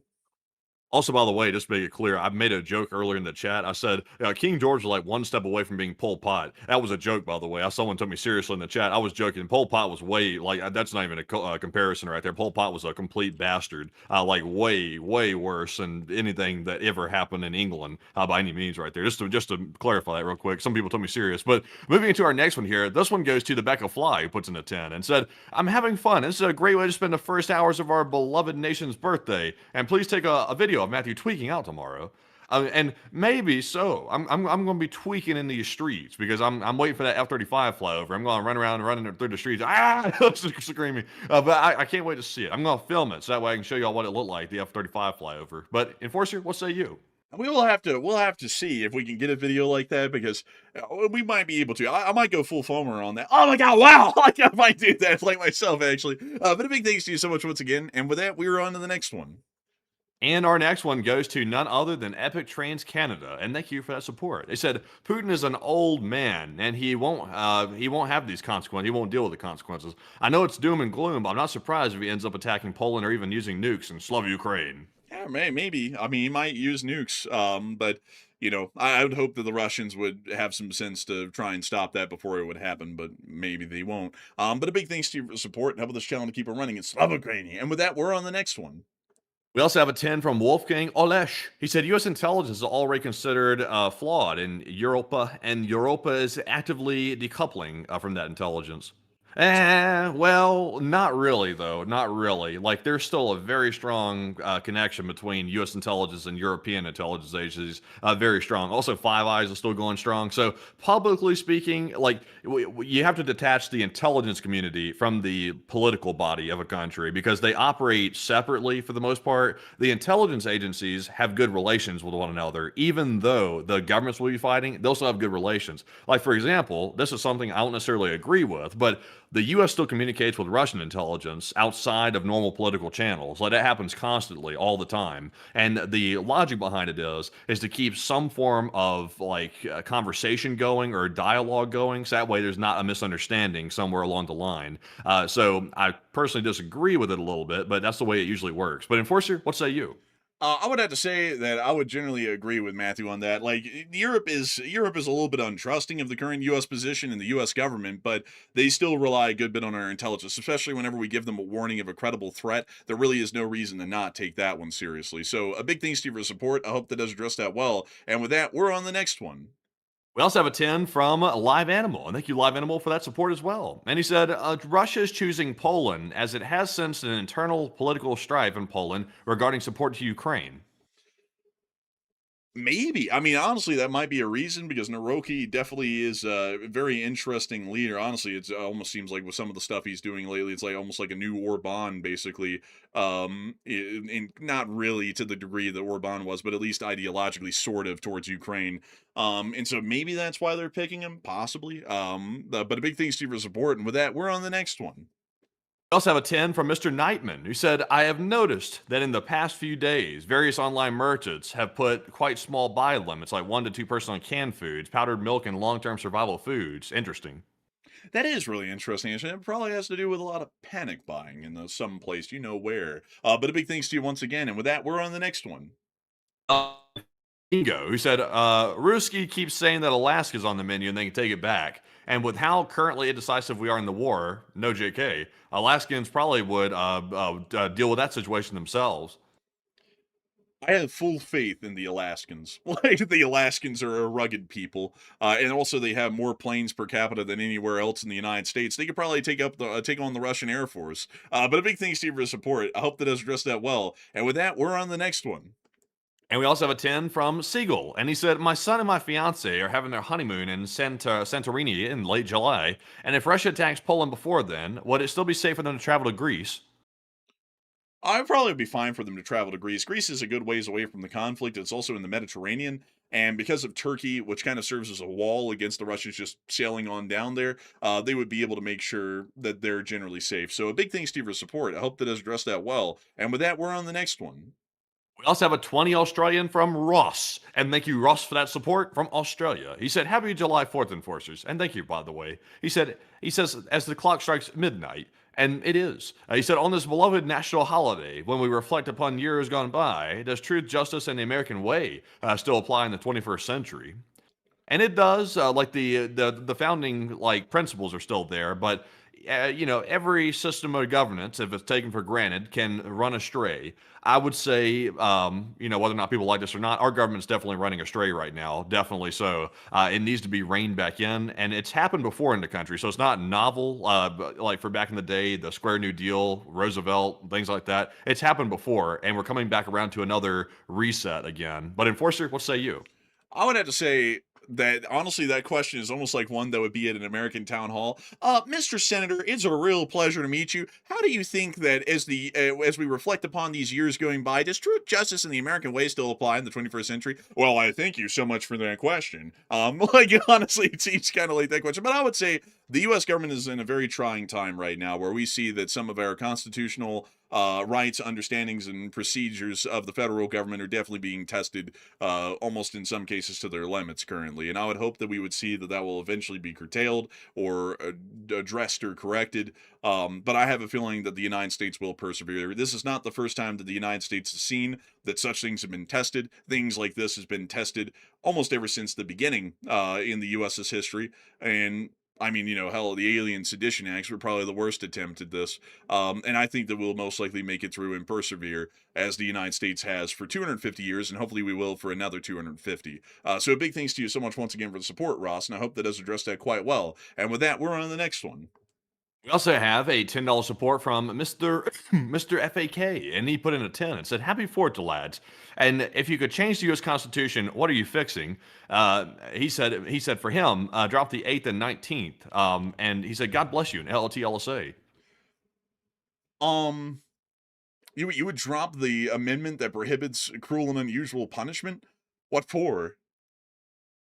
Oh my God. Wait, I had to look it up because I don't know all the amendments on top of my head like this. The 19th Amendment, by the way, is prohibiting the government from denying the right to vote to any citizen on the basis of sex. So that was the amendment to That's let women's women suffrage. vote. Yeah, that's what, bro. I don't know what in the world is going on, man. I don't know about that. That's wilding out. According to this one super chat, I want to take bank robbers and tie them up by their nutsack and stop women from voting. I don't know. I mean, I think those amendments are pretty solid. I think cruel and unusual punishment is inhumane and certainly not belonging in our society. And I would also say that the right for women to vote is a pretty reasonably understood one in the modern day, because if a citizen is of age to vote, they should vote. So I would say that generally most of the amendments I would not touch, especially the Bill of Rights. The Bill of Rights is a masterstroke of the proper amendments. So, I mean, like, you can debate maybe some of the future amendments past the Bill of Rights, but the original 10 in the Bill of Rights should not be touched with a 10-foot barge pole. They're perfect as are. Also, by the way, our demographics aren't public, like the viewers can't see it, but we have 10% female that watch the stream, by the way. So I'm sure that the pitchforks are about to come out in a minute in the chat. I'm sure. I see the pitchforks are already starting to come out a little bit. Good luck to you, like with this super chat right here, because I tell you what. All seriousness, though, like I like in all seriousness, make this clear right here, because so that way nobody misunderstands. I don't think they should definitely not repeal the amendment to allow women to vote. That's something the that Eighth made Amendment. voting equal. Yeah, I mean, the amendments that are in place, I would agree with pretty much all amendments that are in place. I mean, it's very difficult to pass an amendment. So if an amendment gets passed, that means basically everybody wanted it, and it was extremely arduous process to get that passed. So to repeal one, I mean, that's not really going to ever be popular. I mean, yeah, I also don't know why we would want to allow for cruel and unusual punishments in the United States. Like, if you got charged with like drunk driving, would you like for them to like let a rat eat through your stomach as like a punishment or something? That's like, I don't really get it. I think I generally have to disagree with that. I think the 8th and 19th Amendments are pretty solid ones for the larger part. But thanks to you for the support, and we're on to the next one. And we're moving on to our next one here, which goes to Dylan, who puts in a 10. And thank you, good sir, for that $10 support right there. We do appreciate that. And I was trying to double check because I know you put in a comment on one, but you didn't put in a comment on this one. But thank you very much for that support, by the way. Let's have a 5 from Robert Krogan, who said, "Good evening, enforcers and LSA, and here's something for the effort, and take one from the chat." And a big thanks to you for support, Robert Krogan, and thank you for enjoying this channel and helping it to keep on running. And sadly, we don't have any more to get from the chat. We were fresh out, actually. We've been out for a little. But a big thanks to you so much once again, and we're on to the next one. And our next one goes to Kerberos3, who puts in a 10 as well. And thank you, Kerberos, as well, for that support. He said, "Did you see the senator or congressman saying he's getting a lobster tail and steak for the 4th, and Americans need to accept it? Well, heard for a bit with the Iran war. Disgraceful." I did see that. Yeah, I saw that, by the way. I don't know. I think he thought that was going to connect with people, which is insane because you thought he was being cute. Yeah, I think he was trying to be cute with that. I'm going to enjoy lobster. I think that's what his little deal is. It's like, that did not come off cute, though. Yeah, it's like if you want to say basically a middle finger to the American people, say something cute like that. Basically, it's like the American people elected your dumbass. It's like they elected you, and they're letting you take the salary from our tax dollars. So when you talk about go eat lobster tail, and you basically put the middle finger up to the American people, it's like you ought to be voted out. Well, that's my honest take on it as well. But a whole bunch of people, screw you, man. He has a right to eat his lobster. It's like, well, it's like, me personally, I don't think so. If I was an elected official, I'd be living like I'm living right now, which is basically just slaving away doing what I do, which is running the show. And maybe eating a nice meal here and there, but I haven't had lobster in years. Like, when I mean a nice meal, I mean like slightly better than fast food. The concept of eating lobster is so far removed from my budget. I could never imagine it these days. But anyways, with that, we are on to the next one. And our next one here goes to Wugley, who puts in a 5. And they said, "Will Russia attack through Königsberg or from mainland Russia, do you think? And thanks for the awesome work from the UK." Generally, they would attack through the Suwalki Gap first, so from Kaliningrad and Grodno, and try and close off the gap, and then they would probably launch their offensive simultaneously from the mainland to try and get the element of surprise and also isolate the Baltics. And so with that, I hope that has addressed that well, and a big thanks to your support, and we're on to the next one. We also have a 5 from Thy Jordan Man, who said, "Love the channel for its fast and organized reporting. And anyway, I got to ask, what's your favorite flavor of ice cream?" For me, it's vanilla. Same. For me, Vanilla's it's great. cotton candy. I love cotton candy. I love it. It makes me feel like a child. I love vanilla. Vanilla just is a great pleasing flavor. There's never a day where it's not a vanilla day. Like, you get like some of the fantastic flavors like cotton candy are good, but nothing just beats vanilla. It's just it's palatable no matter what your like state is. Like, whatever you want, vanilla is still always good. And so a big thanks to you for support. I hope that has addressed that well. And with that, we're on the next one. Also, I saw someone going off about the comment you made about the food right there. Someone said, "A nice meal, I mean better than fast food." They said, "Bro, what the F is your health, dude?"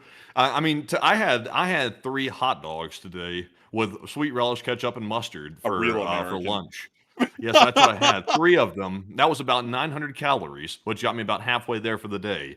And then for dinner, well, for breakfast, I had a banana before I made the short war video. Because I usually don't eat before I make the short war video because I don't want to have issues with the food in the morning. I don't really eat in the morning. That's not my thing. But for dinner, I had a chimichanga and sour cream and onion chips. So today was not a healthy day for me. Like, I was really eating quite not so great today. But honestly, it was just convenient. It's just that's what I do right there. At least for today, I usually eat healthier than that every other day. But I'm not eating lobster and crab and shrimp. Let's just put it that way. Yeah, I mean, I'm not eating that. Also, I mean, like, like my health is not that great. I have high blood pressure. I have scoliosis. Probably I have asthma. Most of that's probably genetic. All of it is really. But outside of that, though, it's like, hell, do you see how much it costs to eat food these days, even from the store? I mean, like, we're not made of money here. I mean, like, a lot of people think that because the channel has like 600,000 subs or something, that we're like swimming in money in like millions. We don't make that kind of money. Like, we do this quite literally just for the love of the game. It's like so, we don't have like the budget to just go around eating like, healthy meals, because healthy meals are pricey. Like fast food is not. So that's how it goes. But anyways, with that, we're on the next one. And our next one here goes to Mark Dixon, who put in a 5. And thank you, Mark, for that $5 support, and we do appreciate that very, very much. And we also have a 5 from Smarzig, who said, if Europe does not know what Russia knows, they have 2.5 years to attack, and then they're looking the other way. I suppose so, Smazik. I suppose so. And a big thanks to your support. And with that, we're on the next one. We also have a 5 from Raphael Philippe, who said, my dad was in the U.S. in the 200 year? But he said, I still have these stamps he brought, and it was a toddler at the time, and never thought about the historical perspective. And that's really cool, actually. That's really neat, Raphael. And I wish I had some like 200 anniversary memorabilia that I could find somewhere, antique stuff, but I sadly can't find any of it anywhere. But a big thanks to you so much for the support and helping this channel to keep it running. I hope that does address that well. And I just saw Foster say, high blood pressure at your age is a bad sign. I would agree. Like, I absolutely agree. I've basically had it my whole life, though, because every time my blood pressure would ever get taken when I was younger, everyone, literally whoever read it. You remember that, Maddie? They'd be like, okay, let's take your blood pressure. And they'd take it. And they'd be like, what the hell? And it's kind of high. Well, maybe you're just like stressed out or something right now. And it was always Call high. an ambulance, call an ambulance, but not for me. Yeah, my blood pressure has basically been high ever since I was a kid. It's just that recently it finally got diagnosed and I finally got blood pressure medicine. So my heart's probably been through hell already. And my life expectancy is probably going to be about 60 or so. But it is what it is. Some Yeah. people are born lucky, some aren't. Every time I've gone to the doctor, they're like, your health is so perfect. Like every metric, like your blood pressure, the heart rate, resting heart rate, like your cholesterol, everything is so perfect. We need to double check the test to make sure we're seeing this correctly. And like no joke, the president of the United States likes to go around bragging about it was a perfect examination. My examinations literally have been perfect. I'm very blessed for that, by the way, because I could easily have health problems, but thankfully I don't. Like me. But also, I stay in shape. My only health problems when I went to the dentist, they said, we never seen anything like this about my wisdom teeth. That's like the worst of my health problems for the most part. Hopefully it doesn't change. I mean, on the other hand, I grew up my whole life thinking that I kind of was healthy, and then it turns out I'm not. Apparently I'm just like I'm the genetic defect. I got the scoliosis. I got everything. It is what it is. Some people, like I was saying earlier, folks, some people are born lucky, some people are not. You just got to take the cards you're dealt with and play the hand. But with that, we're on to the next one. We also have a $50 support from Chef Danny B. And thank you very much, Chef Danny, for that $50 support, and it's good to see you. He said, good evening, Enforcers. Chef Danny here, and sorry I've been prepping for my 4th of July barbecue tomorrow. And happy 4th to the Enforcers in the LSA. And I still got to get early and get my smokers fired up in the LT LSA. And Danny showed me the smokers he has. He has a whole fleet of smokers. But I was suggesting to him he should get one of those mega smokers, one of those big ones that like you have to carry behind like a Super Duty F-250 truck, which is absurdly large. And you could smoke enough meats that it would even make Mark Zuckerberg cry. Because, he loves Sweet Baby Ray's and smoking the meats in the backyard. But he hadn't seen nothing like that, like an F-250 hauling a smoker. But Enforcer, what say you? I gotta say, I would love to have some smoked meats tomorrow. I'll probably be eating maybe some healthy fast food. Maybe I'll splurge a little. Maybe I will. But I do have to say, it's quite all right. Better late than never is what we always say, Chef Danny B. And we thank you greatly for the support. And we hope you have an amazing 4th of July tomorrow as well. And so a huge thanks to you so much once again. And we're on to the next one. And our next one here goes to none other than, let's see here, Legend, who puts in a 5. And they said, currently in y'all's neck of the woods, and had to stop by my natural habitat, Panda Express. On the north side, Oregon, Idaho, Utah, Colorado, LOT, LSA. And long live the Lee Spring Army. And Panda Express isn't too bad. It's pretty decent. And also, really cool to hear that you're in our neck of the woods. How do you do? Thanks to you so much once again, along with the Lee Spring Army. And we're on the next one. We also have here a 5 from the Nordics, who said, I just wanted to wish you all a happy birthday, and wrote a song to you all on a special day, and all the best. Oh, and thank you so much for the kind words, the Nordics. And also, really neat to hear that you wrote us a song. That's really cool right there. And I gotta thank you so much for the support and helping this channel to keep on running. And with that, we're on to the next one. And this one goes to Scrap Vendor, who puts in a 5, and said, looking forward to all the parts kits Ukraine sells us out of this war. All those Russian captures are going to make them a lot of money, and the collectors happy. Oh, aren't they? I can't wait to see what they have on the surplus market that they start importing into the United States that's sellable. That's going to be really cool. And a big thanks to you for the support and helping this channel to keep it running. And with that, we're on the next one. We also have a find from North Georgia Eats. They said Big Boy rolled through Philly today. Make sure to show off your models to us when you're done. And I like the last one that you weathered. And happy 4th, y'all. I'll take one from the chat. I like that one myself. I thought it was a pretty decent one. My favorite one, though, is the Southern Pacific 40-foot boxcar, though. I think that one turned out the best. Hopefully tomorrow I'll have something to top it, though. I'm really hoping that I can. So a huge thanks to you for the support. I hope that does address that well. And we're on the next one. And we also have a 100 Australian from none other than Ross once again. And thank you very much, Ross, for that generous 100 Australian right there. And we do appreciate that. And Ross said, fellas. Go ahead. Go ahead. Fellas, you got to try lobster and head on over to Freshy's Lobster in Salt Lake City at 356 East 900 South and enjoy yourselves on me and LLT LSA. Also, thank you very much, Ross, for that. By the way, it's very kind of you. Also, have you been to this place? By the way, yeah, Freshy's Lobster. Like, how do you know of this, Ross? Have you been there? Let's see, 900 South, 900 South. Is this around here, Freshy's Lobster? Somewhere around here, huh? Punch it in. Well, this is the intersection. This is 900 South, 300 some. Wait a minute. 365 East. So it's in between. It's somewhere in here. Somewhere. Oh, let me just type it in. Actually, yeah. Let me type it in. Freshy's Lobster. It was down here. Wait a minute. Is that in a house? I've driven by this. It's those lobsters. Oh, wow. That looks good. That looks so good. That does look good. How much is that? $50. $50. Oh, wow. It was not that expensive. I mean, for like food of that type, I guess. Like food these days is just insanely expensive, so I guess it doesn't look that bad. But let's see. $21 for a lobster slider. But there's the roll over there on the left right there. It says lobster roll. Jesus. 5 ounce. How big is 5 ounces? I don't know. I guess it's Where's the picture of that roll? I want to see that roll. I guess that's the roll. That's the roll. I don't know. I guess that's maybe good for I guess that's probably good for it right there. It looks pretty solid, honestly. I don't know about the price, but it looks pretty solid. It does look pretty solid. That I will say. I would like to try it, but that's just pretty pricey, folks. I mean, that's like a mortgage. Like in the modern day, that's probably a mortgage. That's what Ross said. Ross gave the orders. I mean, that is the orders, and he did throw in a humongous super chat. So a big thanks to you for support, and thanks to that super chat, I think we could afford that. So a big thanks to you for support. Oh, look, it's right next to Liberty Park, which is a really cool spot.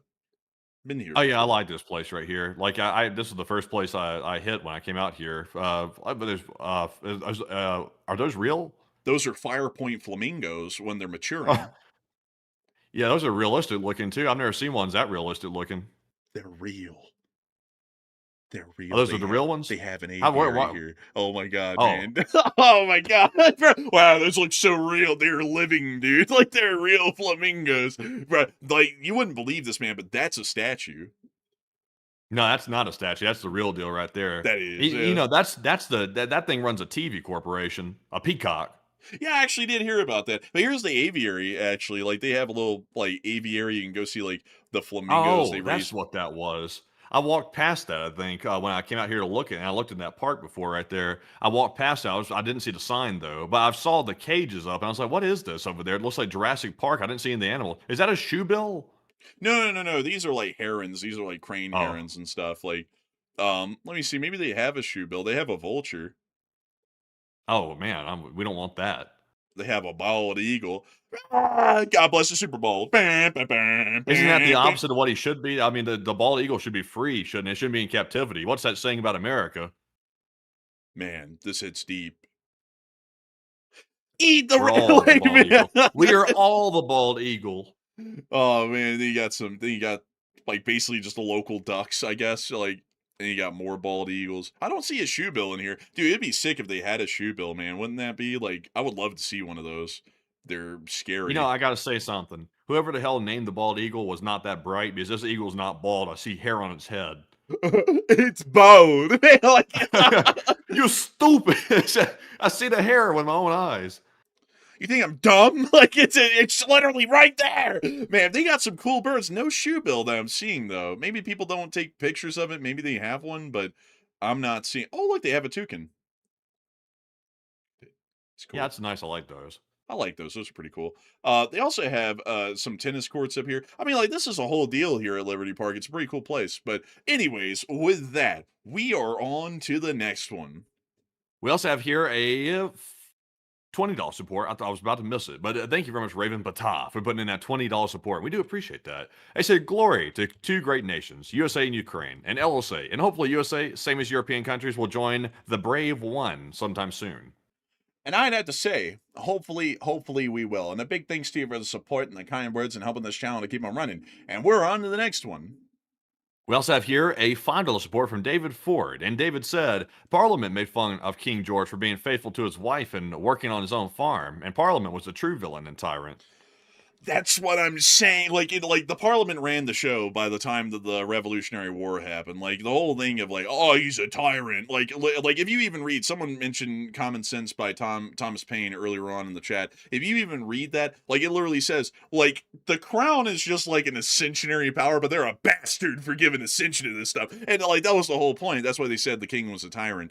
It wasn't a whole bunch of other stuff that, like, it's made out to be in, like, modern American propaganda is the way to put it. Like, the Revolutionary War was a just revolution, and it was one that had to be done. But at the same time, though, we don't have to, like, vilify the British into being, like, Hitler of the late 1700s to make the war justifiable. It was just that they were raising taxes on us. We didn't have any consent in that. That is bullshit, and that's why we rebelled. And then later on, we found out that taxes were necessary for running the state, and then we raised our own taxes, but with the consent of the people because they voted in the representatives that created the taxes. So, that's really the whole point of the war. But yeah, they like, back in the day, they made fun of everyone even back then. Like, the tabloids that exist in Britain today got their beginning way back in the 1700s. A lot of them have been around for a long time. But a big thanks to your support and helping this channel to keep it running. I hope that has addressed that well. And with also, by the way, really quickly, I do want to get to this for Quantum Fighter, because I said we didn't have the time. We're so far over time. I just want to do this now just to make sure that we get to, because I told Quantum Fighter, I was like, we don't have time to look at the Stockholm 100 flyover, but kind of, like, honestly, I want to look at it. So I did pull it up. It was really cool. Tons of Gripens, tons of Swedish Air Force aircraft. Super neat. I wish we could spend some more time to actually take a real look at it. And look at J-35. That's sick. I love those. Those are so neat. Those are really the neatest. But big thanks to you once again for support, Quantum Fighter. I wanted to make sure to get to that. Sorry that like, I had to kind of pass by it earlier, but I hope that was its moment in the sun. And so with that, we're on the next one. We also have a 5 from Dylan and Dylan, who said, if Putin is gone, do you think it'll be better or worse? And who will replace him? And what do you think will happen if Russia ends up using a nuke? It's really up to who replaces him. Sadly, we don't know who's going to replace him, because historically it's really hard to predict that. Especially in authoritarian governments like these. And also, if they use a nuke, it's going to basically justify every other nuclear power using them whenever they want, which is a very dangerous world to live in, and that would probably lead to a full-blown nuclear conflict between us and the Russians in a very short amount of time. So I hope that has addressed it the best I can, and a big thanks to you for the support and helping this channel to keep it running. And with that, we're on the next one. We also have a 5 from Taoist Auditor, who said, I just drove 2 hours on a dirt road to test my new suspension and got some meat pies. And the woman ahead at the counter bought the last pies, and car drives well. And I thank you so much for the support, Taoist Auditor, and that's really cool to hear. Meat pies are great. We had some in Britain, and they're wonderful. We love them. And so a big thanks to you for the support. I hope that has addressed that well. And with that, we're on the next one. I also have a 2 from RCH Technologies. He said, give them hell tonight, Enforcers. I hope we did. This show has been going on so long. Like, this is such a long show. I was hoping that it'll be like maybe 4 hours as long as we're like almost at 4.5, but I hope we've been giving it hell the whole time, all 4.5 hours. And a big thanks to you so much once again, and we're on to the next one. We also have a 2 from Eddie Moto Vlog, who said, let Russia F around and find out. They is. They have right now, and hopefully they will keep learning. And so big thanks to you once again, and with that, we're on the next one. And our next one here is going to go to none other than TY Golden Flyer, who put in a 2. And they think that the government's a little bit corrupt right now, and I would tend to agree with that. I think the government is a little bit corrupt. Not mentioning anybody in specific. I mean, of course, we don't make allegations like that here, but I would say across the board, in a general sense, I would say corruption's running rampant at this point. Corruption has a little bit of a tentacle and a little bit of everything at this point. Well, see, though, here's the thing: in order for it to be defamation, you have to mention a specific person by name. You have to make an allegation allegation that's untrue, and you have to have malice behind it. So I don't have those elements, so I'm not mentioning anybody specific. But Enforcer, what say you? Allegedly. Whew.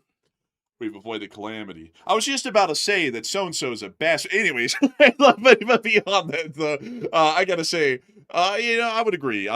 We can't say anyone specific, but yeah. Also, another element that you forgot, Matthew, basically the suing party has to be able to prove some form of damages as well. That's not true. That's not true.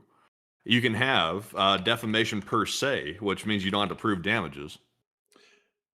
But for public figures, the bar is much higher. That is true. For public figures, you have to have actual Yes. malice for them. But we're also public figures too, so we're on the level playing field. We're not. Well, I mean, the president In the versus law, us. public figure is public figure. Yeah, you're right. Yeah, that is true. So with that, we're on to the next one.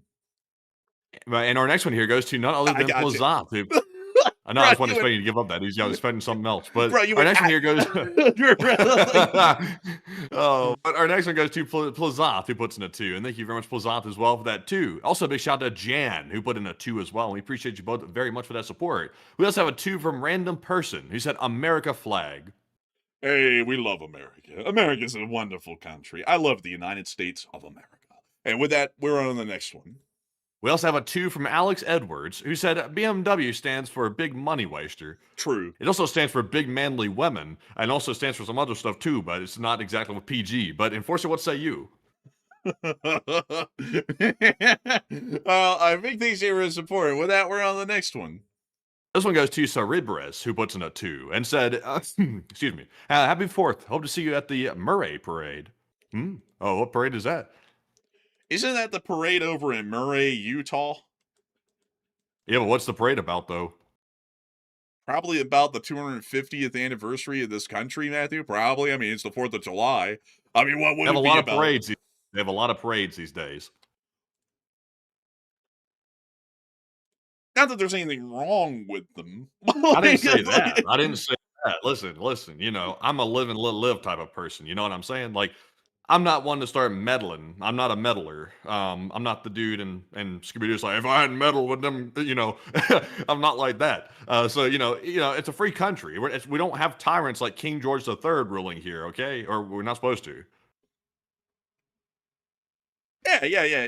That whole deal. But yeah, I think maybe we'll be around there. I don't know. I don't really have a lot on my itinerary tomorrow. I was actually hoping to kind of take it easy a little bit. I was going to try and see the flyover if I can get up early enough to see it. And then after that, I was probably going to sit inside all day and model rail cars. And kind of take it easy in a way to get ready for the next day of the show on Sunday, and then the rest of perpetuity. But with that, a big thanks to you for support, and we're on to the next one. And we also have here a $20 support from none other than Crispy. And thank you, Crispy, for that 20 Crispy support. Hey! He said, happiest 250th anniversary to the United States, and long live the enforcers. And long live the Republic indeed. And a big thanks to you for support, Crispy, and helping this channel to keep it running, because folks like you help to make this thing possible and keep it running. And with that, we're on to the next one. We also have a 2 from Elon, who said, happy 4th. United States rules the world. And a big thanks to you for support. Does it now? Does it? And a big thanks to you for support. I wouldn't say that we rule the world. We are definitely the leaders of the free world. But ruling the world, I don't know about that. It seems very un-American. But a big thanks to you for support. Huh? You literally just pulled that meme right there. You went, man, I was like, the hell? Man, I don't think the United States is ruling nothing right now. I don't think they're ruling nothing at the moment. I think we're kind of on the back foot. We're kind of on the back foot right now. Man, you sit there and go, we rule the world, and then you lean out the windows of the United States and look down at the street. And it's just Europe. F you, bitch. Oh well, I mean, we kind of that's it's sort of. But anyway. we rule in the world so much they're tired of us ruling the world. We're ruling the world so much they said We're sick of it. We're tired of it. They said, you're going to get tired of us ruling the world. We're ruling it so good. And it turns out it did. Somehow it came into fruition. They spoke it right into existence. They said, we're tired of this ruling. We don't like it. Cambodia and Thailand said, F off, bastards. We don't want you in this negotiation. And the United States said, oh my goodness, what's this nastiness all about? It's not like we've basically played games the entire time in this conflict. The Iranians said, screw you bastards. We're taking the Strait of Hormuz. And nobody said anything. They said, sir, we've effed it up bad, sir. We're not sure how to get out of this. It's a strange thing the way that works. But time, that's of the essence. Indeed. And with that, we're on the next one. And our next one goes to none other than Carabros3, who puts in a 20. Once again, thank you very much, Carabros, for that support. He said, just a funny note after watching your streams. YouTube popped up Civil War and Terminator Salvation movies recommendations. Clanker going hard. Oh, rest all. We greatly admonish that kind of, I'm just kidding. But a big thanks to you for his support. And also, really interesting to hear that. That's really interesting. I would say the movie Civil War, my kind of take C tier movie. I wasn't really a huge fan of it. I get that they were really trying to show the role of war journalists and wars overseas kind of related to the home front, but the way they depicted how wars are fought, it didn't really hit home to me. I was like, it doesn't seem too realistic. The journalist side, they did somewhat well, but everything else that kind of supported that, it kind of fell flat to me. But big thanks to your support and help this channel to keep it running. And with that, we're on the next one. We also have a 10 from SSSS090, who put in a 10. And thank you for that support, by the way. They did not leave a comment, but we do appreciate that. We also have a 2 from Slinger. And Slinger said, a tongue twister for y'all. Irish wristwatch, LSA. Irish wristwatch? Oh, I got that one fine. Twist no tongues out here. I got that one fine, but I can't get other words fine that are much easier. I don't know why. But a big thanks to you for your support and helping this channel to keep on running. I hope that does address that well, at least the best I can, of course. And with that, it's time for us to get on into our final super chat of the night. And so what do we got? And this one goes to Raven Patah, who said, Brave 1. Brave 1? That's a Ukrainian program. Oh, I was trying to make the dots connect there. I was like, how's that working? What do you mean, Jack? I'm not gonna lie, folks. I'm absolutely, I'm spent at this point. This has been a long show. But with that, you don't get tired. Man, I don't get physically tired, but I do get mentally tired. That's the difference. And at this point, man, my mind is strained. I'm ready for the fourth. I want to go to sleep. And also, it's burning hot in this room. This computer has literally boiled the thing. So, I'm sweating. Everybody's like, see, Matt's got that Mac. Matt's got that Mac. Well, see, it turns out the Mac, my room is nice and cold, and there's no heat coming off my computer, but that little mini data center he's built over there, that's probably why the Salt Lake's losing all the water as he moved here and plugged it in. I'm suing you for defamation. Man, that shit. I had no malice. I meant it with goodwill. No, you didn't. Yeah, honestly, though, this thing is hot as shit. It's gotten the room to maybe 80-something degrees at this point. I'm legitimately sweating in here. It's like a boiler room, a sauna almost. It's tough. Also, that kind of limits the stream times a little, because once it runs long enough, it starts literally boiling in here. But anyway, please say allegedly, Matthew. Please clap. Yeah, allegedly. Man, stanky leggedly. But anyways, we're on to the next one. And we also have 2 more super chats, by the way. And our next one goes to Chef Danny B once again. And thank you, Chef Danny, for the 20 bar right there, by the way. We do appreciate that. Sorry for all the stumbling, by the way. He said, Chef Danny again. And when I open another restaurant, would y'all be low-key come to eat? I wouldn't tell anybody y'all were there. Yeah, I 100% would. He said, I have my catering business, but I'd love to try another restaurant again in LSA. And I would eat there 100%, for sure, Danny. Honestly, if you're nearby now, I'd be patronizing your place quite a bit, honestly. I need good food. I need it now. But Enforcer, what say you? And I would have to say a big thanks to you for the support, Chef Danny B. And I would love to eat there. You're the official chef of the LSA. We have to eat there, so I would love to. One day, if we ever get the time, I would like to come over there and have a sit down and eat a real proper meal. And long live the Lee Spring Army. And a big thanks to you for the support. And we're on the next one.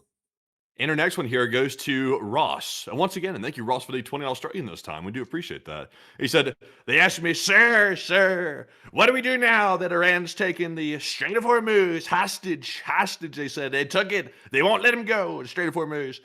I blame the last guy. He should have never left Bagram base. That's what they called it, Bagram. It was the diamond of the Middle East. They called it Bagram. It was something that China wanted a long time. China wanted that base. They said, sir, Bagram. We're going to take it back. We're going to start it again. We're going to take Bagram back. We're going to start a war with Cuba. We're going to take South America.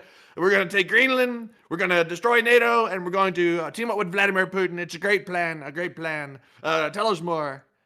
It's a beautiful scheme. It's a wonderful one. You see, what we're going to do is that we're going to say that the war is ending every single time that the markets are about to open. And then when they're about to close, we're going to say that everyone's going to die. It's a great plan. It's just a wonderful plan. And it's incredible, really. It's foolproof. No one's ever going to find out otherwise. And stock traders are like amoeba. One brain cell. So they'll just take it as positive input, negative input, positive input, negative input. Great deal. What do we do it for? I don't know, but it's cool. It's funny. I can tell you that.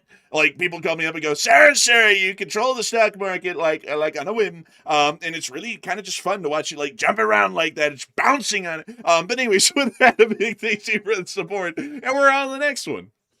And we also have a 20 here from Raven Batal once again. And thank you, Raven, for the 20. They said, brave one.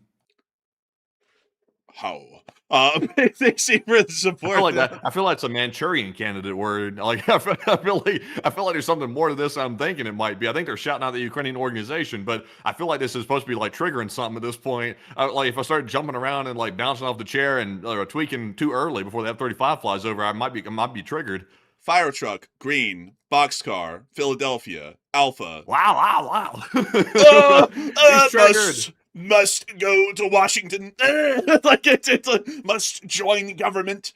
Well, we're already a part. I'm just kidding. We're not a part of the CIA, or are we? That's what we want y'all to think. But anyways, with that, a big thanks to you once again for support, and we're on the next one.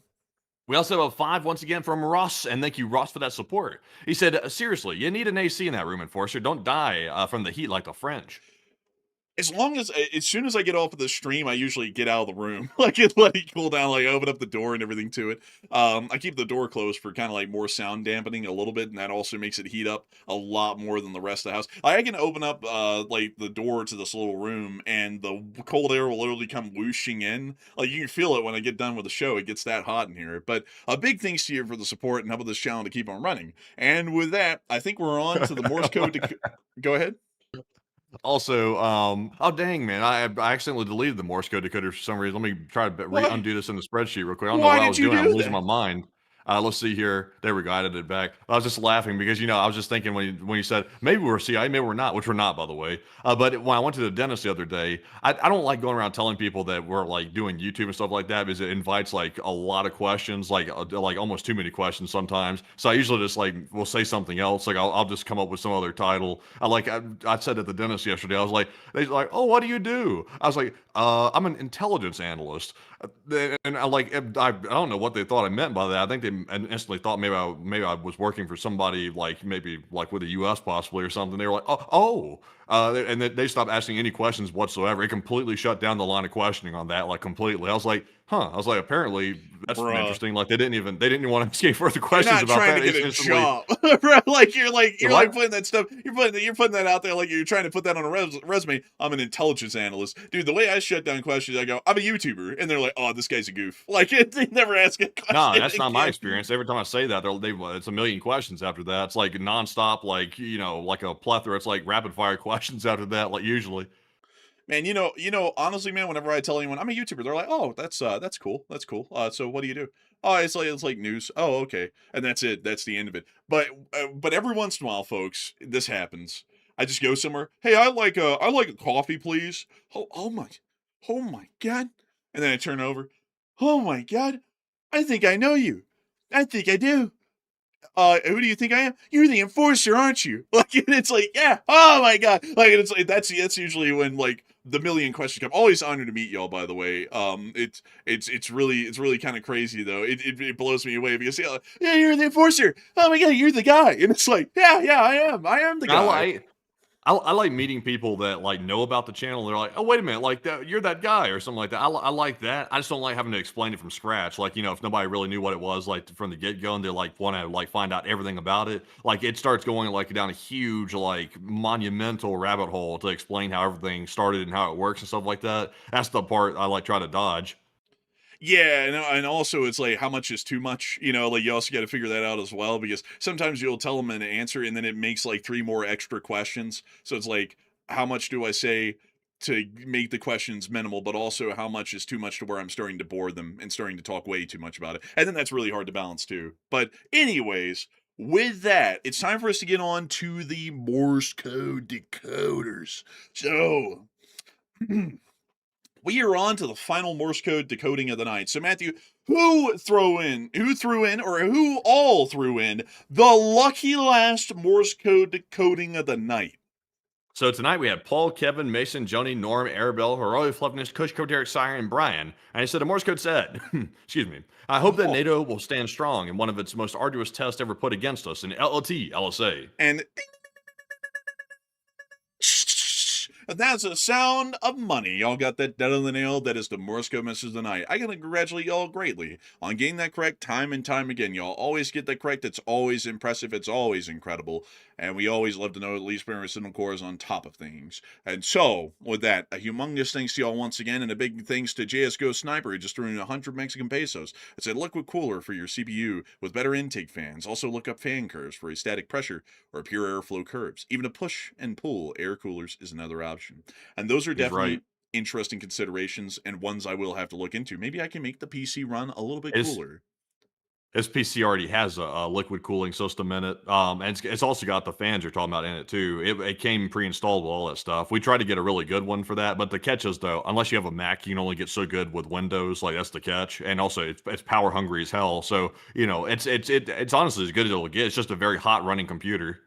And Matthew can tell y'all, like I remember, like when we were both in the in Enforcer HQ 2.0 together, he would come into my little office room afterwards, and he could tell y'all it was actually like noticeably hotter in there compared to the rest of the place. It literally heats the room up. It's a heater, really. In the winter, it's amazing. In the summer, though, it's not great. But anyways, a big thanks to you for the support and helping this channel to keep on running. I hope that does address that well. And that's the end of tonight's stream, folks. I got to thank you all so much once again for watching. It's been an absolute honor and a pleasure to be able to run this stream for each and every single one of y'all. We ran this stream for 4 hours, 44 minutes, and 44 seconds tonight. And as of this point right now, quite literally, no joke. And we've also had a peak viewership of 16.2 thousand people here, and 114,000 people have watched this stream before the end. We thank you all so much once again for watching, and we will see you all on the 5th of July to cover the next 48 hours of the news from around the world. I hope you all have an amazing Independence Day and a happy 4th of July, and a big thanks to all of y'all once again for watching tonight. And so with that, a big thanks to RCH Technologies for the 5, and he said, if you ever get down to Texas, you'll have to come see the Texas State Railroad,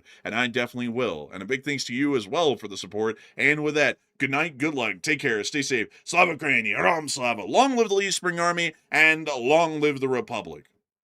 And with that, folks, thank you all for joining us once again tonight, and thank you all for being here for such a long time. The stream has run over 4 hours, and we still have 7,500 people still here, and y'all are dedicated fans, and we appreciate you all once again, and hope to see you all on Sunday night for the Sunday night fundraiser stream to cover all the rest of the news. And if there is a short review to make, Andrew will be making that tomorrow, or if he doesn't want to make it, I'll make it, depending on if he wants to take the holiday or not. But in that case, though, we'll see you all on the next one on Sunday. And with that, of course, Slava Ukraine, Hero Slava, get some rest, and good night.